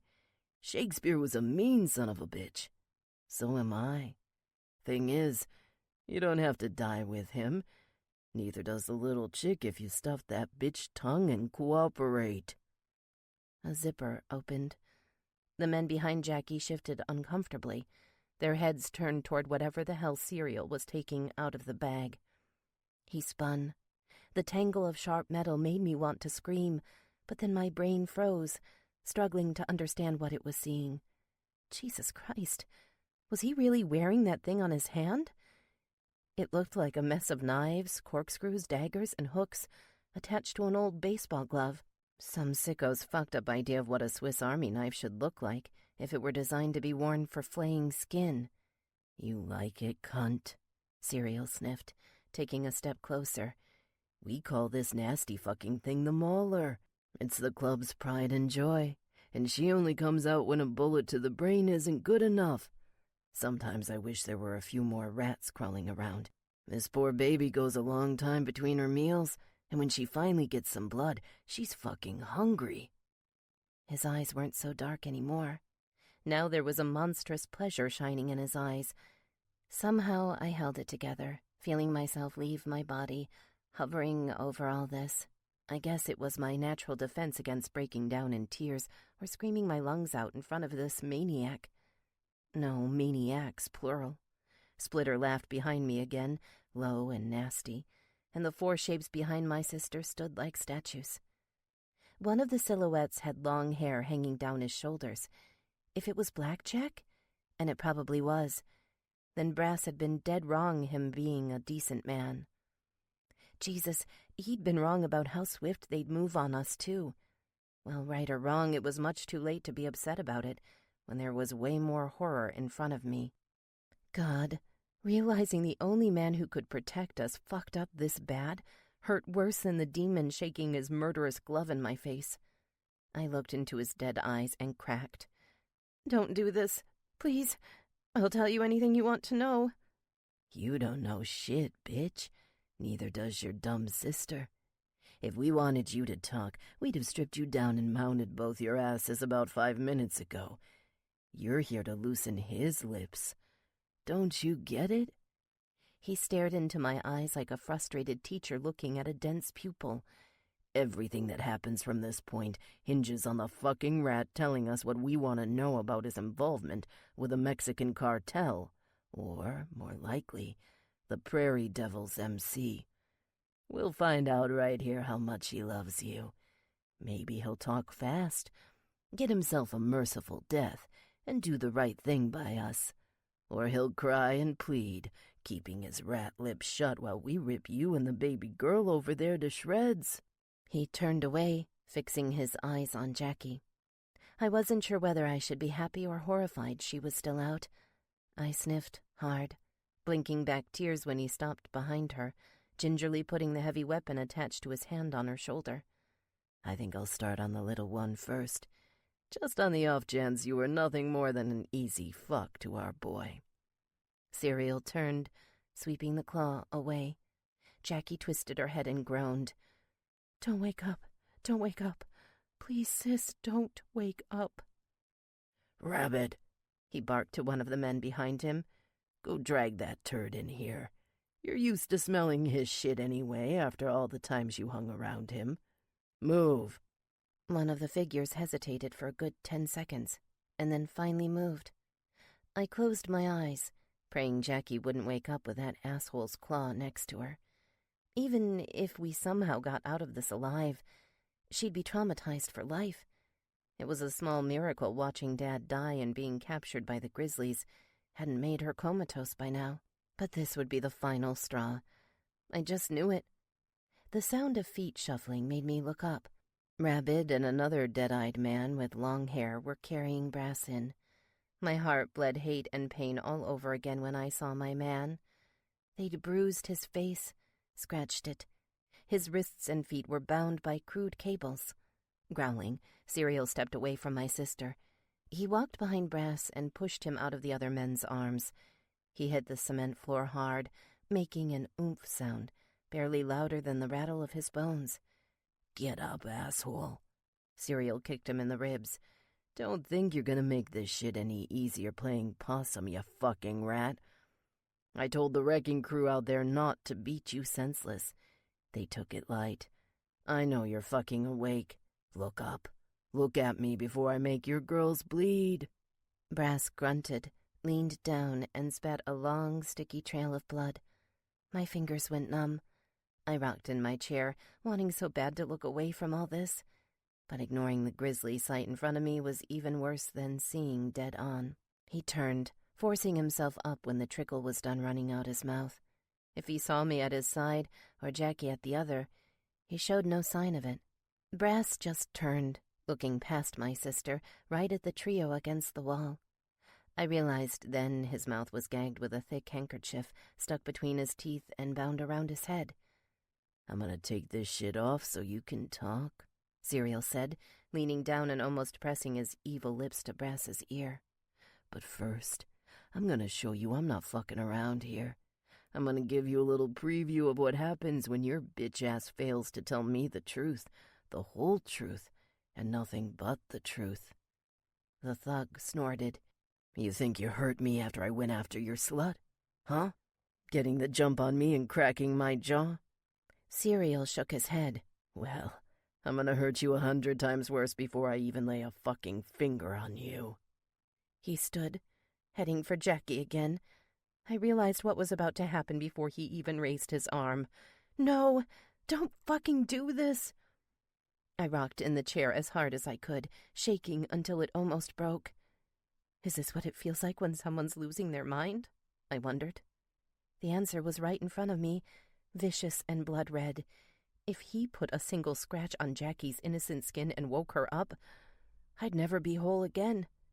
Every cut, every scratch, every wound on her was 1,000 times worse than anything he could do to my own skin. I couldn't hear myself think.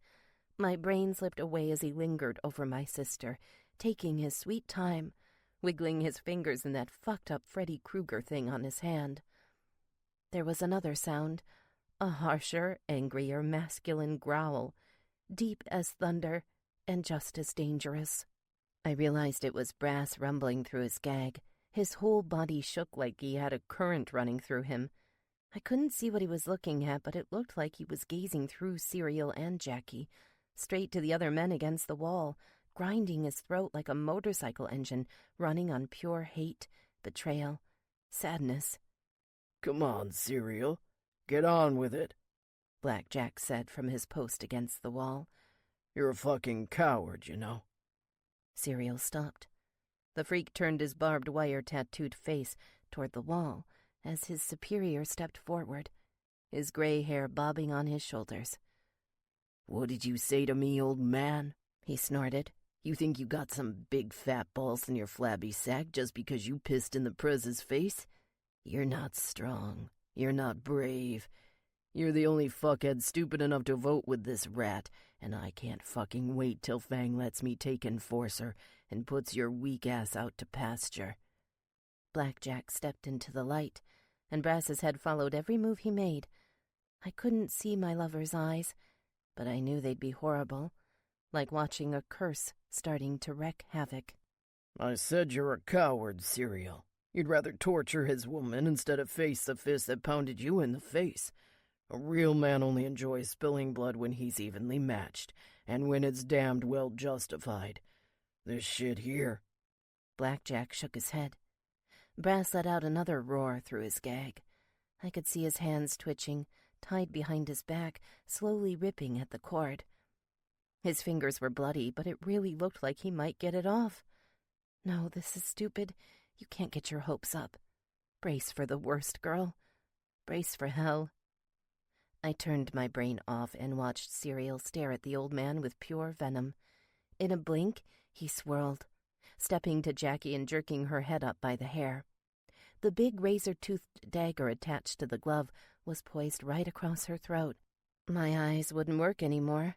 Everything was fading, turning white, like a heavy fog was descending over the room. Of course I knew it was all in my head, my brain blotting out something it couldn't comprehend and remain sane. "A coward," Serial snorted again. "That's the best piss you can come up with, old fart. Would a coward do this?" His fingers twitched through the glove. Oh, God. I knew he was getting ready to cut her throat, maybe kill her on the spot, and I started to squirm, forcing my vision to work again. "No," Black Jack said coldly. "I expect you to scream like the miserable disgrace to this club you are when you're laid out on the floor. Rabid!" 2 gunshots rang out like thunderbolts. I never knew who drew first and fired. Brass howled through his gag, his body writhing in frustration or relief. I couldn't tell which. Serial roared, collapsing on the floor away from Jackie. He screamed and screamed as blood pooled out the hole in his back. His hands twitched and he struggled on the ground, but he couldn't seem to get back up. Against the wall, the long-haired man who'd helped carry Brass in hit the floor. A hole in his head. He was dead before he hit the concrete. Rabid pointed his gun at the other 2 against the wall. "Drop your fucking weapons, brothers. I'm not gonna tell you again." The 2 men reached to their waists, and the metal clacked on the floor. One kick and they slid it over to Rabid, who caught up with Serial on the floor, standing over him. Black Jack turned to me and gave a little nod. Then he walked over to Brass. Pulling out a knife and kneeling, he sliced the cords binding his wrists. He cut the gag next, moving to his boots last. "Jesus, son. It's a good thing I didn't wait a second longer. You'd have rubbed your hands too raw to deal with." Brass didn't wait for him to finish. As soon as Black Jack finished with the bindings holding his boots, he bolted up, amazingly fast for a man who'd just taken a beating. He lunged, landed on Serial, snarling like a wild cougar. The psycho couldn't put up much of a fight. Brass ripped the mauler off his hand and quickly pushed his own fingers into it, holding it over Serial's face for one agonizing second. "No, Brass. No, brother." With his free hand, Brass ripped him up, bashing his forehead on Serial's before letting his head slump again. "Don't you ever fucking call me that again. You were never my brother, and you never will be. Not even in hell. I looked away as he tore into the psychopath's face. Siri only shrieked for about a minute before his cries became gurgling rasps. Then there was nothing at all. I opened my eyes, first checking to make sure Jackie was still out. Thank God for small favors, because she was. Blackjack stood over my man and extended a hand. Brass ripped off the blood-covered Mauler glove and let it fall on Serial's corpse. "Why, brother?" Brass asked, taking his hand and standing on his feet again. "Because I'm tired of watching my club turn into a sadistic freak show under Fang. I've made my choice. Let's kick his ass off the throne. We already tried the democratic way, and it didn't work. It never does when brothers are shaking in their boots while they vote. Here." The older man reached into his pocket and handed Brass something. It must have been a set of keys by the way they jingled. "Get the fuck out of here," Blackjack growled. "Take the girls somewhere safe.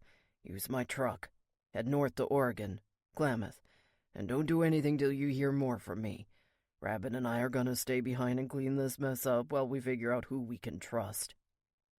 Brass looked back at me, his eyes wide.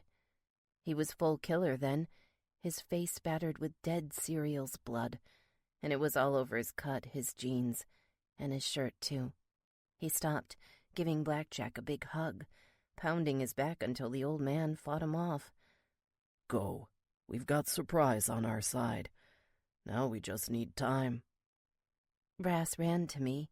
I shook when he wrapped his arms around me, loosening my restraints with the knife in his hand. As soon as I was free, he passed me the switchblade and I ran to Jackie, getting her untied and then lifting her into my arms. I checked her pulse and breathing. Normal. "Brass?" I turned. He was right behind me, waiting in all his blood-flecked glory. "You heard the man. We gotta fucking go. No time to stop at the apartment or anywhere else. You got her?" I nodded. Brass made one more stop near the door, giving Rabbit a manly slap on the shoulder. "Told you I had your back, brother. Me and Blackjack both, soon as we found out what was coming tonight." Brass nodded at the lean, muscular man, the way a man can only look at a true brother. I understood then. These guys were family after all. And if the last few weeks taught me anything, it's that there's nothing like embracing family when you don't know if you'll see them alive again. Jackie was a heavy load in my arms. She'd grown since the last time I ever moved her, years ago at this point. When Brass turned, he saw me struggling and reached out. I passed her into his strong arms, and we were off. The place they'd been holding us was huge. It looked like an old abandoned factory, or maybe a shipping center. Rusted metal and cracked cement were everywhere. I saw the truck parked between a gaggle of bikes. We headed right for it, and Brass handed me the keys to open the door. He passed Jackie back to me when I was in my seat. She barely fit on my lap in the truck. The dreamlike coma my brain was in while I was on that chair started lifting. I looked at him and blinked, feeling the life come back into my tongue. Jesus, Brass, can you believe what just— "Don't talk yet, babe. Not till we're on the road heading for the state line." He pushed the key into the ignition. The truck growled to life, and Jackie twitched in my arms as he peeled a tight circle, aiming for an old gate. Shit. My sister's eyes lit up, and she shook her head, trying to comprehend what she was seeing. "Hold on to her tight," Brass growled. "We're gonna hit a little bump when we go over." I backed up in my seat and clutched Jackie tight, burying her face in my chest. Bump was an understatement. The truck bounced in the air as it flattened the chain-link fence, bounding over a depression in the ground, then tearing through the tall, overgrown grass outside for several feet before we hit the road.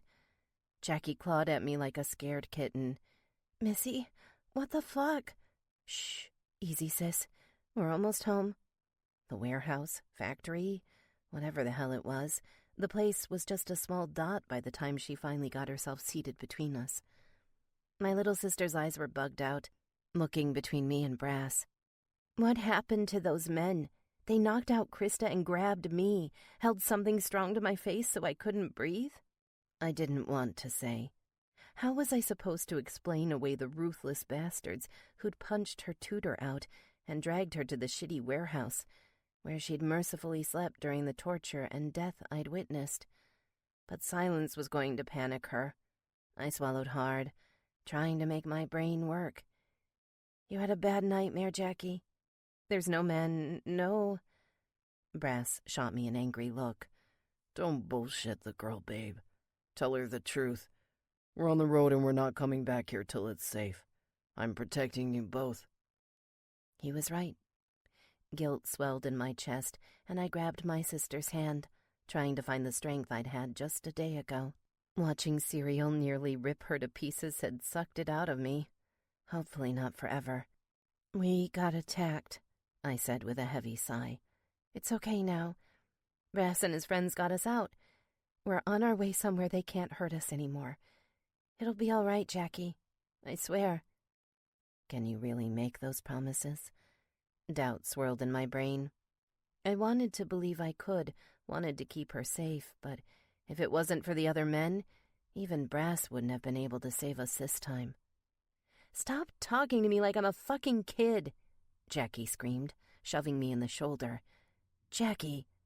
I grabbed her wrists, trying to hold her down. She was surprisingly strong for a teen. Brass's knuckles went white as he gripped the steering wheel, trying to ignore the screaming match going on inside the truck. I've been through the exact same crap as you, sis. It's like you've forgotten, Jackie said, tears sliding down her red cheeks. Daddy died and screwed up big time, leaving us money we never deserved. I get that. I know it's the reason these men captured us. I can put 2 and 2 together, Missy. I'm old enough to handle this. You shouldn't have to, I wanted to say, but she was right. And it hurt for me to see the cold truth. All this hell we'd been through forced my little sister to grow up before her time. It's my job to make sure you don't have to, I snapped. And I think I'm fucking failing at it. You want the truth? I don't know what tomorrow's going to bring anymore. I want to find a way out for both of us, and I keep digging, trying to find the light. But there's just more darkness ahead, even when Brass is in the lead. There's so many things he can't control. No one can. Whatever. Jackie covered her face, turning away from me and burrowing into the worn seat. You said your piece, Brass said, glancing at me as he drove. Let her get some rest. We had a close fucking call back there. We'll all feel better by morning. I looked through the darkness at him, annoyed. I shouldn't have needed any advice about how to handle this. But shit, what did I really know about this life? What did I know about my own sister? You told her the truth, babe. That's all you can do, and all I expect. I'm gonna tell you straight, too. The next few weeks are gonna be rough. Don't know where it's gonna end. As long as everybody's open and honest, we'll get through it. Right now, my whole focus is keeping you two safe while we get into Oregon. Then I'll figure out the rest, soon as I hear from Blackjack. He turned away, keeping his attention on the road. I love you, babe. The words hit me in the chest like an ice pick. It was too much to process after everything that just happened. I couldn't speak, so I reached for his hand, gingerly placing my fingers over his on the wheel. Brass flashed me a knowing smile. For now, that was all I needed. Jackie slept through the entire trip. Not that I minded one bit. I was feeling pretty drowsy myself by the time we rolled into Klamath Falls after about 3 hours on the dark, mountainous roads. We parked the truck and found a hotel with vacancies after a quick stop at a local department store. He sent me in to pick up fresh clothes. He changed before we went into the hotel, doing it in the pickup part, stuffing the bloody clothes in a black bag in the back. Everything except his cut, which would be easier to clean up. When he was done, we headed inside. Jackie sulked in behind us while Brass got everything set up. Then we followed him to the room. He threw me some cash to order a pizza. We were outside on the main deck, next to a crappy-looking pool. I heard him outside talking on his cell. It sounded intense. Jackie was taking a long shower, anything to lengthen her time away from me right now, so I stepped out too. Jesus Christ, you've only got half the numbers, Blackjack, he growled into his phone. Fang's gonna call in other charters to defend his own ass. The cartel war won't matter with the reinforcements he'll bring to Redding. The other voice on the line was gruff, determined. I couldn't quite make out what he was saying. Really? Fucking who? Me and 10 other guys aren't nearly enough to stand a chance of dethroning that motherfucker, when he'll have double the brothers there in a week. More rough orders from Blackjack, more tension on my man's face. I leaned in and squeezed his arm. Suddenly, he tore himself away from me, stumbling to the edge of the pool. You gotta be fucking shitting me, Blackjack. You're really talking about treason now. There was a long pause. I could practically see his jaw hanging on the floor before he finally responded. Shit. Fuck. It's just working with the fucking prairie pussies. He paused, taking a long, slow breath. Okay, yeah. I'll call her. I crept up behind him as he ended the call, moving my hands on his shoulders. What's wrong? Don't drop the phone in the pool now. He turned around and gave me a cynical look. I'm pissed, but I'm not stupid, babe. Shit's about to get a whole lot more complicated. Yeah? Where are we going next? God, he was tense. My hands roamed his rock-hard muscles, admiring and nervous at the same time. I just wanted to calm him down, let him know that I appreciated everything he'd done. Against the odds, he'd kept his word. He kept us safe, and now he was taking us away from all this. He was a rock, my rock, over 6 feet of pure masculine granite, inked with an animal that still scared the hell out of me, a beast that only seemed to share his spirit. I couldn't depend on the world, but I could depend on him. Brass, Jordan, my old man. We've got to head up to Missoula. There's another club up there. The Prairie Devils. He growled the name through his teeth when he said it, giving me the real one instead of the crude slang I'd heard thrown around before. Blackjack's setting shit up now. If we weren't short on manpower, I'd say he's out his fucking mind asking for their help. But my sister's got an in with their club. She's married to their prez, Blaze. Now it all came together. I smiled, smoothing my hands on him like he was clay. If only it were so easy to rub away the anger spiking out of his skin in a static aura. I was about to move in for a kiss when the door to our room swung open. Jackie stuck her head out, wrapped in a towel, and called to us. "Pizza's here." "Be right there," Brass said, easing me away. Before he got 2 steps further, I reached for his shirt, grabbing a fistful. "Wait." He spun, staring me up and down. I should have said it right away, but I was too damned shocked. "What you said on the ride in?" I paused, readying myself to speak the crazy truth out loud. "I love you too. I trust you. I'm here for you, Brass, ready to be your old lady. I mean it for real this time. We're not playing around anymore." He grabbed me, his rough hands sinking into my hips as he pulled me to his lips. We kissed as long, hard, and hot as the time crunch would allow us. A kiss that said how grateful we were the bastards in the warehouse hadn't taken away everything before I admitted what we had. It was here, right here in his marvelous, insatiable lips. "No, we're not, babe. This is all real. I just gotta finish branding you when all this shit's finally done." He grabbed me by the hand and led me forward. "Now let's go. I'm fucking starving." Frustration and happiness mingled in his eyes. I recognized the look, praying it would all be over as quickly as he hinted. It needed to be. Tonight was going to be sheer hell keeping my hands off him, while Jackie slept in the other bed. 8. Deals with Devils. Brass. Sleep didn't come easy. It wasn't just club politics weighing heavy on my brain. It was having her pressed up against me in too damned small a room to do anything about it. No fucking way was I gonna make a move and subject the kid sister to hearing us fuck. But goddamn, my dick ached. Bad. Felt like somebody reached in and filled my balls with lead, heavy and hot, anchoring me to the sheets. Anxious lust hissed through my veins all night.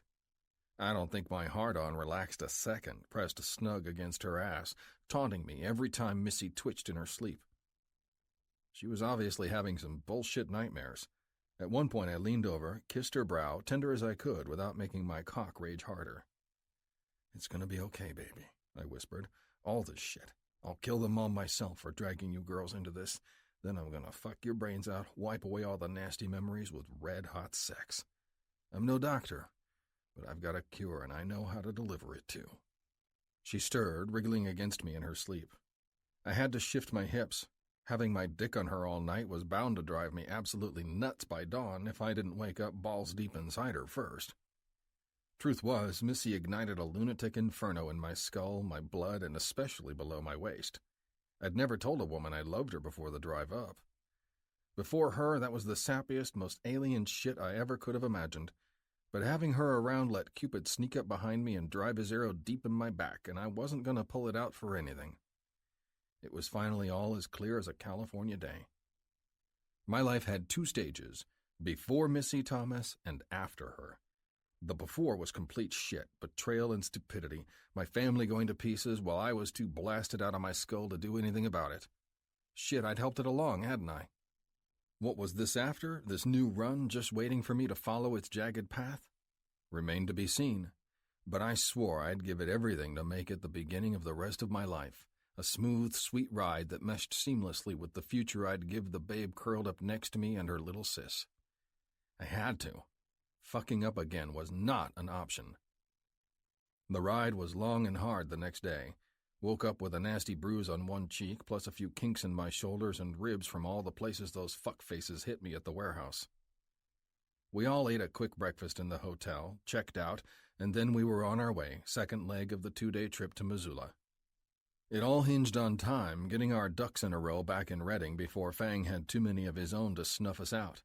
The rest hinged on those devil assholes cooperating. Thinking about that shit made me want to rip everything apart. Having Shelley as his wife, or Saffron as he called her, my sis's old stripper name, was the only fucking reason Blaze agreed to talk to me at all. And I still didn't know how I was really gonna sit down with those assholes without punching their teeth out. I'd barely kept it together during their wedding in Reno. 2 prairie pussies, Stinger and Tank, nearly beat me to a bloody pulp the minute they saw me. Thank fuck their old ladies were there to talk sense to 'em. We spent the next night in Coeur d'Alene. I got us all some grub at a sit-down restaurant. It was strange to eat in public without my cut on over my tight gray shirt, but the Idaho Panhandle was Grizzly's MC territory, and I damned well had to keep a low profile. There was no telling what the charters would do as news about the power struggle in Reading spread. More than a few prezes out there had axes to grind with Fang, and there was never a better opportunity. But the bastard also put plenty of loyal thugs in place over the years, far and wide, including pussy fuckers who'd stay with him till the bitter end while the cartel had them scared shitless. Dinner was good. The girls both seemed happier. They chatted and smiled, a welcome thaw in the tension I'd seen between them yesterday. Missy told me about her accounting shit while little Jackie rolled her eyes in boredom. Promised right then she'd be going back to school. Shit, both of them, as soon as we were clear and free. "Brass? This is it?" Jackie wrinkled her nose when we pulled up to the only hotel with vacancies. The kid had good reason to whine. The place was a fucking dump, and I seriously contemplated camping out in the truck for the night over staying here. Too bad a hot shower sounded like it was worth the price of admission alone. I took a full lap around the place, looking for obvious signs of dangerous deals going down or bitches whoring themselves out. Any one of those things wasn't just bad for the kid, it could indicate a connection to the local MC. The Idaho crew made most of their money off women since the Devil's shipments west started to drain our old business. I looked high and low, searching for skanks or unassuming bikes parked within a couple blocks. Nothing. Missy was leaning on my shoulder. Stroking my arm, she whispered in my ear, "It's cheap. It's a warm bed. Let's just take it, Brass. Seriously, we've had worse." I nodded, parked the truck, and got out ahead of the girls. My ears matched my eyes. The place was eerily quiet. Yeah, this is the time when most dudes would get in the truck and gun it, or else get gnawed to pieces by some fucked up thing in a bad horror movie. I'd stopped being afraid of anything worse than the murderous freaks I'd run into over the years. Missy and Jackie hung close while we checked in, right where I wanted them. It took a few rings to rouse the old goat from the back. He spoke in a thick accent, maybe Russian or Polish or some shit, and took my cash without even giving me the stink eye for skipping the card like most decent hotels. I didn't like the way the fuck's eyes wandered. One of them looked artificial. The other kept skipping me entirely and sinking to the side, staring at Jackie while she messed with a vending machine on the other side of the shitty lobby. "Something else you need?" I growled, wishing he'd hurry the fuck up. The jack-off looked down sheepishly and shook his head, reassuring me everything was in order. Soon as he passed me the keys, I grabbed Missy's hand and walked over to the little girl. "Let's get the fuck inside and rest for a few hours. Don't forget to check for bed bugs." My girl gave me a worrying look. Jackie just laughed. The room was cramped, a little smoky, but surprisingly not bad. The women showered one after another, and then it was my turn. However shitty the place was, it had a working water tank. Feeling the hot jets racing down my muscles felt fucking amazing after 2 days of pure hell. Only thing better would have been having Missy there with me, wet and slippery and sexy as the time I took her at the apartment, the first time we fucked. Fuck, my cock throbbed like mad. Had to fight hard to resist jerking it. No, I wasn't resorting to that teenage shit. Didn't care how many hours were left before I fucked my woman. I wasn't gonna do anything but fucking when the time came. Truth time. I hadn't jerked my dick in years when there was always pussy waiting for it, but no pussy was more perfect than hers, and the need to be inside it almost put me in a straitjacket. I was practically drooling by the time I stepped out, toweled off, and dried my hair. When I came out, the girls were already crashed out in 2 beds, exhausted after the day-long drive. I stayed shirtless and climbed in next to my old lady. For a few minutes I laid there, listening for anything fucked up going on outside the room, any sign I should pass on sleep and meet the prairie pussies tomorrow with bloodshot eyes. My fucking body didn't want to cooperate. The Sandman yanked my eyelids like cheap shades. I ended up falling asleep without even realizing it. I dreamed about anger, violence, and sex. Same shit that always rattled my brain at night. It was more feverish than usual, and at some point I rolled, opening my eyes. The bed next to us was empty. Fuck! I shot up like a lightning bolt and reached for Missy first. She was still there, thank fuck, rolling sharply when she felt my arm sweeping over her. She moaned, rubbing her eyes. "Brass," she said, full of grog. "Stay right there, babe. Don't fucking move. Take this." I reached onto the nightstand and took the switchblade, handing it to her. It was her turn to panic when she sat up and saw what was going on. The covers went flying off the bed and she stood, desperately scanning the room. "Where's Jackie?" "Don't fucking know, but I'm gonna find out." She called after me, but I was on the move. I'd seen enough shit to know every single nanosecond counts in a situation like this. My blood roared like a lion's at his breaking point. Fuck, if anybody took her and plucked a single brown hair out of her head, I'd gut them faster than they could beg for their miserable life. Outside it was still pitch dark. Several lights were burned out and the place was quiet as ever. No, there was something coming from below. Moaning. A bed creaking. Somebody fucking. Loud shouts. A woman screamed, this time not in pleasure. I didn't bother with the stairs leading down from our second-floor room. I hopped right over the fucking rail and fell several feet, hitting the pavement hard. Ignoring the fire in my knees, I headed for the noisy room and threw myself through the door. The couple in bed was greasy, disheveled, and ugly as sin. They'd stopped fucking because of the jackass rolling around on the floor, the asshole with the lazy eye who'd checked us in. He was thrashing around in pain, grabbing his crotch. Jackie was backed into a corner, her clothes messed up, eyes red with tears, shaking. Just like a cornered cat. Hot air hissed out my lungs. If the fuck managed to do anything, she wouldn't be dressed. I charged like a bull, jumping on the bed, ripping off the covers. The couple were just as nasty underneath the sheets. They screamed, rolling on the floor, trying to get away. Or that's what I thought at first, before the pudgy asshole who'd been fucking the hag started to laugh. I looked at the nightstand and saw a familiar arrangement. Smack, ice, several joints half burned to a crisp, a 9mm with its clip laying next to it. Typical junkie shit. I grabbed the drugs in a fistful and threw it on the bitch who was shaking and moaning halfway out of her fucking gourd. These motherfuckers wouldn't say shit. If the motel wasn't deserted, somebody else would have been standing at the door I'd kicked in after all this commotion, but there was no one there except Missy. Take your sis and go. I'll handle this. My girl looked like she'd seen a fucking ghost. Well, she'd definitely seen some demons. I walked to the corner, took Jackie's hand, and led her out to her big sister. I hope you busted his fucking balls, girl. You did the right thing. Don't feel bad for a single goddamn second. I'll do the rest, I whispered in her ear and ran my fingers through her hair before handing her off. Reaching into my pocket, I handed Missy the keys. Get the truck warmed up and wait for me. Change of plans. We're heading out early and not stopping till we hit Missoula. I waited till I heard the truck's growl to shove the door shut, at least as much as it would close on the busted hinges.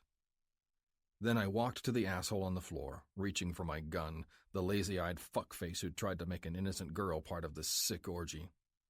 He saw me coming, reached into his pocket, and haphazardly flashed a hunting knife. I rolled my eyes, stomping his hand flat with my boot. The knife in his fingers crunched underneath my foot. Didn't let up till I had to lean down and silence his screams. "Let me go, mister. I didn't hurt her. Oh, honest, fucking honest. Just wanted to have a little fun, make a little movie." I saw the bag behind him on the stand by the bathroom, clearly holding a camera. Good. That would come in handy in a minute. No, I hadn't gotten an epiphany about peace and forgiveness. The fuck was as good as dead the second I walked in here, but now I had an idea. Skinning his ass was going to help me out, and maybe my brothers, too. I looked to my side, glancing at the old TV that looked like its best days were in the late 80s. You know, I can handle the peeling paint and the old sheets, but there are some things you really should have upgraded here. He looked at me like I'd lost my mind. It was the last look the fucked-up worm would ever give anyone. I reached down, grabbed his hair, and picked him up, throwing him face first into the TV with all my might. Funny how broken circuits and glass can drown out a man's screams. He was too shocked to howl or struggle as I picked up his hunting knife and drove it into his back, stabbing him repeatedly till he stopped moving. His carcass slumped halfway to the floor and stopped, held up by the TV still attached to his head. The skank on the floor between the beds was looking at me, trying to process what she'd seen through her druggy brain. I still had a couple little baggies of shit I'd scooped up off the table in my pocket. Her eyes lit up when I approached, holding the small pack of ice in front of her face the way you tease a dog with a treat. "You want this shit?" "Yeah, just give it to me. My man's hogged enough for one day." Over on the other side, the fat man groaned, totally blasted. "I'd say yes. It's all yours if you tell the camera who killed this fucker with his head in the screen." I pointed. It took her a moment to follow my hand. Who killed you, Joey?" I let that shit sink in, listening to her mumbling like a demented owl as I picked up the camera, took it out of its case, and gave it a quick look. Everything seemed fine. It was old, still had a tape, but I knew how to use it. Now I just hoped the piece of shit I'd thrown through the TV wasn't so sloppy it was broke. "This is a hit ordered by Fang, bitch. Say it. Fang, president of the Grizzlies Motorcycle Club, California. You tell him I left the fucking message with you right after I threatened to cut your throat. I came, I saw, I fucked him up for stealing from the club. Drugs, bitch, that ice you're hankering for. Understand?" I used my best interrogator voice while I unscrewed the cap. "Now repeat that back to me." Camera on. "Fang did this. The Grizzlies, biker bastards. You threatened to cut me open." She sniffed, eyes more vacant than ever. "This is for drugs. Drugs! Shit, where's mine?" I let the camera pan around the room, focusing on the dead man. Sooner or later, some boys in blue would find this fucking mess, but my junkie witnesses would be long gone by then. They wouldn't know what the hell because it wasn't meant for them. I had it all mapped out in my head. This was Plan B, a backup in case too many charters outside California sided with Fang. Once they saw this sloppy shit, he was one lame fucking duck. "You killed him! You and your Grizzlies!" the junkie screamed, recognition flickering in her eyes. "All over my sweet crystal!" I teased her, giving the baggie in my free hand a shake. She slapped her fists on the ground, truly upset, rolling her head back and letting tears slide down her cheeks. Perfect. Switching the camera off, I stuffed it in its case and then threw the ice in her lap. Turning my head away from her for the last time was a fucking relief. I'd need a couple long, hard nights with Missy to forget those saggy, bruised tits. Snort up. Don't use it all in one night. I heard her laughing behind me as I stepped out and closed the door. By some small miracle, I'd barely gotten Lazy Eye's blood on me when I did him in. Just had his hunting knife with me, and it'd be getting cleaned up and dropped in the trash at the nearest remote place we found on our way to Devil's Territory. Missy got out of the driver's seat and slid over when she saw me coming. I got in the truck and felt her hand on mine. "How's our girl doing?" I asked, looking across her at Jackie. "Just fine. He didn't touch her. He never got the chance. He forced her downstairs with a knife, came into our room when we were fucking sleeping." Rage filled her voice. I nodded, taking the wheel and steering the truck onto the road. "It's all over, babe. We got lucky this time." "No," Missy snapped. "You did this. You protected us both." She squeezed my arm something fierce. "God, Brass, we'd be dead or worse several times over if it wasn't for you." "You can't sell your sis short, babe. Jackie's strong, just like her big sis. I like hearing how awesome I am, just like anybody else, but fuck me if you're not holding your own. Both of you. And I need you to keep it up." She leaned into me, resting her head on my shoulder. "We'll try." "Fuck yeah, you will," I growled, tapping the accelerator to catch some speed on the highway. "You'll stay strong because that's the way I like my woman. If I didn't think you could, I wouldn't have kept you as mine, even with that smoking hot bod." She smiled, leaned in, and kissed my arm. Over in the darkness, Jackie was glancing our way. I really felt bad for the kid. She'd been through so fucking much. Couldn't catch a break wherever we ended up. But that little glimmer in her eye said she approved. She understood. She was catching up to Missy, becoming a woman in her own right, forged in the fire no teen should have to face. And after we got to Montana, I was going to make sure she never had to again. The lazy-eyed fucker I'd killed and greedily recorded had gotten too damned close to wrecking everything. Anger pumped in my veins, and even having sweet Missy's skin on mine wouldn't calm it just now. There was no pulling back, no letting my guard down. Nothing but red-hot rage was going to serve me till I saw Fang's lifeless eyes and my girls finally had a place to settle the fuck down. They deserved a home, somewhere to rest without having to worry about who'd be at their throats the next day. God willing, I'd deliver home and a lot more. This shit between us, all three of us, went beyond convenience and love. They were part of me. They shared my suffering. For that, they'd soon be showered with everything I could give them. I'd run my crazy ass ragged so they never had to suffer a damned thing every day they drew breath. My eyes burned when we got to Missoula, but I wasn't tired. No fucking way was I surrendering to the thing that nearly fucked me over till I was good and sure my work was done. When we got into town, I pulled into a rest stop, kept a close eye on the girls while I placed a call to Blackjack, let him know I'd be sending a copy of the video his way in the next day or two. Back in the truck, Missy was leaning on me a little more with every mile, staring into my eyes. "You're sure we can trust these men, Brass?" "No." She looked at me like I'd lost my mind as soon as I said it. "But I do know they don't hurt women and children. The devils are notorious for picking up strays and nursing them back to health. Just in case, I'm not taking any chances." She narrowed her pretty eyes, beaming more questions my way. I refused to answer till we were right at their gates.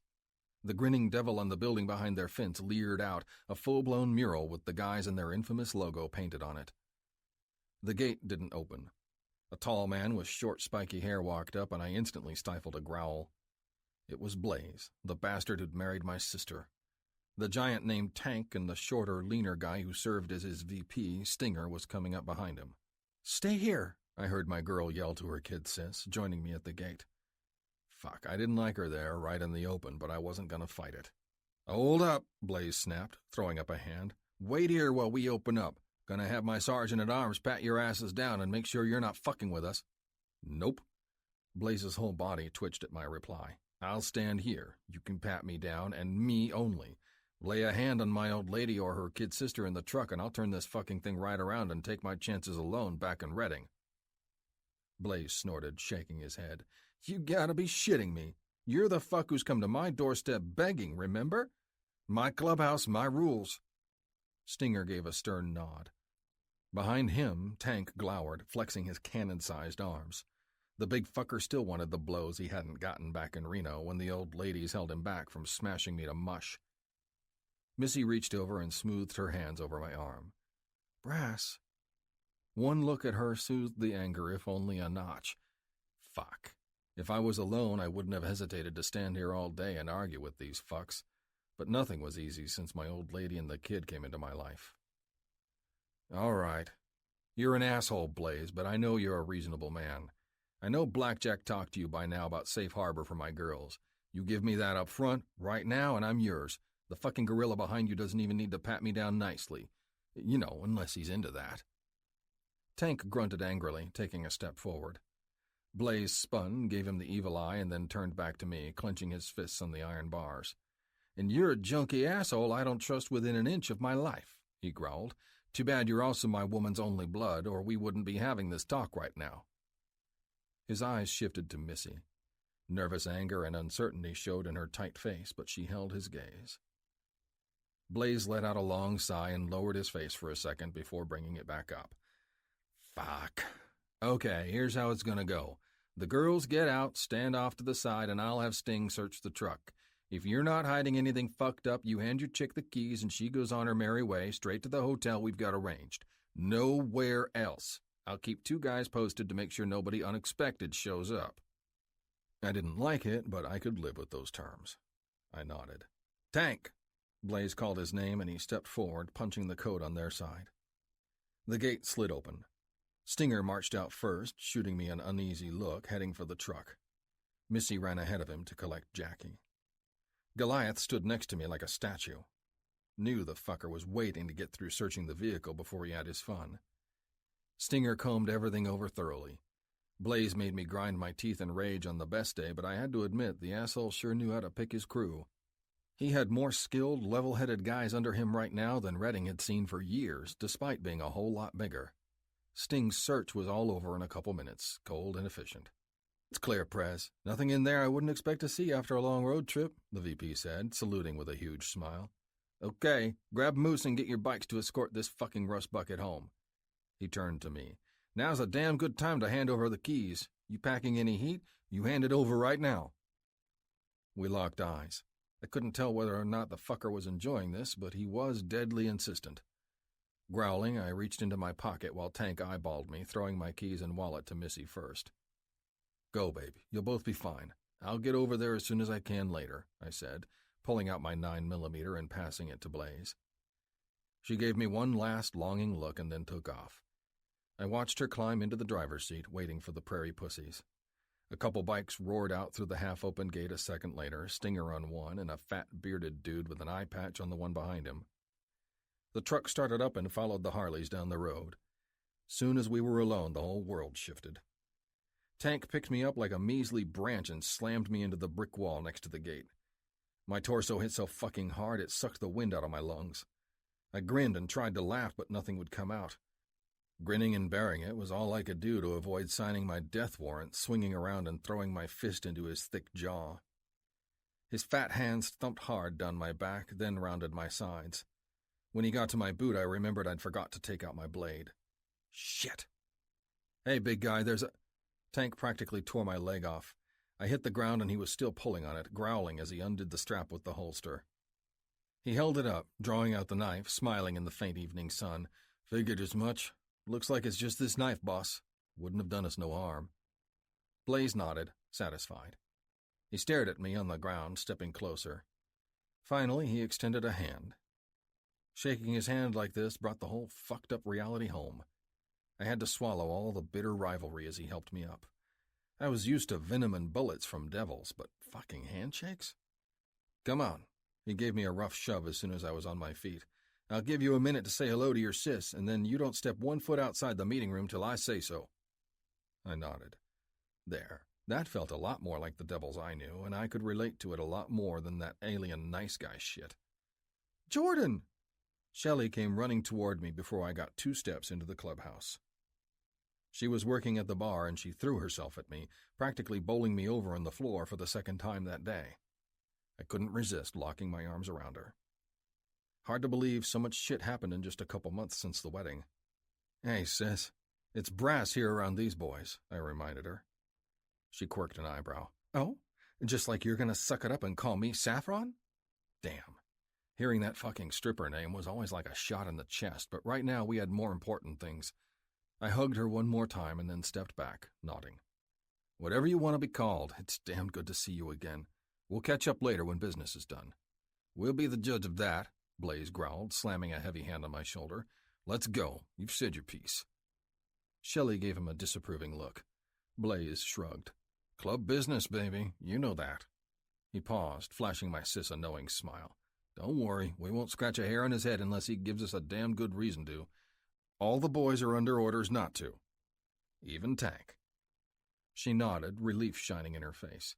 Make sure you bring him back here when you're finished. We barely got to talk at the wedding. Great. More drama for later. Didn't have a fucking clue how to tell her I'd picked up an old lady who almost killed my ass at first, plus a little girl. Being marched into the large devil's meeting room with Blaze behind me was almost a relief. Everybody was there waiting for me, a bunch of guys I'd seen before, sans Stinger and Moose. Blaze filed in behind me and pointed to a chair in the middle of the table. I sat, watching as he took his place. Typical prairie pussy bravado. The other guys looked like they'd suck his dick, all except Tank, who seemed like such a heavy bastard in his own right he didn't need to fawn over anybody. Still, there was something in their eyes I'd never seen with Fang. True respect. Brotherhood. They looked at their prez like a worthy leader, not a man they ran favors for on fear alone. All right, bros, let's get this shit started, he said, picking up a small gavel at the head of the table and slamming it down. Church is in session and we have a guest. Never thought I'd see a motherfucking bear at this table. He shook his head. I snorted. The disbelief was mutual. It was surreal as shit being here, staring at the faces of these men and their devil emblems, everything I'd been trained to destroy. Seems there's a power struggle in the Grizzlies MC, Blaze continued. Worse than the shit we've been hearing about their brushfire war with the cartel. Fang's reached his limit, and that's pretty fucking serious news for our club, seeing as we've always been on edge since Throttle sealed the truce with the Bears. The two national presidents putting blood aside seemed like eons ago. Right here in Montana, no less. But it was really less than a year and a half ago, back when easy pussy and pushing sweet fire in my veins was all I had to worry about. Fang's a fucking idiot, I growled. Traitor to his own club. A tall, muscular dude around my own age snickered several chairs over. Blaze shot him an angry look. The devil froze, pivoting his lip ring on his mouth. Shut the fuck up, Roller. I'm not gonna disrespect this asshole's colors as long as he doesn't shit on ours. Blaze looked at Tank next to him and then at me. Now, Brass, you gonna tell us why the fuck Blackjack sent you racing up to our territory? I told them everything. How the fucked up war with the cartel weakened the whole club, fanning tensions that were simmering for years. Told them how they'd tried to kill me, how I shredded that psycho's face who'd tried to kill my girl, how Blackjack believed the club could turn itself around if it just burned away the cancer at the top. When I was finished, Blaze leaned back in his chair, his jaw clenched thoughtfully. He turned to Tank. What do you think? It's a real sad story, boss, Tank said, not something I ever expected to hear from the giant. But having this boy here's a real load of bullshit. There. That's more like the prairie pussy badass wannabe I know. I looked at Goliath and grinned. Blaze folded his hands and leaned forward, all his attention on me again. I'm inclined to agree. Look, Brass, we appreciate you giving us a heads up about this shit, mostly so we can stay the fuck out of it.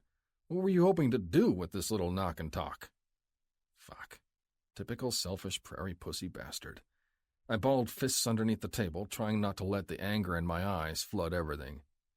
Blackjack and I are trying to save both our asses. Can't you fucking see that?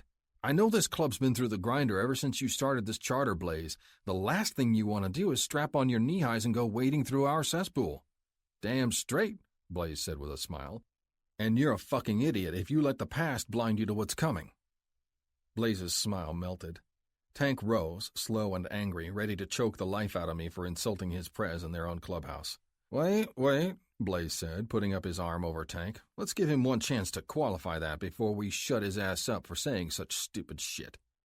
This shit will spill over into your club, Blaze.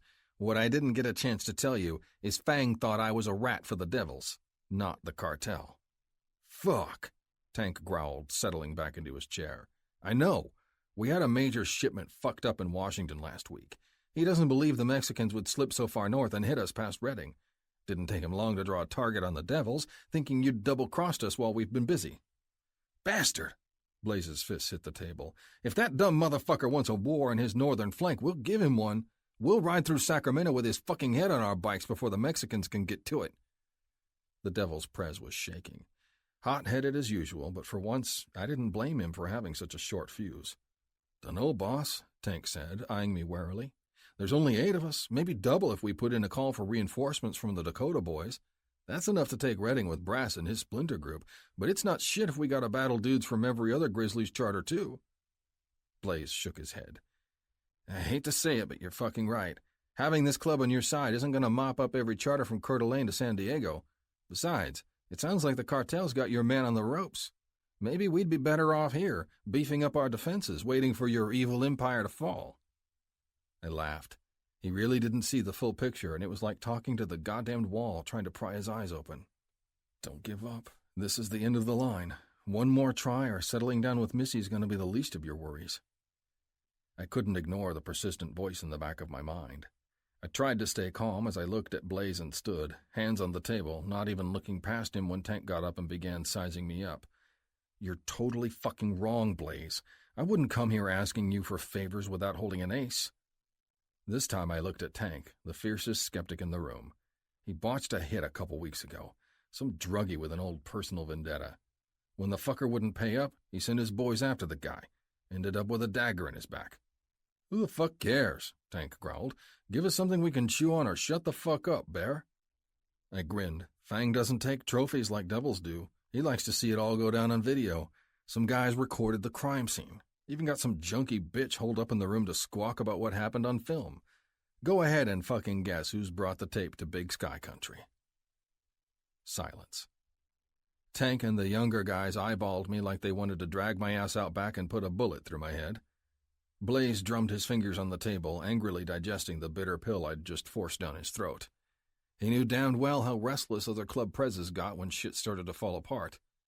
One more bombshell that made the head honcho a target for the feds was one straw too many, one last kick that would bring the whole rotten structure down. He didn't need to know I'd killed the fuck myself and bribed the junkie to spill what I told her.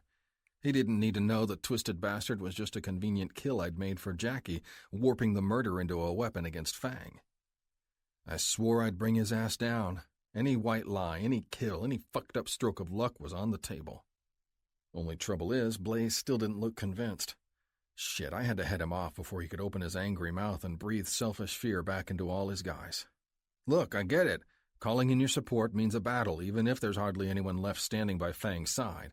But it's a battle that must be fought. This shit doesn't end any other way, not even if Fang ends up with his neck on some Mexican's machete.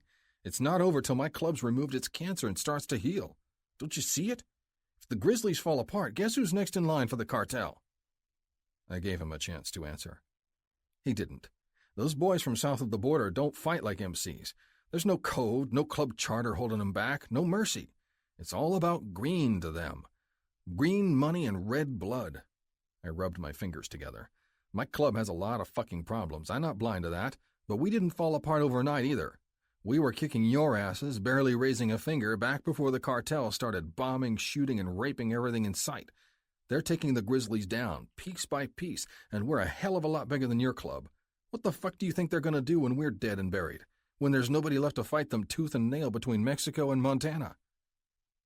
Blaze opened his mouth to give me more hell, but nothing came out. He closed it, his lips twitching angrily, drumming his fingers on the table. "This is the kind of shit that needs to go up for a vote," he said quietly. "You're not a voting member, Brass.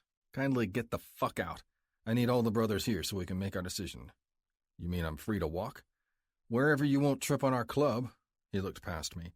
"Let's recess, bros. I'll tell Sting and Moose to bring this fucker's girls back around. They can hang out in the bar with him while we make our decision." Blaze looked at me, and I nodded, exiting the room before his gavel clapped the wood. I headed for the bar to see my sis, wondering if it was really possible we'd just come to some kind of fucked-up understanding. Missy ran to me when they got in. Jackie followed cautiously behind her, taking a seat at the bar.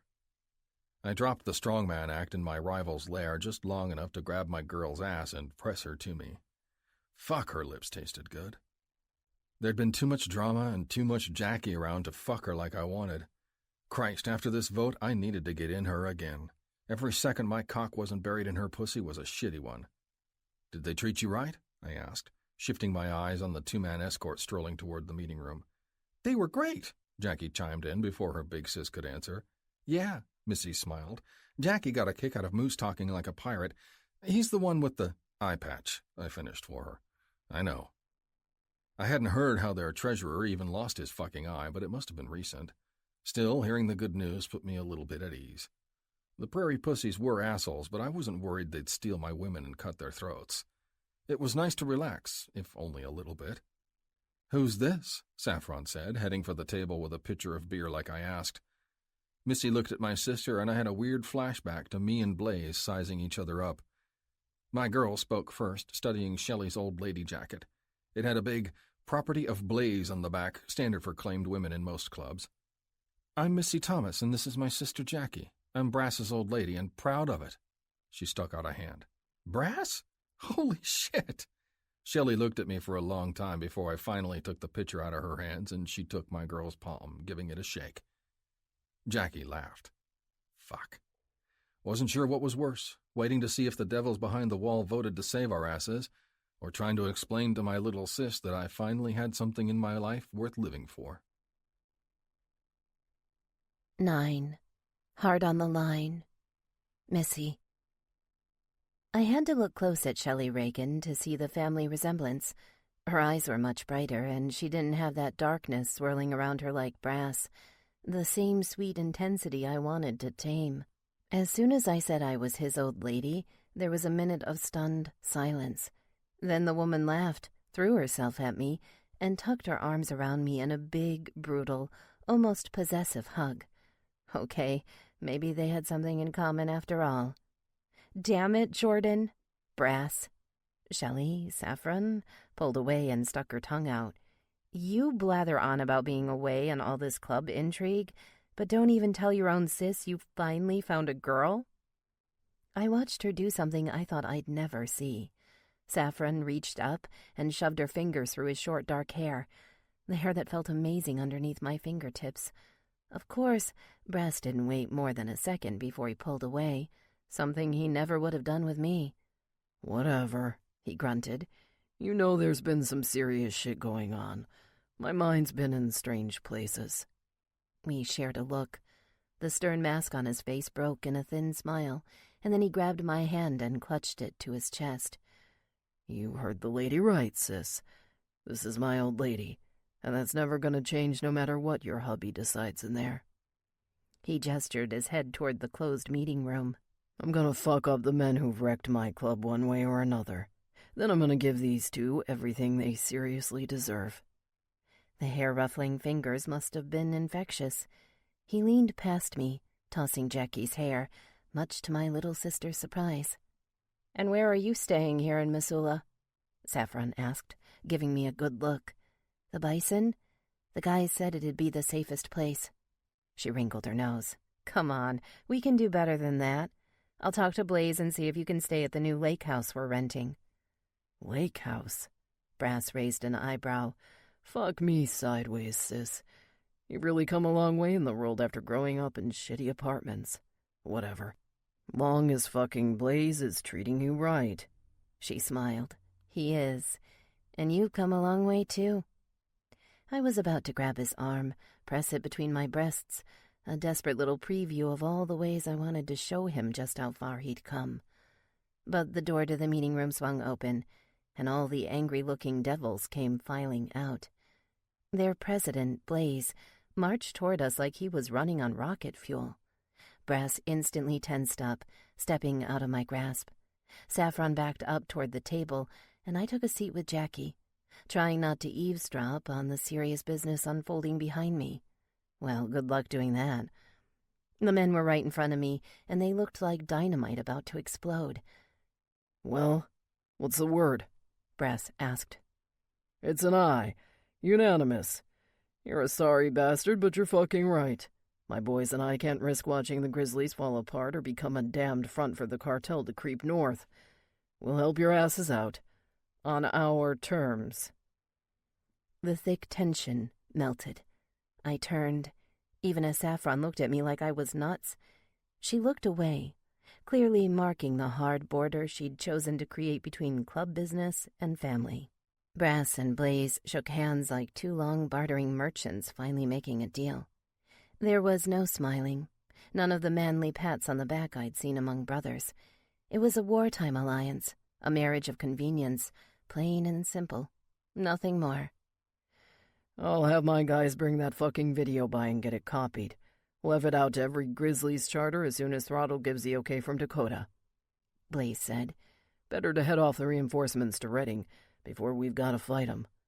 Hope you're right about this shit making the other charters flip on Fang." "I am.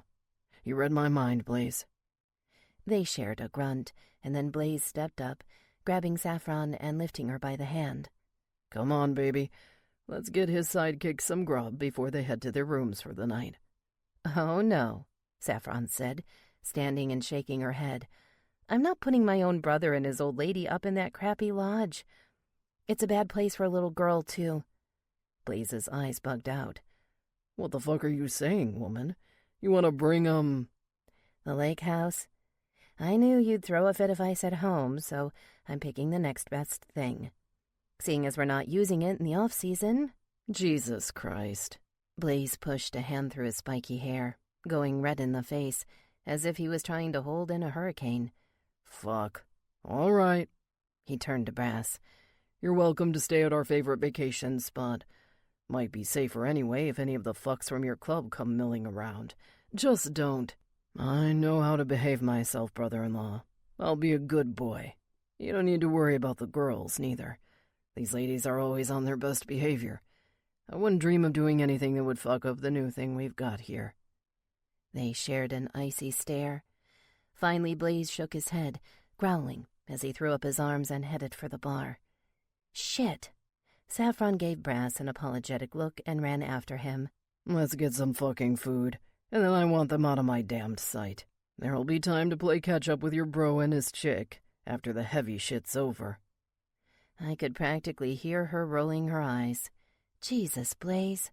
Look, I know it'll be a late night for you, so I'll stay over with them and make sure nothing crazy happens." Brass looked at me and let out a laugh. I joined him. I wasn't sure how much Jackie followed what was going on, but she must have absorbed something. By the time Saffron returned holding some boxed-up dinner for us, my sister was laughing harder than she had in months. The cabin was beautiful. We ate an early dinner with Saffron and made small talk. Jackie and I weren't the only ones who had our stomachs twisted in knots any time someone mentioned family. It was obvious Brass and his sister had suffered too. I knew they'd lost their mother to some other Grizzlies killers he'd fallen in with, but the way their eyes fell at the only mention of their mom all evening was all too familiar. That evening, Saffron turned in early, helping set up a comfy room for Jackie downstairs. Brass and I sat on the porch, feeling the crisp bite of early spring on our faces. He stared out at the darkening lake's waters and the high ridges leading toward Glacier National Park beyond them. "Damn, just seeing it makes me want to go hiking, you know?" Speaking above a whisper felt like screaming in the nighttime stillness. Brass laid a hand over my shoulder, pulled me close, dangerously close to his lap. "Didn't take you for the kind of girl who enjoys getting down and dirty in the woods. That park's got some nasty fucking bears, too. Shelley and I used to head up there all the time, till Ma couldn't make the trips anymore." I laughed. "I've dealt with more grizzlies than I ever thought I would. What's a few more? Some of them are really fucking nice when you get past all the teeth and claws." My hand slipped into his. I clenched my fingers tight around his. He closed his eyes and puffed dragon smoke into the cool air. "Fuck, babe. You really want to play with bears?" His eyes sparkled, drawing me in like they always did. I nodded. "Wrong answer." In a flash, his hands were on me, lifting me high and plopping me down on his lap. I felt the raging hard-on beneath his jeans instantly. Everything below my waist tingled, and the wetness was instant with my legs spread over his waist, splayed wide for the cool breeze, and so much more. "Brass," I whispered, "your sister's not even asleep yet. She's still banging around in the kitchen." Just past the screen door, a pot clanged, putting a big fat exclamation mark on what I'd said. "I don't give a shit. Not till you choose the words coming out of those sweet fucking lips more carefully, babe. You want to play with bears." He pushed his forehead against mine. It was warm, pleasant, Fuck that shit. You better tell me there's only one bear you spread those killer legs for. I'm not the sharing kind of guy. Instinct tells me to rip another dude's dick off if he even looks at what's mine. You know that?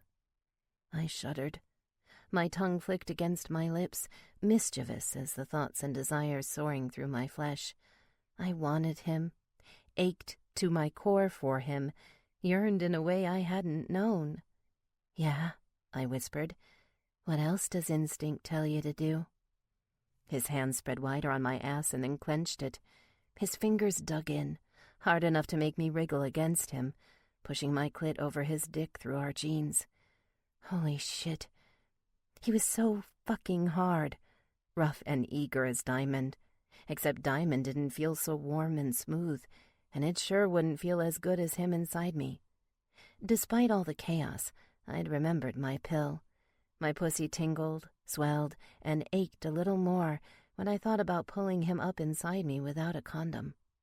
Deep, bare, ready to surrender everything that was quintessentially his.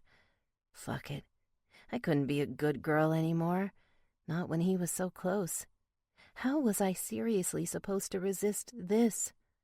His hips ground against mine, pulling me closer, and resistance wasn't even on the radar when his lips found mine.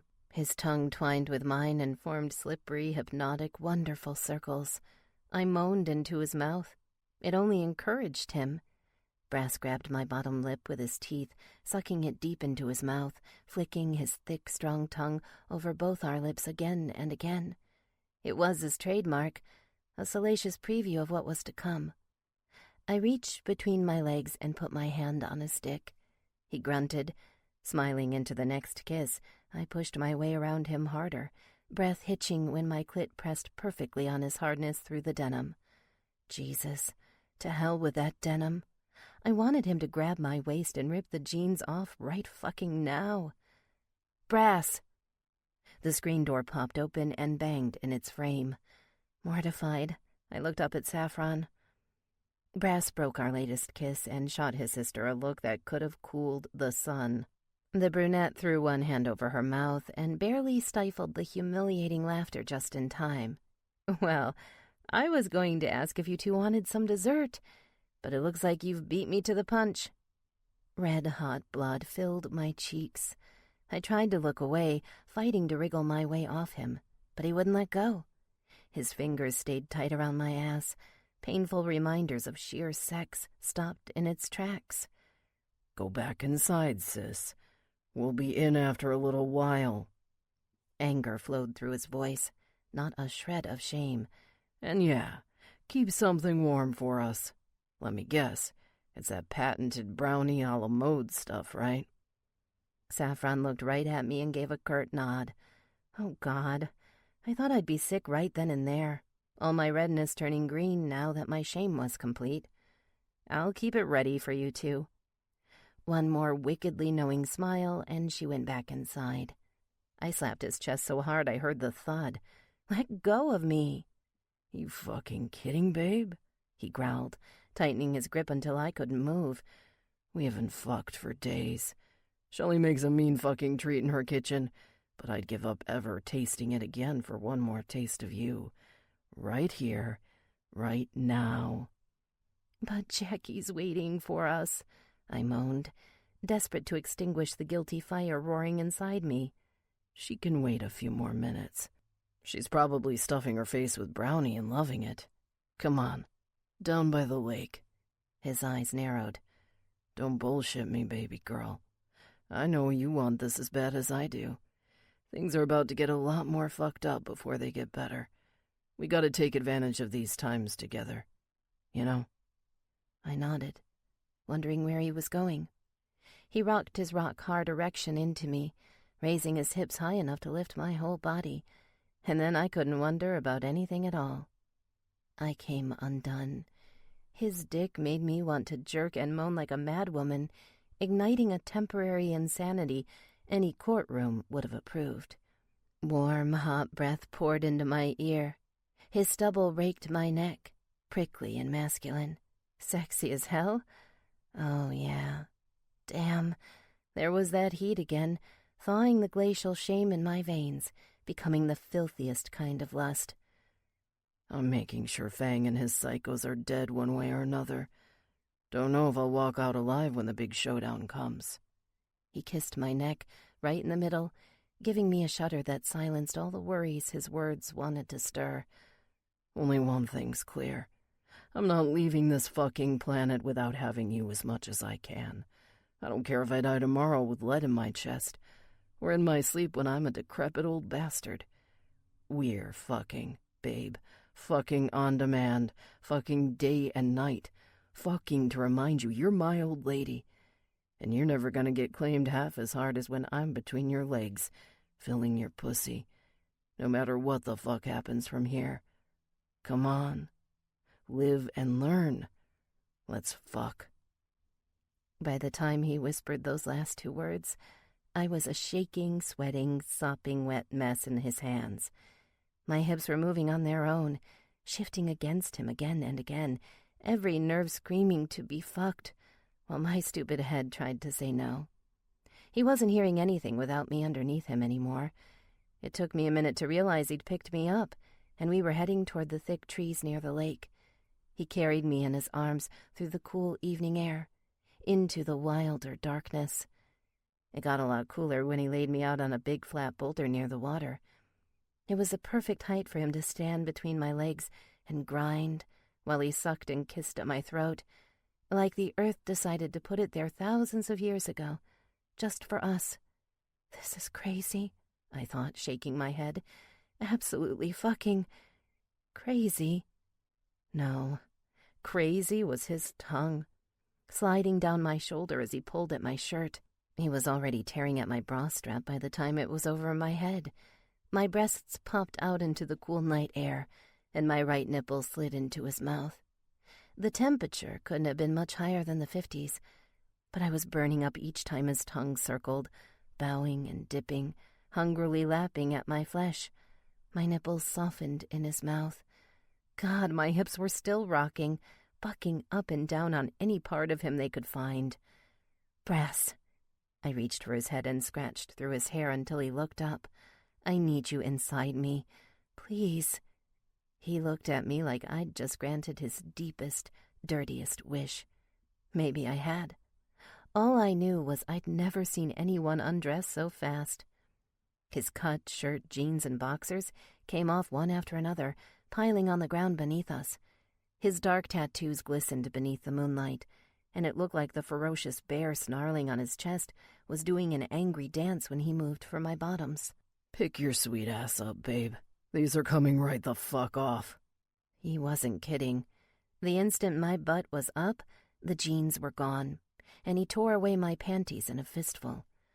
Oh, God, I whispered to the moon and the stars, a prayer, all I could do to keep sane in the dark calm before he fucked me deep, skin on skin for the first time.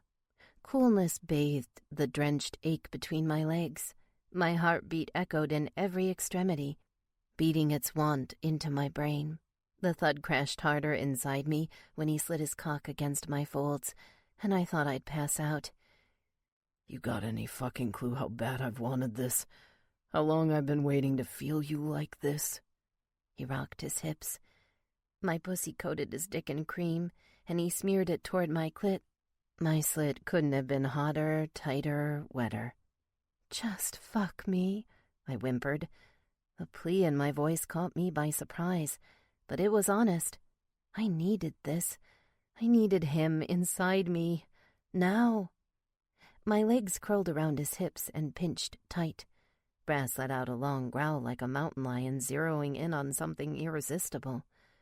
Just fuck you, Missy? You mean like this? He shifted his hips and then slammed forward, steadily pushing his swollen cock into me. Yes. It was the sweetest shock of my life. Having him inside me with rubber between us was nothing compared to this. My hands scratched at the stone beneath us, too used to having sheets to claw at. Here, there was nothing between us and nature, nothing between our blood and skin. Fuck. His muscular body shook when he reached prime depth, unable to go an inch more. He filled me completely. Fuck. Babe, if you were any fucking tighter, we wouldn't even fit. I pushed against him, hard, clenching my teeth. The pleasure was almost painful, because there was so much of it, flowing like lava through every nerve. My brain struggled to process everything. That'd be a real shame. It was hard to talk. Brass grunted, pulling back and slamming himself into me, harder this time. I moaned. More current raced through my skin. My ankles burned just holding on to him. No way. He wasn't going to do this. I wasn't in the mood for a slow, sweet loving. I started to buck, panting hot desire through my teeth, adding my feminine growl to his. Fuck me. The message must have reached him through his dick, because my lips wouldn't work after 3 more strokes. Nothing but screams came out. He was like a masculine mountain plowing into me, all muscle, all need, all conquest. I threw my head back and pumped my hips, desperate to keep pace. Come, babe. Come and scream as loud as you want. Nobody's gonna hear it but me. Like I could do anything else. He quickened his thrusts, filling me harder and faster, relentlessly forcing me over the edge until I exploded. Pleasure gurgled through me and cut off my breath. I couldn't feel anything except the raw heat of my pussy, clenching his cock, gushing on his skin, tightening while he drove into me. My head snapped back and I let it all out. I screamed through the orgasm. I wasn't so sure about nobody else hearing us, but I didn't fucking care. My brain and body were total slaves to the ecstasy he created, the claiming fire roasting me within every time he slammed deep. He fucked me straight through it and still kept going. I pushed my way up, keeping my legs wide for him, throwing my hands around his neck. The first climax took a lot out of me. I needed every limb to hold myself to him now, even as my fingers and ankles dug tighter to his skin. He fucked like an animal, a runaway train powering through my legs, grunting for breath and cursing in my ear when he leaned in to sniff my hair. I'm gonna fucking bust, babe. You want it inside you, yeah? I nodded and whimpered. Thinking about him flooding my pussy with his molten heat sent me hurling toward a fresh orgasm. I tried not to scratch his neck raw, but it was really hard not to. I couldn't deny it.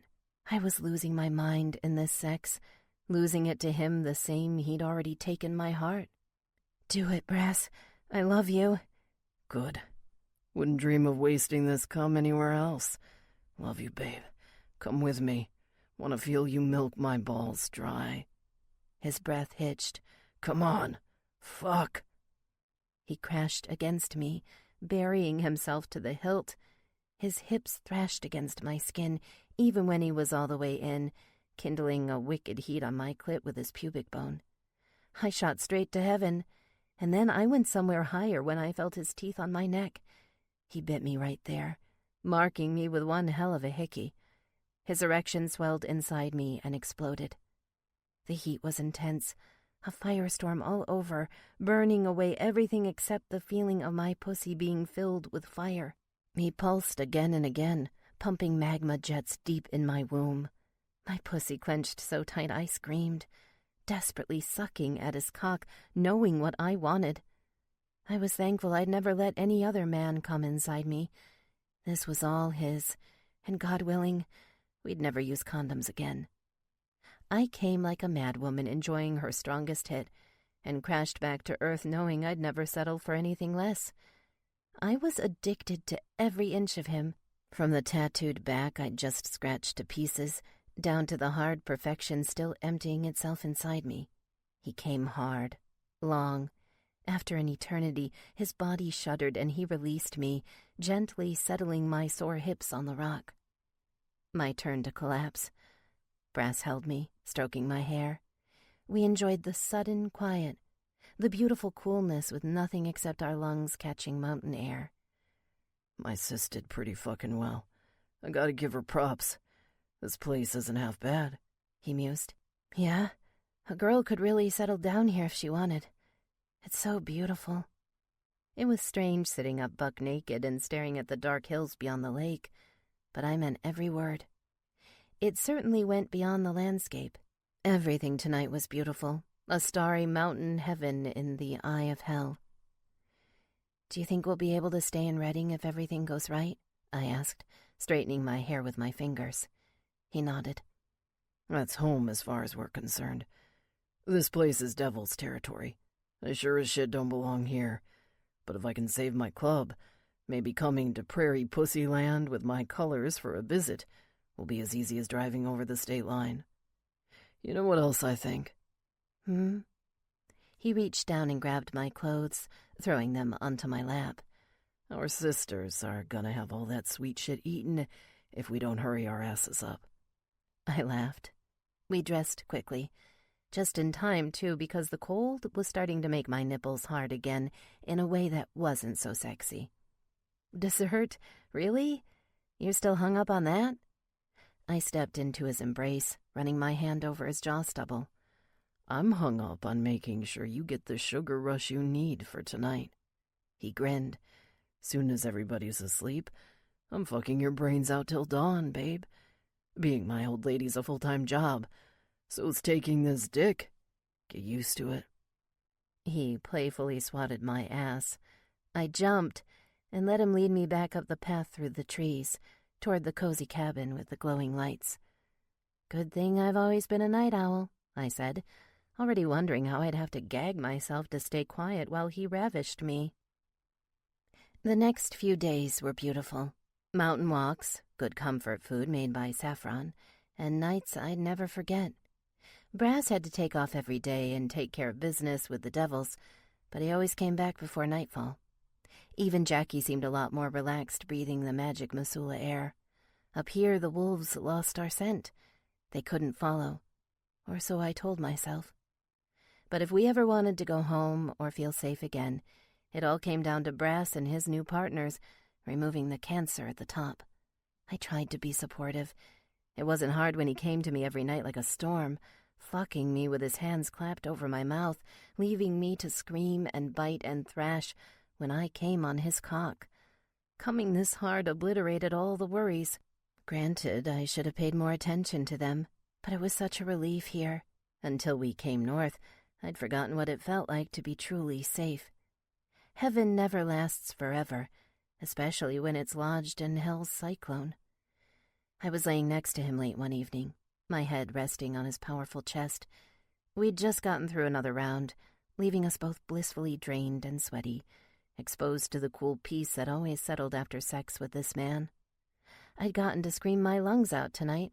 Saffron took Jackie into town for some ice cream, and also to take a look at the local high school in case we were forced to stay here a lot longer than we intended.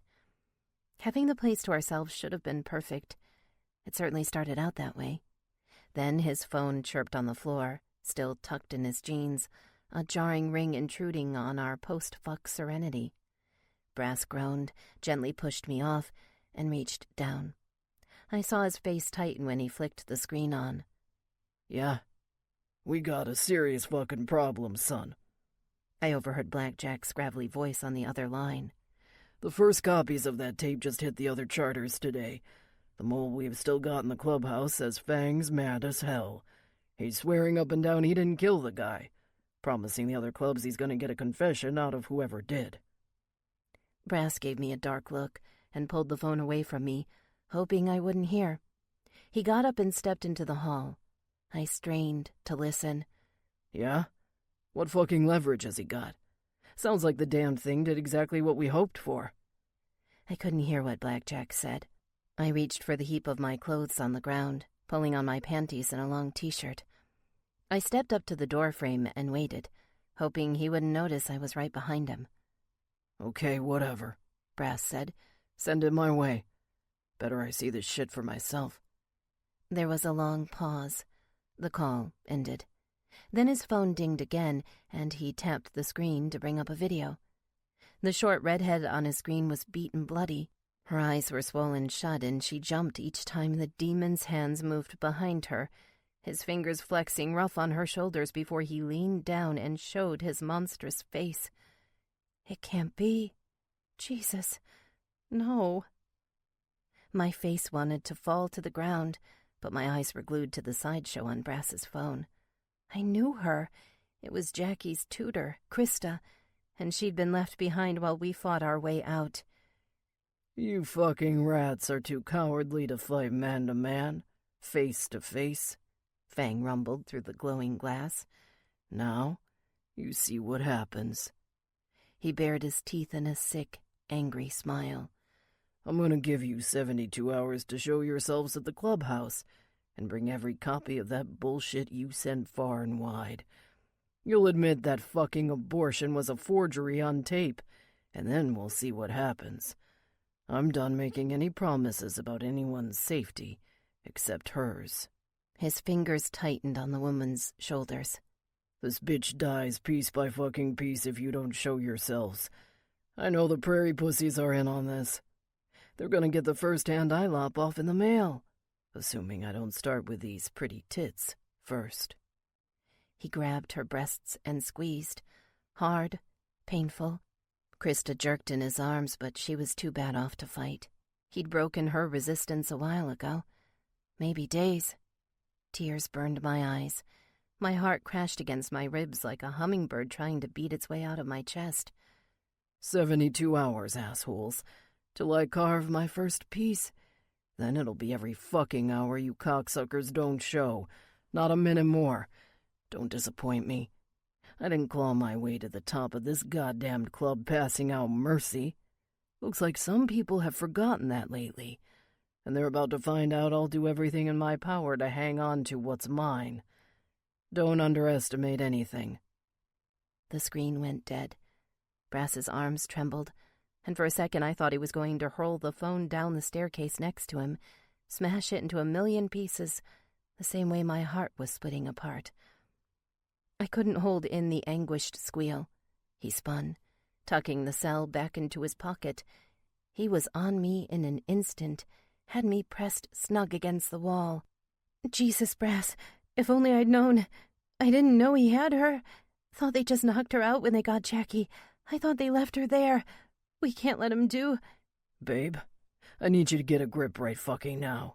If you have a stroke or a heart attack right here over this, there's no way I'm gonna be able to get her out. I'll be too busy saving your sweet ass to deal with hers. I wanted to wipe away the hot tears sliding down my cheeks, but Brass's big arms blocked the way. Can you? I shot him a skeptical look, and it hurt to doubt him. I mean, can you save her without killing or hurting yourself or any of your guys? His lips twitched. Yes. Have some faith, babe. There's no fucking way I'm gonna let him spill more innocent blood. Not when it's all for clinging to power and fucking up my club. His fingers tightened on my arm. Hard. I let out a whimper. Shit, I'm sorry. He ripped himself away and stepped back. Go back to bed, Missy. I gotta grab my clothes and go.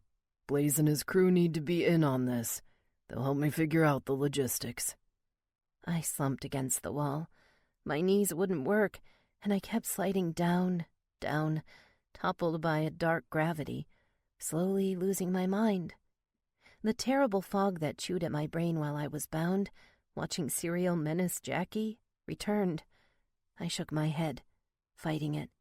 Brass gave me a look on his way out like he wanted so bad to stay, to help me up. But he was right, viciously right. I couldn't hold him back.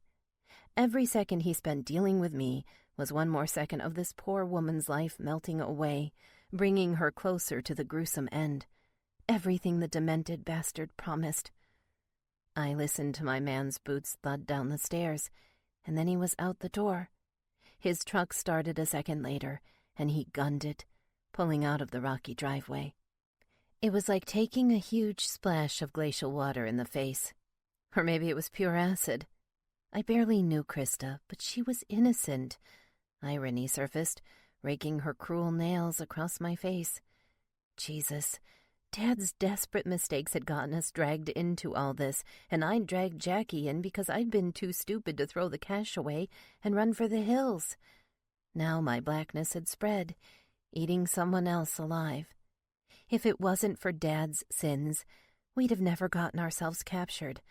I'd never have dragged in Brass and sunken deeper than anything I imagined. My sister wouldn't have needed a tutor, and the girl wouldn't have wound up stuck in this insane biker war.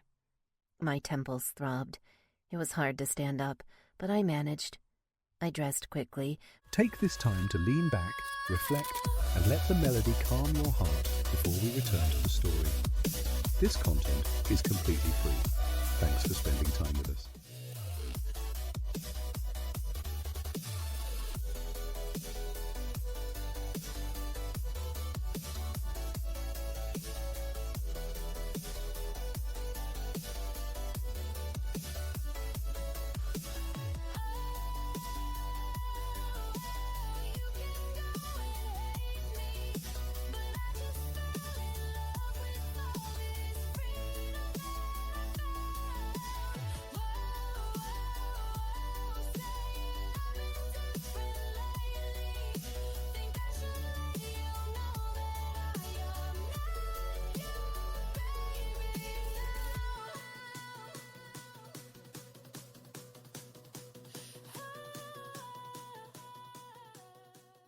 Listening as a vehicle growled into the driveway. I tensed up, thinking maybe it was Brass, but Jackie and Saffron's laughter at some joke as they came through the door told me otherwise.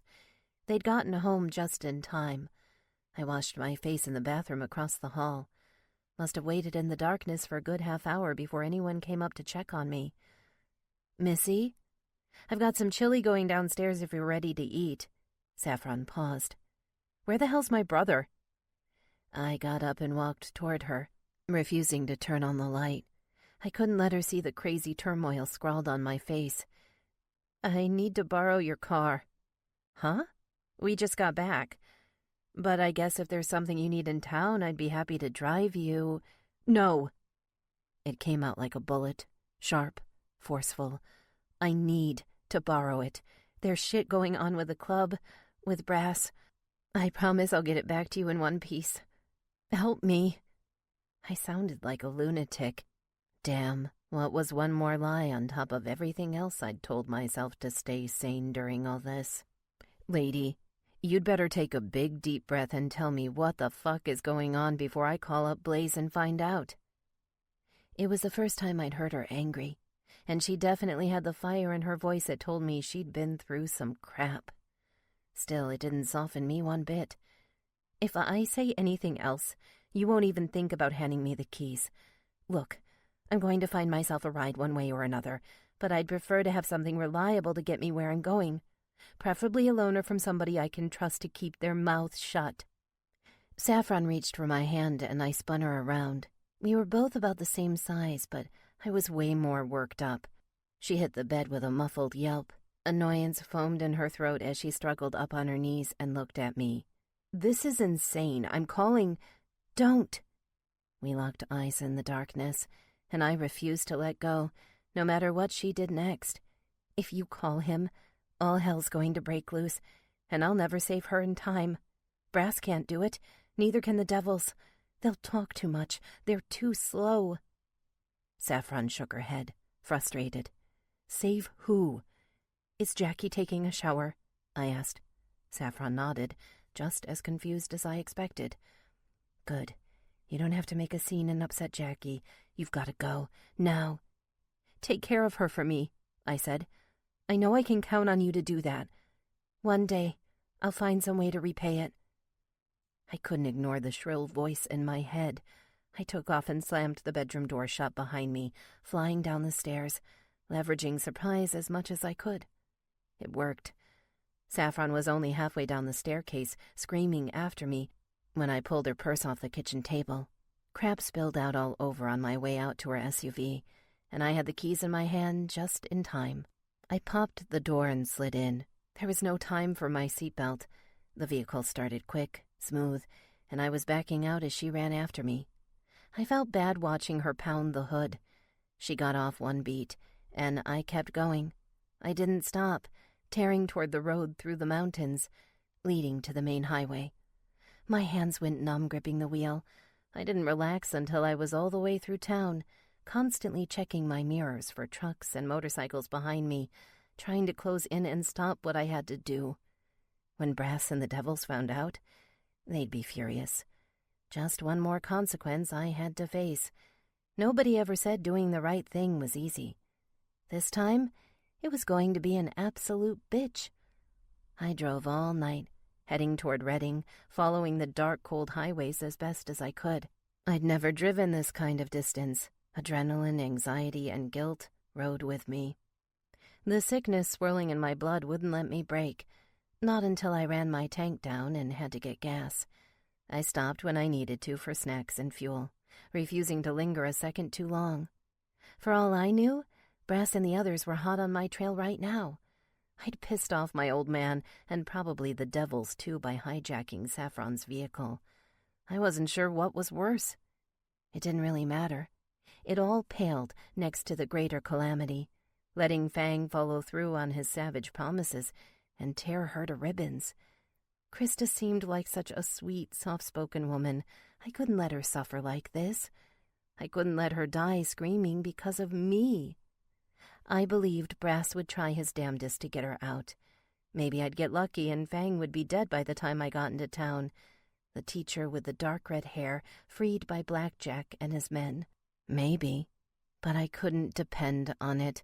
I couldn't depend on anything except showing up and throwing myself at Satan's mercy, hoping he'd let her go, or at least spare her, by taking revenge on a bitch he had good reason to hate. It wasn't all about freeing Krista, either. I swore I'd keep lying, anything to buy time.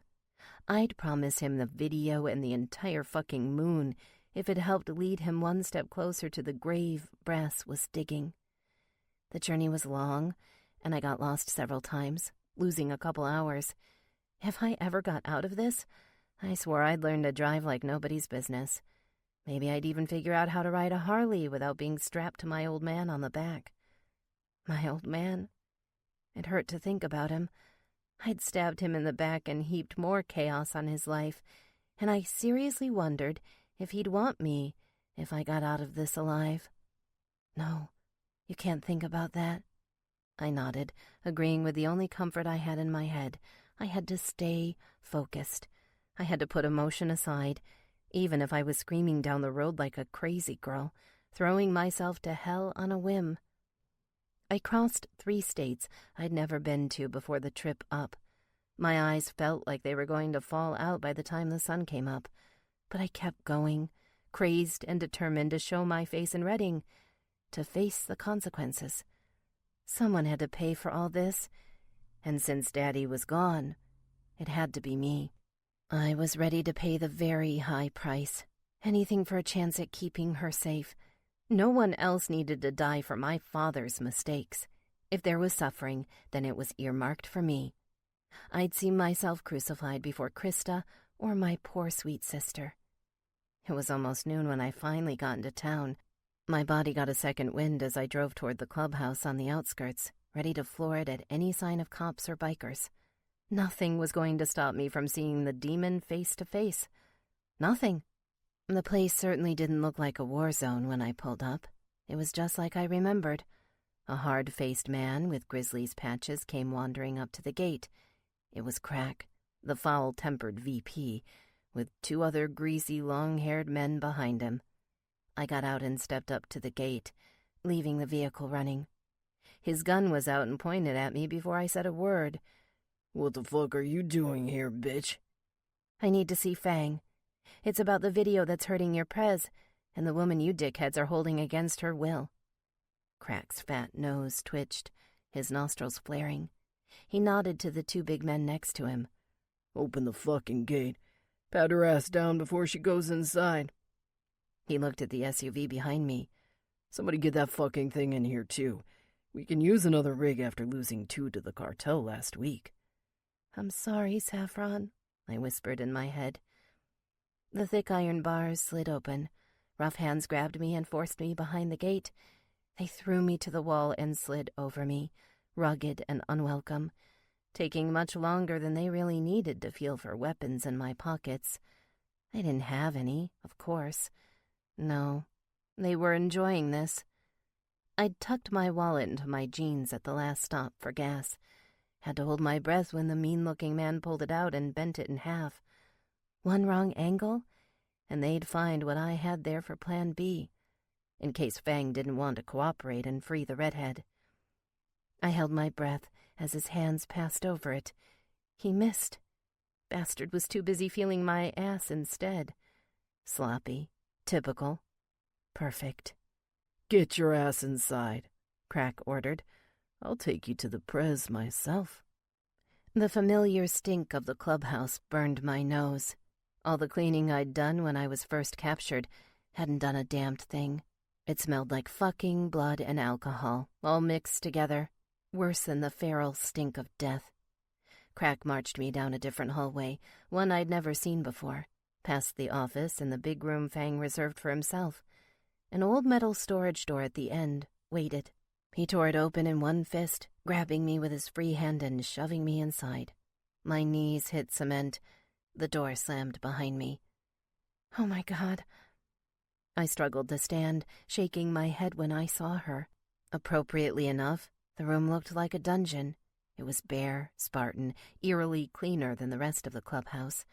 Nothing inside except a few dirty rags in the corner, and the poor woman slumped in the chair in front of me. Krista looked worse in person than she did on video. My heart sank to my knees, and I walked toward her cautiously, wondering if she was even conscious.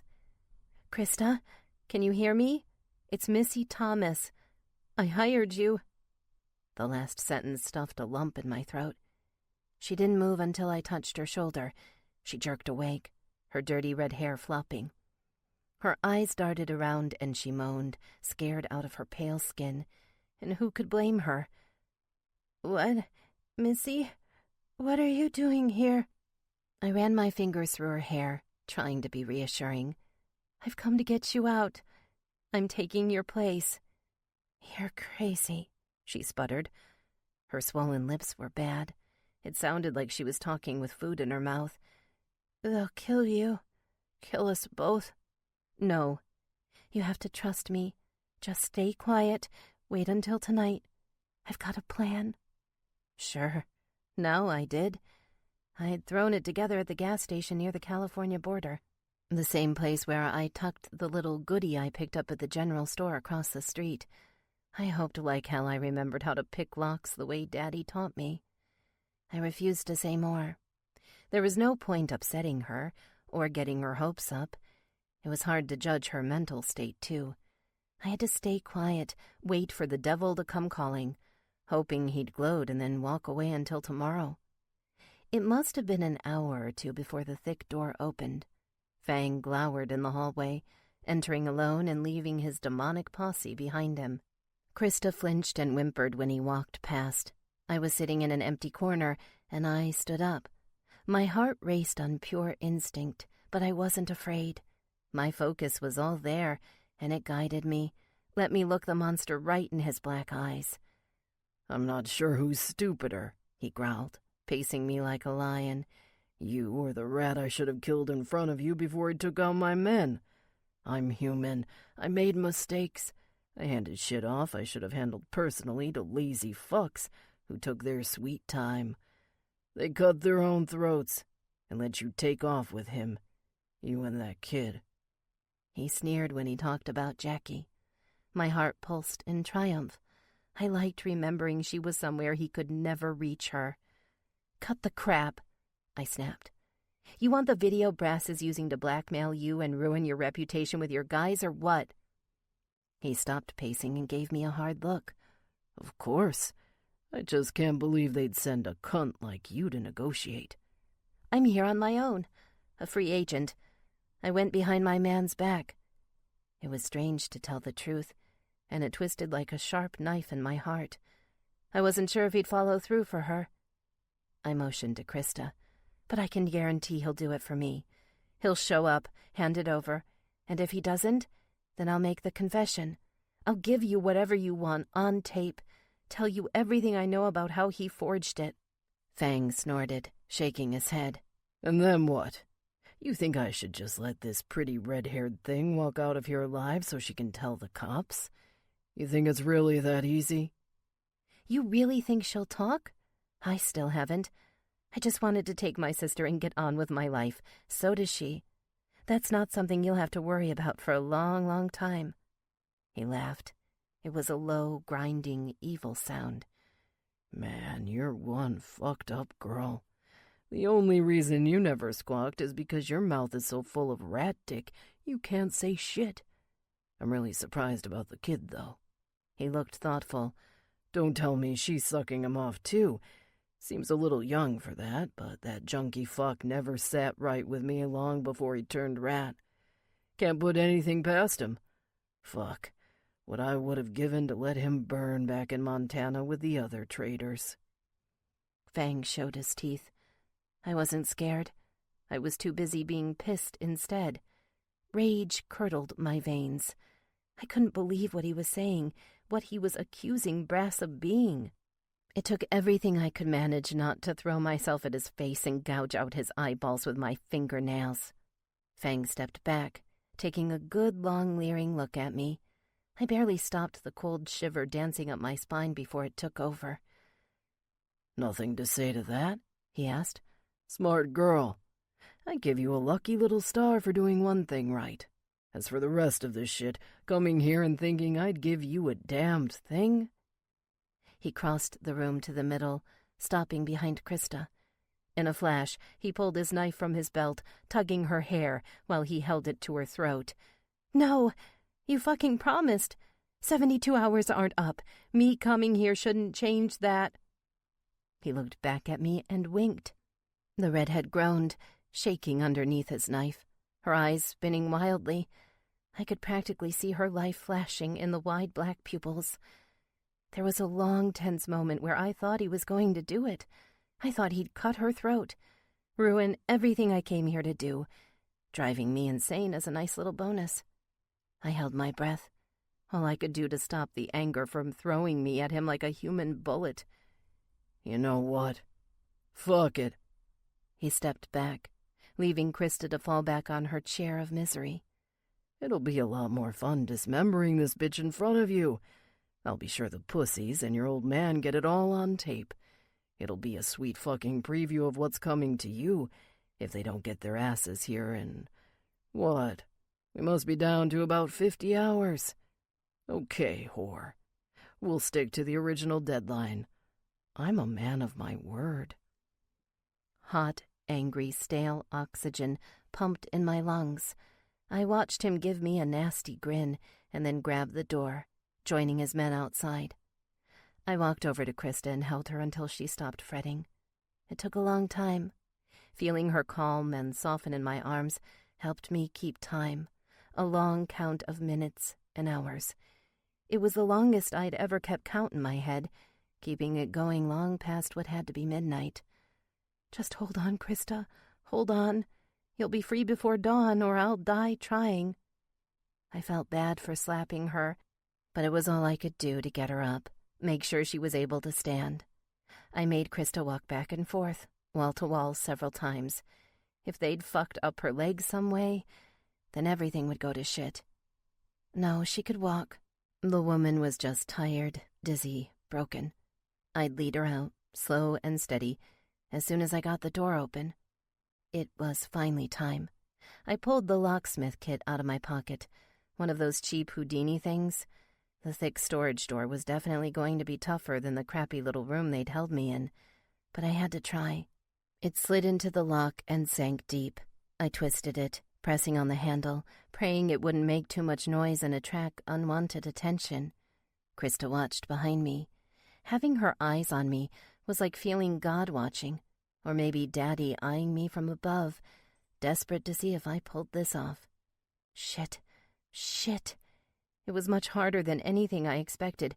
No matter how I pushed, jiggled, or swept it around in there, I couldn't seem to... Click. The thunk echoed loudly.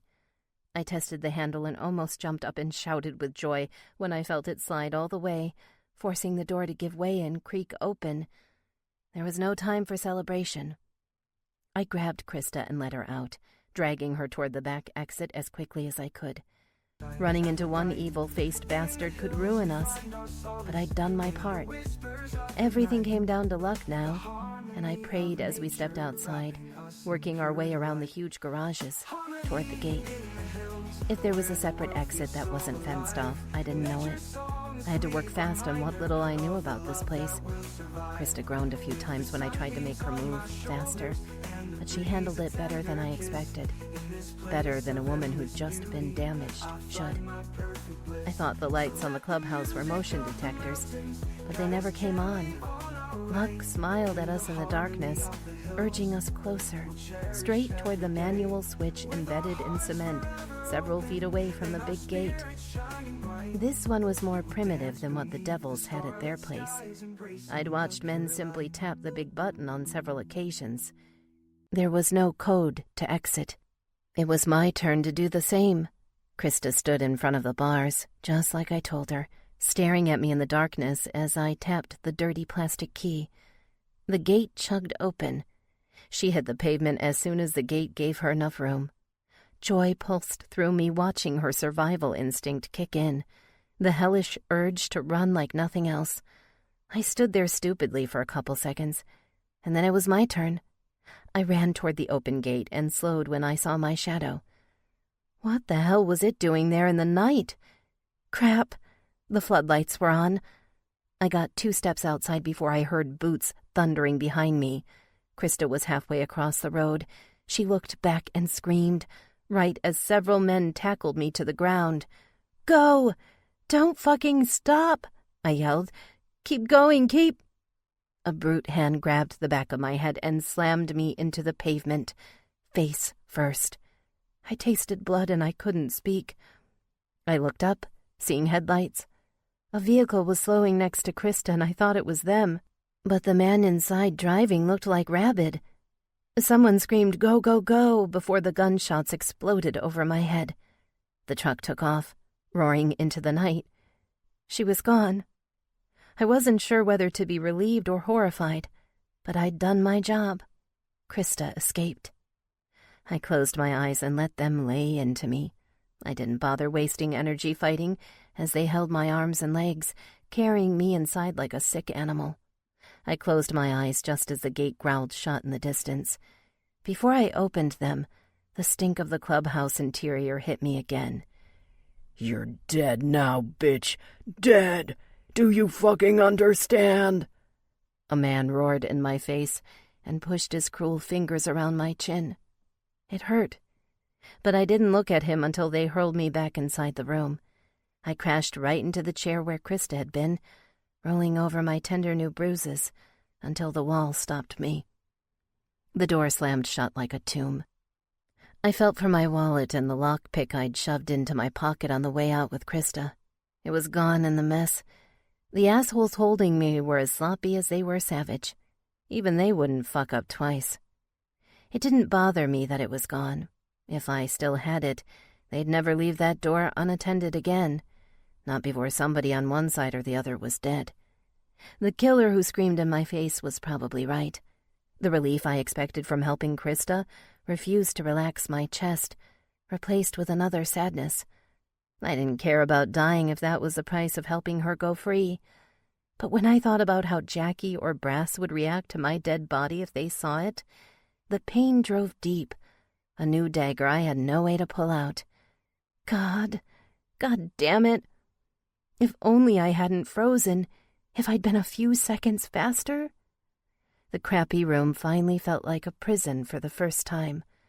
The realization bit harsh, bitter, and merciless, gnawing on my head and my heart. There was no getting out of this. No peace until death. If they killed me quicker and easier than Krista, and I knew they wouldn't, Brass would burn. So would my poor sister. Yes, I'd saved the teacher. But now I'd damned myself and everybody stupid enough to ever love me. 10. Nuclear. Brass. Hours earlier. "Hold him down, damn it! Just don't break his fucking wrists!" The whole world went red the instant Shelley told me what happened over the phone. I flipped my shit at the Devil's Clubhouse, hopped in my truck, and tried to plow right through their gate. The bastards caught up to me when I wouldn't tell them why I was ready to go, why I had to blow town right that fucking instant. Missy. My Missy. My woman losing her fucking mind and heading to Reading alone. Scared, determined, and definitely no match for Fang, the fuck I swore I'd kill with my own bare hands. He was gonna die, that much was sure, long before we even headed up to Devil's territory. But now the only question was whether I'd get my hands on his fat neck before he seriously fucked up my old lady. It took all 3 senior officers in their club to drag me back inside. I was about to ram my truck right through their fucking gate, but they were quick, shot out my tires and ran to my door, ripping it open, pulling me out, throwing me to the ground. I fought them all, kicking and screaming like a madman.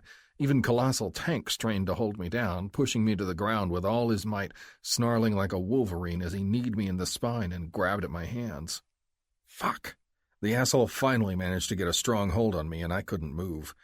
Stinger and One-Eyed Moose stepped away cautiously, leaving me face to face with Blaze. The Devil's Prez grabbed me by the forehead and turned my head up, forcing me to look at him. "Saffron just spilled the fucking beans," he growled. "My old lady got her goddamn truck jacked by yours, but you don't see me going nuclear. Damn it, boy, settle the fuck down." My muscles were shaking. I forced myself to relax, the only damned way I was getting out of this. Blaze looked me up and down, then nodded to Tank, who gave a reluctant grunt and released me. I stood up, brushing the dirt off my cut. All 4 devils looked like they wanted to cut my ass to pieces every time they saw my colors on their home turf. Too fucking bad this wasn't coming off except when I stripped down and showered or fucked my girl senseless. And now, because I hadn't stayed with her, I might never get to fuck her again. Fuck! I spun and clocked Tank right in the jaw. The giant's head snapped back, and I pushed through them before any of the others could grab me, heading for my truck's open door. "Jesus Christ!" Blaze roared. "After his stupid ass!" I had one foot in the driver's seat before Tank caught up to me. I knew I was screwed before the giant's fist found the back of my skull. One deafening blow and the blackness swallowed me, turning everything jagged and red to smooth, dark shadows. "Brass!" Someone snapped his fingers next to my ear. "Wake your ass up!" "Blaze," a woman's voice said. I opened my eyes and saw him standing over me. At his side, some blondie in scrubs, probably the one named Emma I'd heard about. She was Tank's old lady and the club medic. Behind her, standing against the wall, there was a dark-haired beauty and my sis. They looked at me like I was a fucking ghost. I sat up and instantly felt the straps binding my arms. Hey, what the fuck? This was not what I needed. Shit, how many precious hours had I lost being laid out here in their infirmary, all while that sick son of a bitch had my girl at the clubhouse doing God knows what? "We'll let you go when we know you can be a good boy," Tank growled behind me, out of my line of vision. "You want me to give him the medicine, boss?" Blaze nodded. Something strong in a glass pushed its way to my lips and I fucking choked. Tank held my mouth shut like a dog, making me swallow it. I thrashed, thinking I'd been poisoned. No, not poison. It was just Jack. Sweet, smooth, strong whiskey, something I thought I might never taste again. "Fuck," I grunted between my teeth. "We're giving you a shot to calm your ass down," Blaze said. "We're damned lucky Blackjack's a chiller dude than you. I gave him a call, and he's going to work like hell to get your girl away from Fang. We're all on the same page, so you can stop worrying. We're going to hold you down and slit your throat. Tempting as that would be." "Get her away? Fuck, you need to stop her, Blaze. Tell Blackjack to sit by the highway. Make her pull over before she gets into town." Stinger stepped up next to Blaze and grinned. "You've been out all fucking day, asshole. One of your brothers down there saw her drive in, but he couldn't do shit about it by himself. It was too late to stop her from rolling right into the bear's den." His harsh words almost set me off again. Almost. The whiskey definitely helped soothe the radioactive fire bristling in my blood, throbbing in my chest, ready to beat its way out of me. "Save it, you fucking fool," I told myself. "Save it for the fucks who really deserve it, not these prairie pussies." "Just let me up," I said, resisting the urge to bolt up and punch every one of those fucks in their smug jaws the instant I could. Blondie looked at Blaze. "I think it's time. We can't keep him strapped down here forever, Blaze." The Devil's Prez looked down at me and nodded. Tank hovered over me, undoing the straps on my arms. You're a prick, but you gave as good as you got, Brass. Good hook. Hard fist. I can respect that shit. The giant motioned to the bruise I'd left on his face. I grunted, halfway amused. He was right there to knock me out again if I did anything stupid. I sat up, fighting to let go of the anger. I looked at Blaze. They've got my old lady. We need to ride tonight. Already working on it. You think I've been standing here jacking off while you were dreaming? Cocky as ever, he gave me a fierce wink. Unfortunately, there's no chance in hell we'll have time to pick up any guys from Dakota to help us out. It's just us, plus all the men you've got playing Freedom Fighter in Reading. My heart tightened. Steep odds. Blackjack told me about a third of the local guys deserted after our mutiny, but Fang still had numbers on his side. Possibly huge fucking numbers if the charters all along the West Coast decided to stay loyal and send in reinforcements. Whatever. Shit odds were nothing new to me. Having a woman on the line was, and not just any, but the one I cared for more than anything else in this fucked up world. I slid off the table, standing. When do we leave? A couple more hours. Just need to get a few more things ready, Blaze said. You'll ride with Stinger and Moose. Gotta make sure you've worked all that piss out of your system, and you're not gonna do anything stupid. That was fair. Didn't change the fact that they were fuckers. I nodded. Blaze stepped out, giving Shelley a quick hug and a kiss on his way out. The other guys hung back, tucking into their old ladies. Seeing Tank press the tiny blonde into his immense frame and plant his lips on her made lava seethed in my veins. Then I saw Stinger, his arms wrapped around the dark-haired girl, whispering to her, I promise I'll be back before you know it, baby. Stay sexy and help Saffron with the girl while we're gone. Love you, Alice. You know I will, she purred. They kissed. Fuck. Panic burbled deep in my brain, the horrible possibility I might never see my girl again. Let alone hold her like that, suck her bottom lip, whisper all the thousands of sweet and filthy words pent up in my head. No, she's coming home in one piece. Same beautiful package I'd rip my fucking heart out for. You can't fucking lose her like you've already lost your mind. Hold on, babe. Your old man's coming.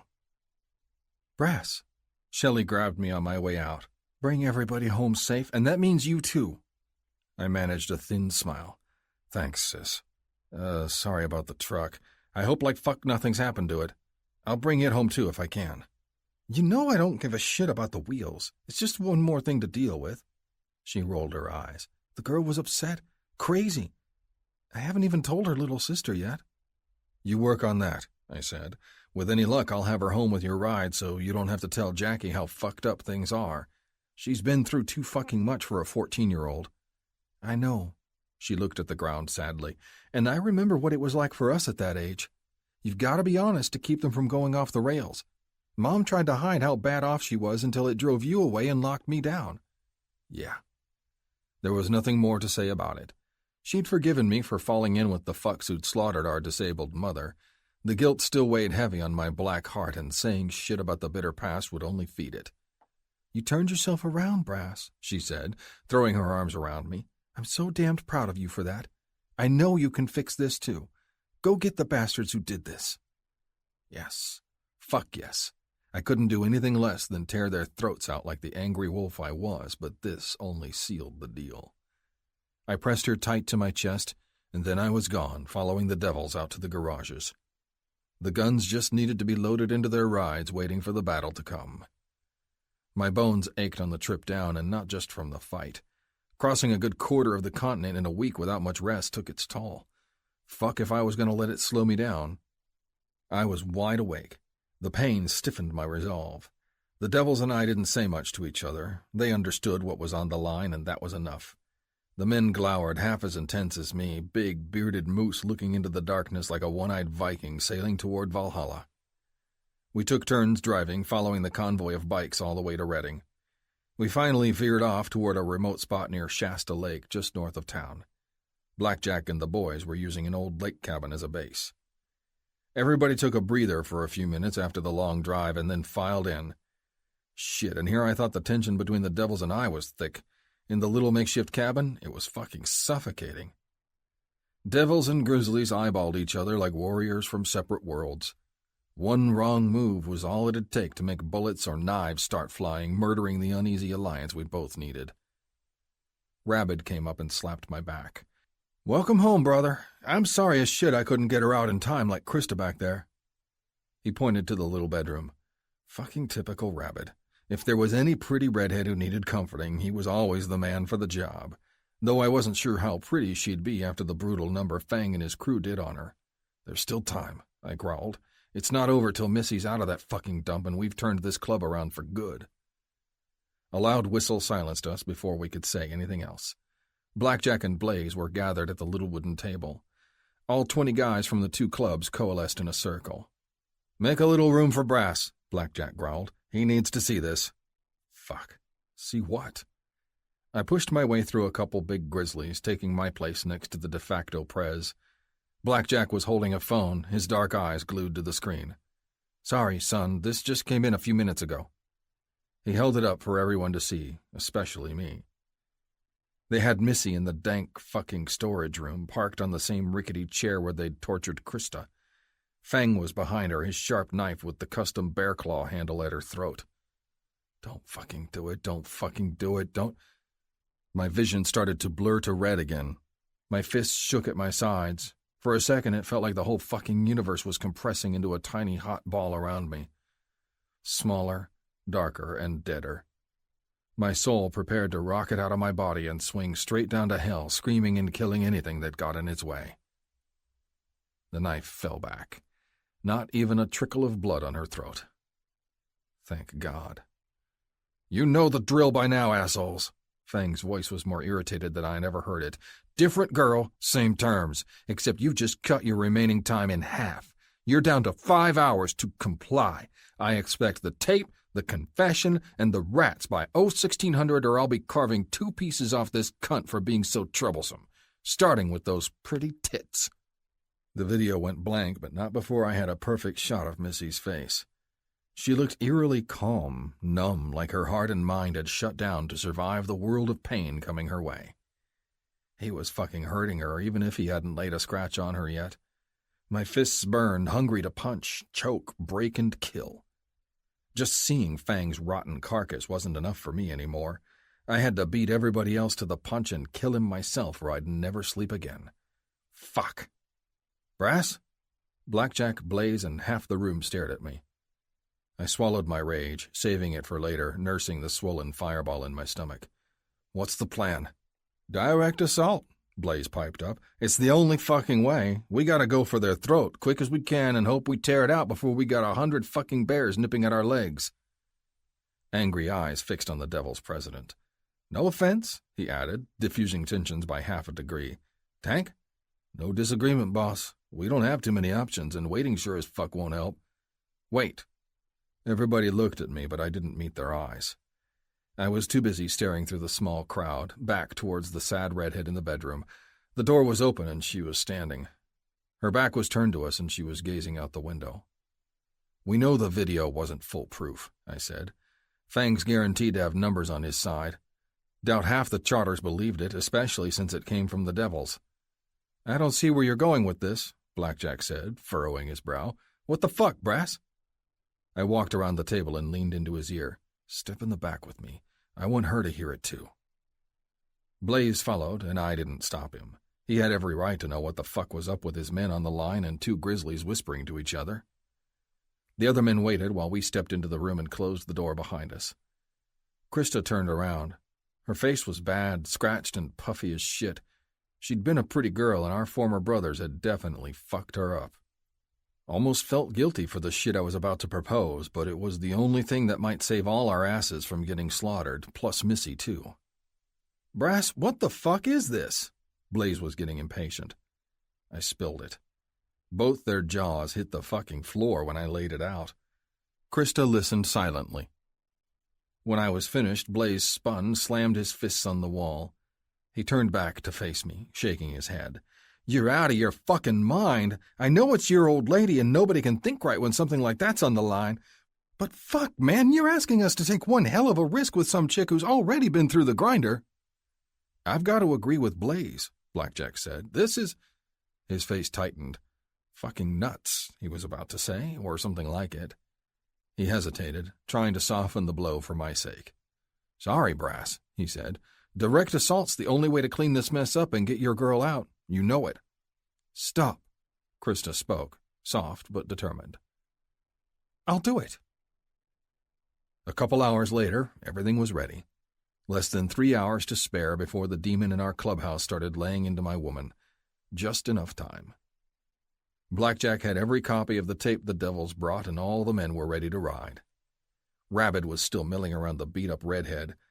I walked over, more than a little nervous he was about to talk some sense into her.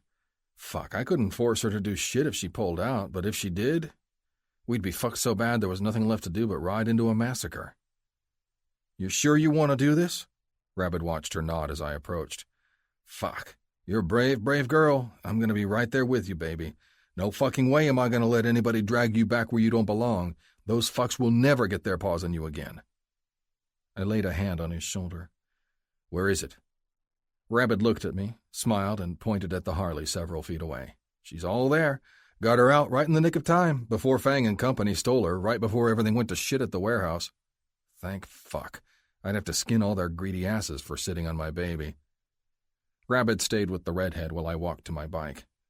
Jesus, it had only been about a week, but it felt like half a fucking lifetime. The only thing sweeter than sliding onto my Harley again would be having Missy in my arms, and I was dead set on it. I swore to heaven and hell I'd put everything in my life back where it belonged. I couldn't wait to get my woman back, even more than I wanted to put a bullet in Fang's head for what he'd done. Love's a powerful fucking thing when it tames rage, tames hate, and everything else in between. There was a lot to snarl at in all this, but mostly I just wanted her home. She'd never get off my bike or out of my bed after this. Never. The first thing I was going to do when I had her again was squeeze her so fucking tight she'd never dream about walking into harm's way for the rest of her life. Later, I'd spank her pretty ass raw for doing this. What I really missed was those lips. Their taste, their softness, their sweet flutter on mine, like honest-to-fuck pixie wings. I'd been too soft, too distracted with club business. The realization hit me right between the eyes like a hot sword boring into my skull. Now my entire soul bled for her, bled dirty red blood from a scalding wound that wouldn't close till I had what was mine pressed up against me again. There was no other cure. Nothing else would undo the damage I'd taken, my failure to keep what was mine close as my own gun. 2 hours, Blackjack's voice howled near the front of the column. Let's fucking go, boys! A dozen engines growled, igniting as one, joined by a few stragglers at the end. I strapped on my helmet and felt the comforting purr of my Harley beneath me. She'd always been a fine war horse, and now I needed her to carry me to my girl. Blackjack pulled out first. We all hit the highway and rode down toward Reading. I was near the front with Rabbit and the redhead on his bike, only separated by Blackjack and Blaze by Tank. It was a weird, motley platoon of sworn enemies riding toward hell, joined together in a fucked-up marriage all about saving the asses in the leather seats today. Motorcycles rumbled behind me, at least 10 of them, and then a couple trucks from both clubs bringing up the rear. Blackjack agreed to meet Fang near a hilly wilderness outside town. We'd promised him everything, but we knew he'd be on alert for us fucking him over. Hoped like hell the ruse I had planned would be such a shock he wouldn't see it coming. It all came down to conscience. Fang didn't have one. Some devil had ripped it out of him and chewed it up ages ago. But did the rest of the club? We were about to find out. The column slowed when we roared onto the unpaved road, heading for the forest clearing. They were parked by the trees. Legions waiting for us. Even my eyes bugged out when I saw how many grizzlies Fang brought to cover his ass. Fuck, he must have had half the Tacoma and Portland charters, plus more brothers from Idaho. Basically, every able-bodied man who wasn't busy getting killed down south by the cartel's raiders. Shit, there must have been 100 guys to our 15, possibly more, and he was fully surrounded. Protected. Blaze and Blackjack stopped a few feet away, undaunted by the huge army facing them. I pulled up next to them, and Rabbit did too. My brother looked nervous as shit, keeping his hands on the redhead till she pulled away forcefully. My eyes scanned the guys next to Fang and Crack. Fuck, they were supposed to do the exchange here. Where the fuck was she? Where'd he put my girl? My heart forced adrenaline-loaded waves into my blood. I shook, sweated, rubbed the 9mm in my belt. Easy, I told myself. They'll see that shit and hit you between the eyes before you take a single step forward if you make a dumb move. She's gotta be here somewhere. He wouldn't have left her at the clubhouse with nobody there on guard duty. I counted all the bastards who'd stuck with him from my club. Ruff, Gnaw, Pitbull, Chubb, 5 more prospects past them. No, they were all there. That meant Missy had to be with them, tucked back in the crowd, maybe bound up in one of their fucking trucks. Blackjack looked at me and nodded. I walked with him and Blaze. Krista moved up several steps behind me. Rabbit had to hang back, or else there'd be more guys on the other side coming to meet us besides Fang and Crack. Nobody wanted that shit. More brothers eyeball to eyeball meant more danger. "What the hell's this?" Fang grunted, stopping in the middle. "I asked for the video, the rats, and a confession. Didn't ask to see this fucking bitch again." He spat at the ground. Blaze grabbed the small black package underneath one arm and threw it on the ground. "Here, asshole. 5 copies. There's the master, plus the fucking camera it was shot on. That's everything." Fang reached down and picked it up, grinning on his way up. He looked at me and then at Blackjack. "Okay, let's go, boys. We've got a nice trial ready out back with all your brothers. Promise we'll make it quick, just as soon as one of you fucks tells us straight up where that video came from." Trial. Right. Never heard the shallow graves he probably had waiting in the woods called that before. I looked him in the eye and reached for the redhead, grabbing her hand. "I shot that fucking video," I said loudly, making sure everybody could hear. "You never ordered the hit. The bastard was just a fucking freak trying to fuck my old lady's little sis. I killed him. I framed you. I fucked up." Fang let out an angry laugh. "Ha! Damned right you did, kid. I suppose that's confession enough, but I'm still gonna want it on camera before we decide how to end this. Didn't think you'd give it up so easy." He licked his lips. Fucker had murder written all over them. I smiled. That's because I thought this was all harder and more complicated than it really is. I didn't see all the evidence of the shit you've done right underneath my nose. "What fucking evidence?" I reached behind me and grabbed her, holding her in front of my chest. Krista flinched once, but then stood still, staring at the monster through her swollen eyes. "This. Take a good long look, everybody. This is why we turned on National. This is why we'll never follow this motherfucker as long as he's prez." I was screaming. Crack looked at me in a stupor, and Fang's eyes darkened. Didn't think it was possible for him to beam more hate, but he sure as fuck did. My hands loosened near her belly, holding on tight, ready to throw her down as soon as he let the demon inside him off its chain. "This is what our prez does. He rips innocent girls to pieces. He kills anybody who disagrees with that shit, frames them as rats. He's too fucking busy fattening his own wallet off the blood this club spilled to inspire us, and that's exactly why the cartel's running over our bodies. We beat 'em by being better than vermin. Right now, this club's just as brutal, just as fucked up. Is that what you wanted for the Grizzlies MC when you put on that patch?" Silence. A long, tense, fiery quiet. The surprise on Fang's face shrank, slow and vicious, turning into volcanic anger. His hand flew to his hip, surprisingly spry for a man his age. I had exactly 1 second to throw Krista to the ground and keep her there while he fired. The gunshot echoed loud over the horizon. I waited for more, holding my breath, wondering if we were all about to die. "Shit!" Blaze cursed. I rolled, looked up, and saw the hole in Blackjack's thigh. He hit the ground, clenching his leg, blood pooling between his fingers. Fuck! Fang missed us and hit the only man worth serving in this fucking club instead. 1 shit spoken and about 1,000 more to go. Only way to describe the situation. Blackjack clenched his leg harder, a sinister smile on his face. Blaze crouched with his gun, and everybody in our crew behind us locked and loaded. I was reaching for my own sidearm, ready to blow Crack's fucking head off. Except I didn't have to. The bastard's skull exploded before he could draw on me, and it came from behind him. Fang spun, stunned silence twisting the sneer on his face. The huge throng of grizzlies serving him had their guns drawn on each other. Another shot exploded. Another guy went down, one of Fang's men. Total fucking chaos. The guys who'd decided they didn't want any part of serving the asshole hit the dirt. Some ran toward us, only to be mowed down by the bastards staying loyal. They were brutal fucks, men like cereal who loved everything Fang did to drive this club into the ground, hungry for more of it to satisfy their sadistic urges. I struggled to stay down, protecting Krista, but I had to see what the fuck was going on. All that mattered to us was numbers. If enough of them mutinied, especially in this storm, we had a chance. Looking to my other side, I saw Blackjack keeping focus, pressing both hands tight to his wound. Blaze had his gun trained on Fang, who was hightailing it back to the guys he had left. Shit.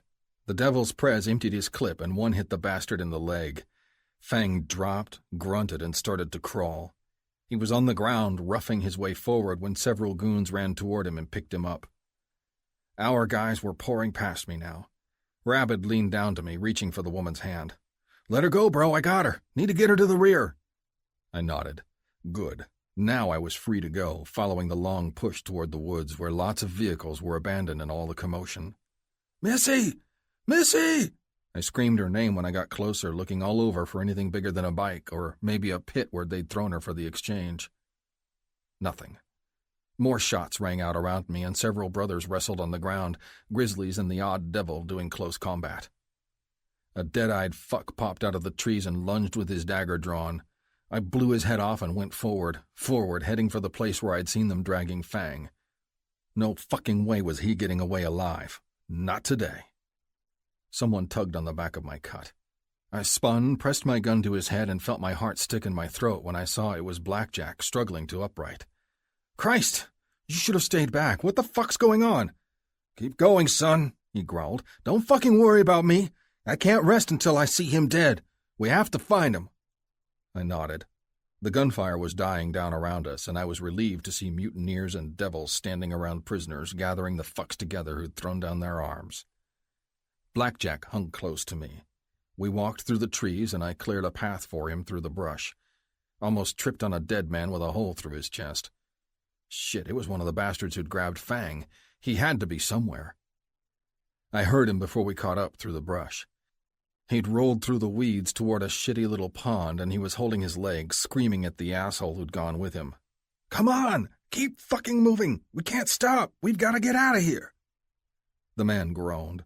I saw he was bleeding out from a hole in his stomach, barely even conscious. The soon-to-be-dead Prez was still berating the poor bastard. Suddenly, Fang pulled his gun, pressed it to the man's temple, and fired. "Fucking useless! All of you! This is what I get for 30 fucking years of glory! I made this club! It was all me! Me! And now you bastards are tearing it to pieces, turning over like snakes and cowards, ruining everything I gave you!" I told Blackjack to hang back and pushed through the weeds first. He fired at the weeds I rustled, and a new emotion I'd never seen entered his eyes. Fear. Arctic terror. And it was goddamned beautiful. 2 bullets buried themselves in the mud, dangerously close to my leg. I kept going. His gun was clicking on empty by the time I stood over him. Blackjack pushed his way to my side, breathing a little heavier than before. Both our guns were trained on him. I got ready to squeeze the trigger first and take flak later. Blackjack deserved the kill almost as much as me, but no fucking way was I letting someone else hand Fang his one-way ticket to hell. "Don't!" Fang roared, throwing a hand up as if he still had a choice. "We can figure something out. Take my patch, drain my money, ship my ass to Alaska. You can't fucking kill me. You know I built this thing from my bare hands, Blackjack. I built you." "You built yourself a tower of shit, Fang," the old man said. "There was a time when we needed a man like you in charge. Not anymore. You spilled too much blood, carved too much flesh. It's no wonder we've got wolves at our gates." "You want to live?" I stepped up, pressing my gun to his temple. He nodded, shifting his evil head against my gun. "Then tell me where you've got her. Where's my old lady?" Fang licked his lips. "There's a van parked about a mile from here. Nobody in it but her. Tied up and gagged in the trunk. I was gonna send my guys to get her if you hadn't fucked me over, but I knew you would. I knew it! I keep my fucking word. Always. Do you, Brass?" I looked at Blackjack. He nodded. "You do the honors, son." "No. But I'm gonna say thanks for being honest just once in your life," I growled to Fang. He was shaking. I pulled the gun back, stuck it in my holster, and brought out my knife. Let him feel a second of misplaced relief before I let him see it. The fear in the ex-prez's eyes swelled, and then it was just a reflection of murder. I did everything he threatened to do to my girl, piece by fucking piece. Blackjack watched for 5 grisly minutes before I finally slammed my blade into Fang's skull. When it was over, I cut away his patch and threw one arm over the old man, helping him struggle back through the brush. "Put me down," he said as soon as we saw the devils in our crew again. "They'll take it from here. Go. Go find your woman." I didn't need to be told twice. I found the worn blue van parked off a little service road right where the asshole indicated. All my muscles tensed up as I approached the trunk. A man never knows what he'll find in the back of a car in this world. If the lying bastard hurt her, killed her, then I'd run right back into the woods and dismember his ass all over again. What little was left to slice and dice anyway. Shit, if he'd lied to me, I'd learn the darkest black magic I could to make sure his soul suffered worse in Satan's care than it already deserved. I shook my head, pushing away the fucked up thoughts. The glass was dirty and I couldn't see inside. There was no sign of anyone screaming or banging within. My hand caught the handle and pulled.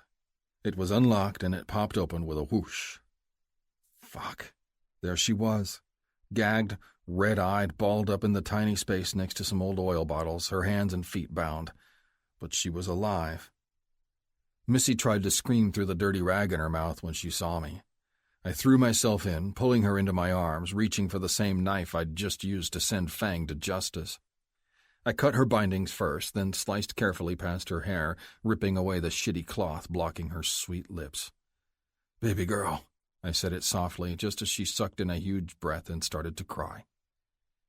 I flattened her on my chest, stroking the soft brown hair I was damned lucky to feel once again.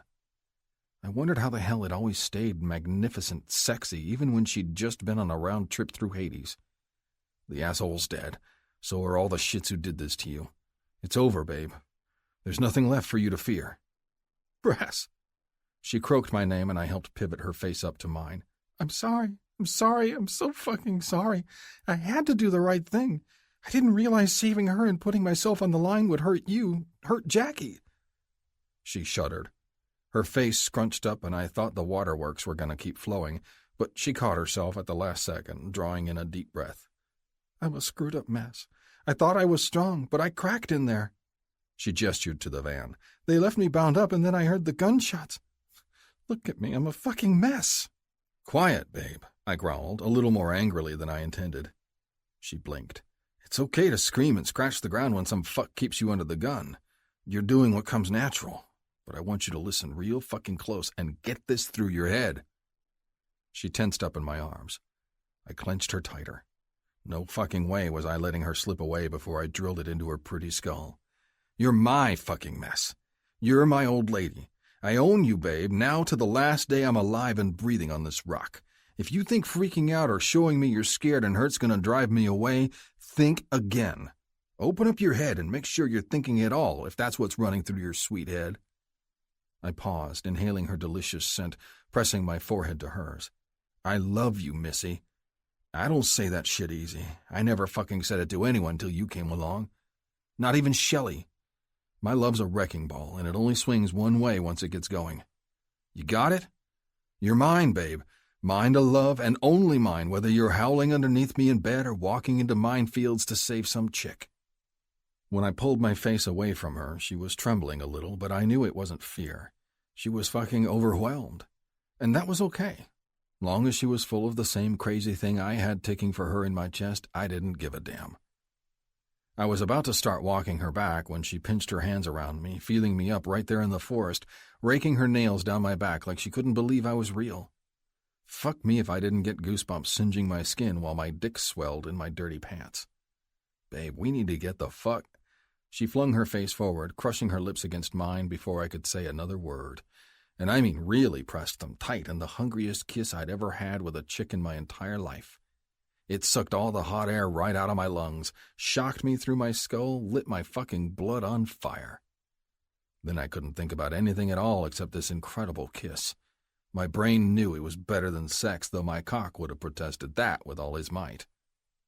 We kissed for what felt like an hour out there in the wilderness, the wind blowing small wafts of burned flesh and blood toward us every so often. Shit, the club was going to be cleaning up this mess for days, hopefully before any badges figured out who left a small battlefield behind. None of that mattered. It was as distant as the damned moon. I just focused on her taste, her smell, swirling my tongue around hers. Didn't matter how many times I took what was mine. It never got old, and it never would. She was like a perfect fruit that stayed ripe, waiting for my mouth, waiting for me to own her flesh the best way I knew how. "I love you, Jordan," she said after a small eternity, locking lips. "You know I'm not going anywhere as long as you keep giving me chances. I can't promise I won't screw up again. My life's got a lot of work left to straighten it out. And Jackie, God, where is she?" I smiled. "Shelley's bringing her down with a rental as soon as we sound the all clear. Should be here tomorrow now that we've cleaned house. The devils won't be hanging too long. They'll be itching to get home as fast as they can rather than clean up our fucking mess." "Wow. You've really thought of everything, haven't you?" She quirked an eyebrow. "No way, babe. I've got a lot of shit on my plate. I've still got to find a place for us to settle down. Maybe book a nice long getaway to Vegas or Reno. We've all got a lot to clear out of our heads. Best way I know how is drinking, fucking, and gambling." She cocked her head, looking at me like the crazy bastard I was. "All right, we can throw in a mud bath massage thing or two at the spa. Whatever you girls like." "Jerk." She punched my arm playfully, wiping the last salty remnants out of her eyes. I shrugged, starting to walk her toward my bike. Had to take the furthest loop possible to keep her away from the savage scene left near the woods. It's what I do, and I'm going to keep jerking your sweet ass around every way that's good for you as long as you call me your old man. "I guess I'd better get used to it," she mused. "This is what I got myself into, and there's no way I'd ever want out." I grinned. Next thing on the list after settling club business was getting her a proper brand. Fuck, she'd look hot as hell wearing my name on her back in leather and somewhere on her skin to boot.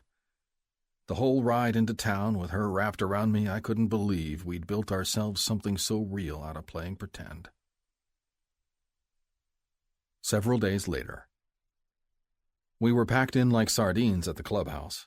There were so many brothers from all the charters up and down the coast, Blackjack had to get the Grizzlies MC table dragged out into the bar using the main stretch for this mega church session. The tension was thick, but it was an anxious, uncertain fog in the air, not the same scared-for-our-lives shit buzzing around under Fang. I sat at the head of the table next to Blackjack, Rabbit, and a couple other guys. The old man lifted the infamous bear claw off the bandage on his thigh where he'd kept it resting until he was ready. Everything about this shit was weird. Everything, from the throngs of grizzlies in front of us to seeing him with an energy in his eyes like nothing else. Then there was the brand new VP patch on my cut, something I never thought I'd be wearing till after I hit 30. "Brothers!" Blackjack smashed the bear's foot on the wood. The commotion started to die down with the local prezzes helping quiet their men. All their eyes focused on us. Good thing I didn't have any issue being the center of attention. Wasn't sure I could say the same about Rabbit. He looked a little freaked out. But maybe he was just trying to figure out how the fuck he was going to explain going after his new red-headed fixation to his favorite red-headed whore. He kept showing up at Krista's doorstep, ostensibly to keep tabs on her and make sure she stayed quiet after the shit that went down. But it seemed like he was going out of his way to do more than that. "This is a brand new day for the Grizzlies MC," Blackjack said as soon as it was quiet, except for restless boots scraping the floor. "There's no need to sit here on my perch and recount the turmoil we've been through the past few months, suffering under a tyrant, fighting the cartel off our throats, working with an MC we've spilled blood with." Several brothers in the audience growled. I wasn't going to start loving prairie pussies anytime soon, but I didn't feel the old aching need to slam daggers into the backs of the sorry bastards who'd bailed our asses out either. Hold on to those memories. Then take your best blade, dig them out of your skull, and set them on fire. Blackjack paused, letting his words sink in. They're all done. Nothing but ashes now. Once upon a time, the Grizzlies MC was great. We had the tightest brotherhood from Billings to San Diego. No other club fucked with us west of the Mississippi because they'd get swarmed before they even thought about drawing our blood. I looked through the crowd. The tired, worn-out men with gray in their hair and beards knew those days. It was no surprise a lot of the old-timers had deserted Fang first. With me heading national now, we're bringing those days back, brothers. There's plenty of shit ahead left to sort out. Rogue charters, Mexican hitmen, the cash flow situation, but we'll do it. We always do. The blood of every brother who's fallen for this club flows in your veins. Guard it the same way you guard your colors and remember what it means. If you do that, boys, you're already halfway there. Men stood and applauded. I looked at Blackjack and gave him a stern nod. Had to assert my authority, after all. The man had a gift for gab, though. Nobody in the room could deny it. The meeting was way too big to be anything but a ceremony for crowning the new leadership. The real business would come later, filtering down the charters from border to border, dangerous and glorious as it always was, and always would be with a man in charge who deserved to be called Prez. A couple minutes later, the bear claw came down with a resounding clack. "Church dismissed. Now go rock the fucking roof off." What would be the biggest gathering of the club in years without a send-off party? I hung around and had a couple beers, shooting the shit with Rabbit and a couple other guys. The whores rolled in about an hour later. I passed Twinkie in the crowd a couple times, and she gave me a longing look. I turned my back and showed her the bear patch without hesitation. No fucking way was my dick going in any pussy that wasn't attached to my old lady from now on. No other pussy compared. Maybe it meant I was growing up, or else I'd just lost my damned mind. Regardless, I was dead set on doing right by my woman and my club. Taking the VP patch seriously meant the days of getting stinking drunk and fucking random sluts was behind me. They faded into smoke, almost as distant and unworldly as the ones I'd lived pushing shit into my veins. "Brass." A hand fell on my shoulder, and I turned, setting my empty beer glass on the bar. Blackjack stood behind me, decked out with a few more patches on his old cut. "I've got something I need to give you, son. Come with me." I followed him down the long hall, passing several brothers with girls against the wall, their hands dipping between the bitches' legs. Loud rock drowned out almost all the sound, blasting through the clubhouse's sound system. We stopped in front of the storage room. I gave him a dark look as he opened the huge door. The thing was slowly turning into a real storage room, changing from the dank and brutal dungeon it had been under Fang. He walked me back to the end of 2 new shelves and then grabbed a big black bag. "Right where I left it. Take it, and get the hell out of here." It was awfully familiar. Heavy, too. I looked inside and did a double take when I saw all the cash stuffed in there. "What the fuck? This is Missy's old inheritance." I looked up, meeting his eyes. "I thought this shit belonged to the club's coffers now." "Not anymore. $1 million in cash is what your girls deserve for their pain and suffering through all this." He reached into his pocket, plucked out a cigarette, and gave it a light. "This club's got to get its sins right. I'd give you the rest, but it's already been deposited and spent, laundered through our legit operations." "It's plenty. There'll be more for her if she wants to work the club's books. We need an accountant who can keep her mouth shut. Beryl decided to go down with Fang's ship, and I'm not sure about any other brothers keeping watch," he said, talking about our old club treasurer. "Fucker had been skimming money off left and right for years. So did Fang. Fat lot of good it did them in the end." I nodded. Blackjack looked at me and waved his hand. "Go on, Brass, get lost. You deserve a little fun before we come home to our war tomorrow, and I know you won't find it here." "Thanks, Prez. You're the fucking best." I really meant it. I tucked the money carefully into my saddlebag and rode, fast and hard, taking off to the hotel where I had the girls while we waited to find something more permanent. "Is Jackie home?" I asked, as soon as I pushed my way into the kitchen. I tucked the bag in the closet near the door, just out of view. Missy ran toward me and gave me a kiss. My cock jerked fierce. Damn, that woman had a gift for making me jump, no matter how tired or preoccupied I was with other shit. As soon as her lips landed on mine, there was one thing on my mind. It was hard as fuck to put sex on hold, but I needed to do this. "She's doing homework. Why?" "Get her in here right now. I got something for you girls. Both of you." She gave me an odd look and then moved to the door, joining our 2 rooms. I'd rented double, knowing we'd be here for at least a week or 2. One knock and the kid opened up. She came out and both of them sat at the little table in the corner. I ripped open the closet and pulled it out. It took my girl several seconds to realize what was coming down in front of her. Then her hand trembled, reaching for it cautiously. "Present from Blackjack. The shit you were owed all along from your dad. It's not everything, but I think you'll agree it's plenty." Missy unzipped it and pushed her hands through crisp, fat stacks of cash. Jackie let out a squeal and jumped out of her chair, looking like she'd just run face first into one of those gawky boys she loved to listen to, singing about broken hearts or some shit. "Use it wisely, girls. I know you will." Missy dropped the 2 wads of money she was holding back into the bag. It was her turn to freak out, jump into my arms, and wrap her legs around me. Big fucking mistake. I couldn't resist kissing her hard, all while her little sis laughed and made a face. Thank you, she whispered. You don't even know what this means.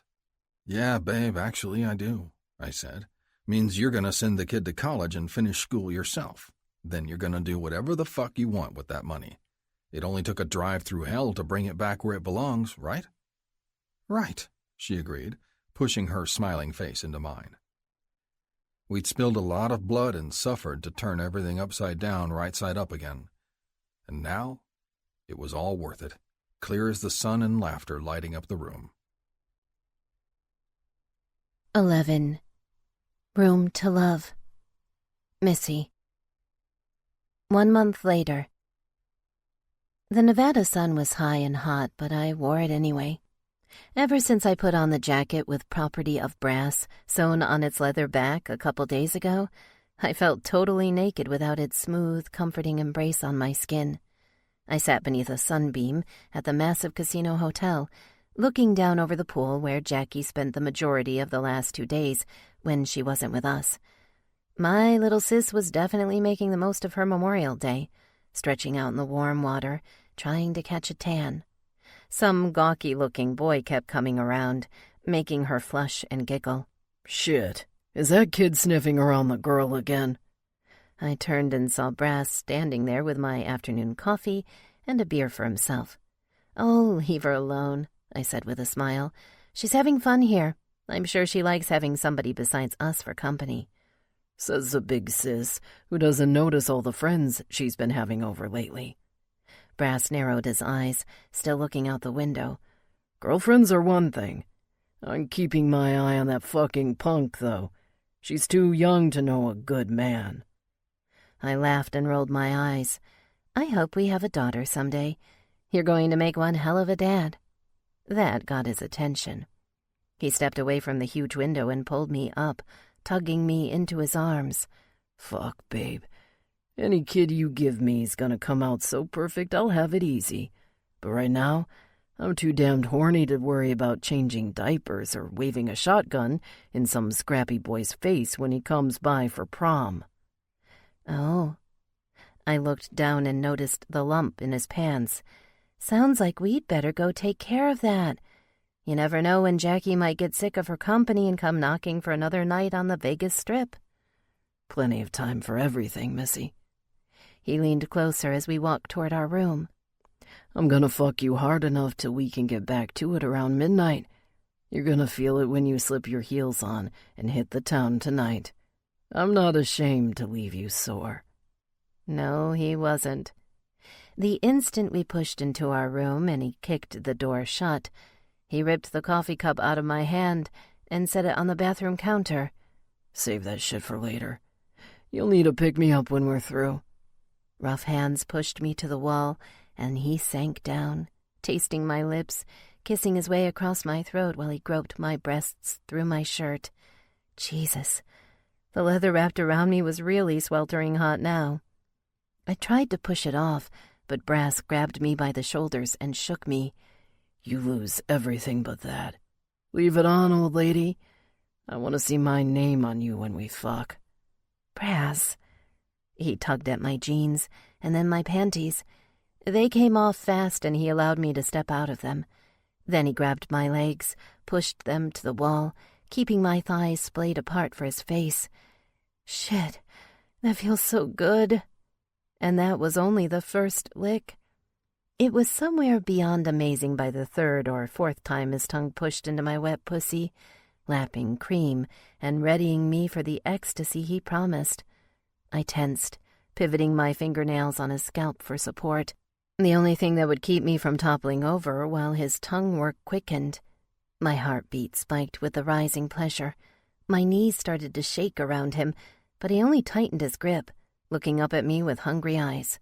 His tongue smothered my clit and rolled, circular and delicious, its energy shooting straight to my very heavy head. You'd better fucking come for me, babe, his eyes said. Keep fucking my tongue. Don't stop till you squirt. Have you forgotten whose pussy this is? I heard the answer throttling in my head, just as I squeaked out one last breath before the fire overwhelmed me. Mine. He burned the word into my flesh, wild and wicked as the first time he said it, everything I'd ever be for the rest of my life. My muscles convulsed. I pinched my fingers tighter through his hair and screamed. My ass climbed the wall several inches before rocking into his insatiable mouth again, bucking, grinding, fucking the man I'd given myself to, loving his sweet control. It was total, overpowering and sweet, even when he had his face between my legs. Hot breaths and the cool rush of air where he'd been woke me out of my stupor. I looked down and saw him wiping his mouth. Then he stood and began to loosen his belt. "Get your pretty ass over to the bed."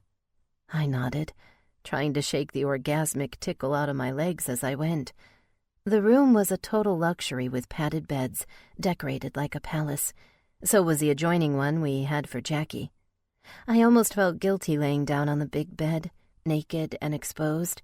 It was a far cry from the dirtier, duller places we'd always fucked before. "How does it come so natural for you here?" I whispered, admiring his naked body. The bed sank down as he settled between my legs, catching my hair in one fist. "You talking about these digs? Shit, babe. I wouldn't think twice about fucking you in the Taj Mahal. If you think this place is too good for us, think again. I haven't begun to give you what you deserve." "Yeah." I reached between my legs for his dick, already poised dangerously close to my pussy lips. "Show me." His eyes practically burst into flames and melted out of their sockets. He fucked his way right through my hand and swung his hips down, pushing his way inside me until my fingers couldn't hold him anymore. "Fuck," Brass growled, his beautiful tattooed chest swelling as the fire danced lower. "I got no problem handing out reminders when you're this tight and wet. Stop thinking, babe. Turn your head off and fuck me as hard as you can." He kept his thrusts slow, hard, intentionally teasing me with rough, long, steady strokes, until I began to buck back, the itch in my womb exploding inside me. Amazing what a little sex could do to clear the mind. All the worry and doubt eroded, stroke by stroke. Soon, I had my arms and legs wrapped around him tight as he fucked harder, desperately rising to meet his thrusts, every part of me winding up in the sheer need to... "Come," Brass growled. "Let it fucking go for me. I want to feel fireworks around my dick." His wish, my command. My body couldn't say no to the mad heat roiling my clit, his fullness rocking and thrashing inside me. I ground my head into the mattress and exploded. Coming with Brass the second time always felt better, longer, sweeter, for some reason. I gurgled pure pleasure and rolled my eyes on black and red, sweating and clawing at his back, dying and coming back to life on his dick. And coming was the key word above all else. I came until it felt like my own soul left my body and then slammed back into these exhausted bones. Of course, he wasn't done. It was never that easy. His rough hands tugged at me, rolling me around, setting me on my hands and knees. "Right there, babe. Let's see how fucking hard this fancy bed shakes when my abs are slapping your ass." Oh, God. The thought made me horny all over again.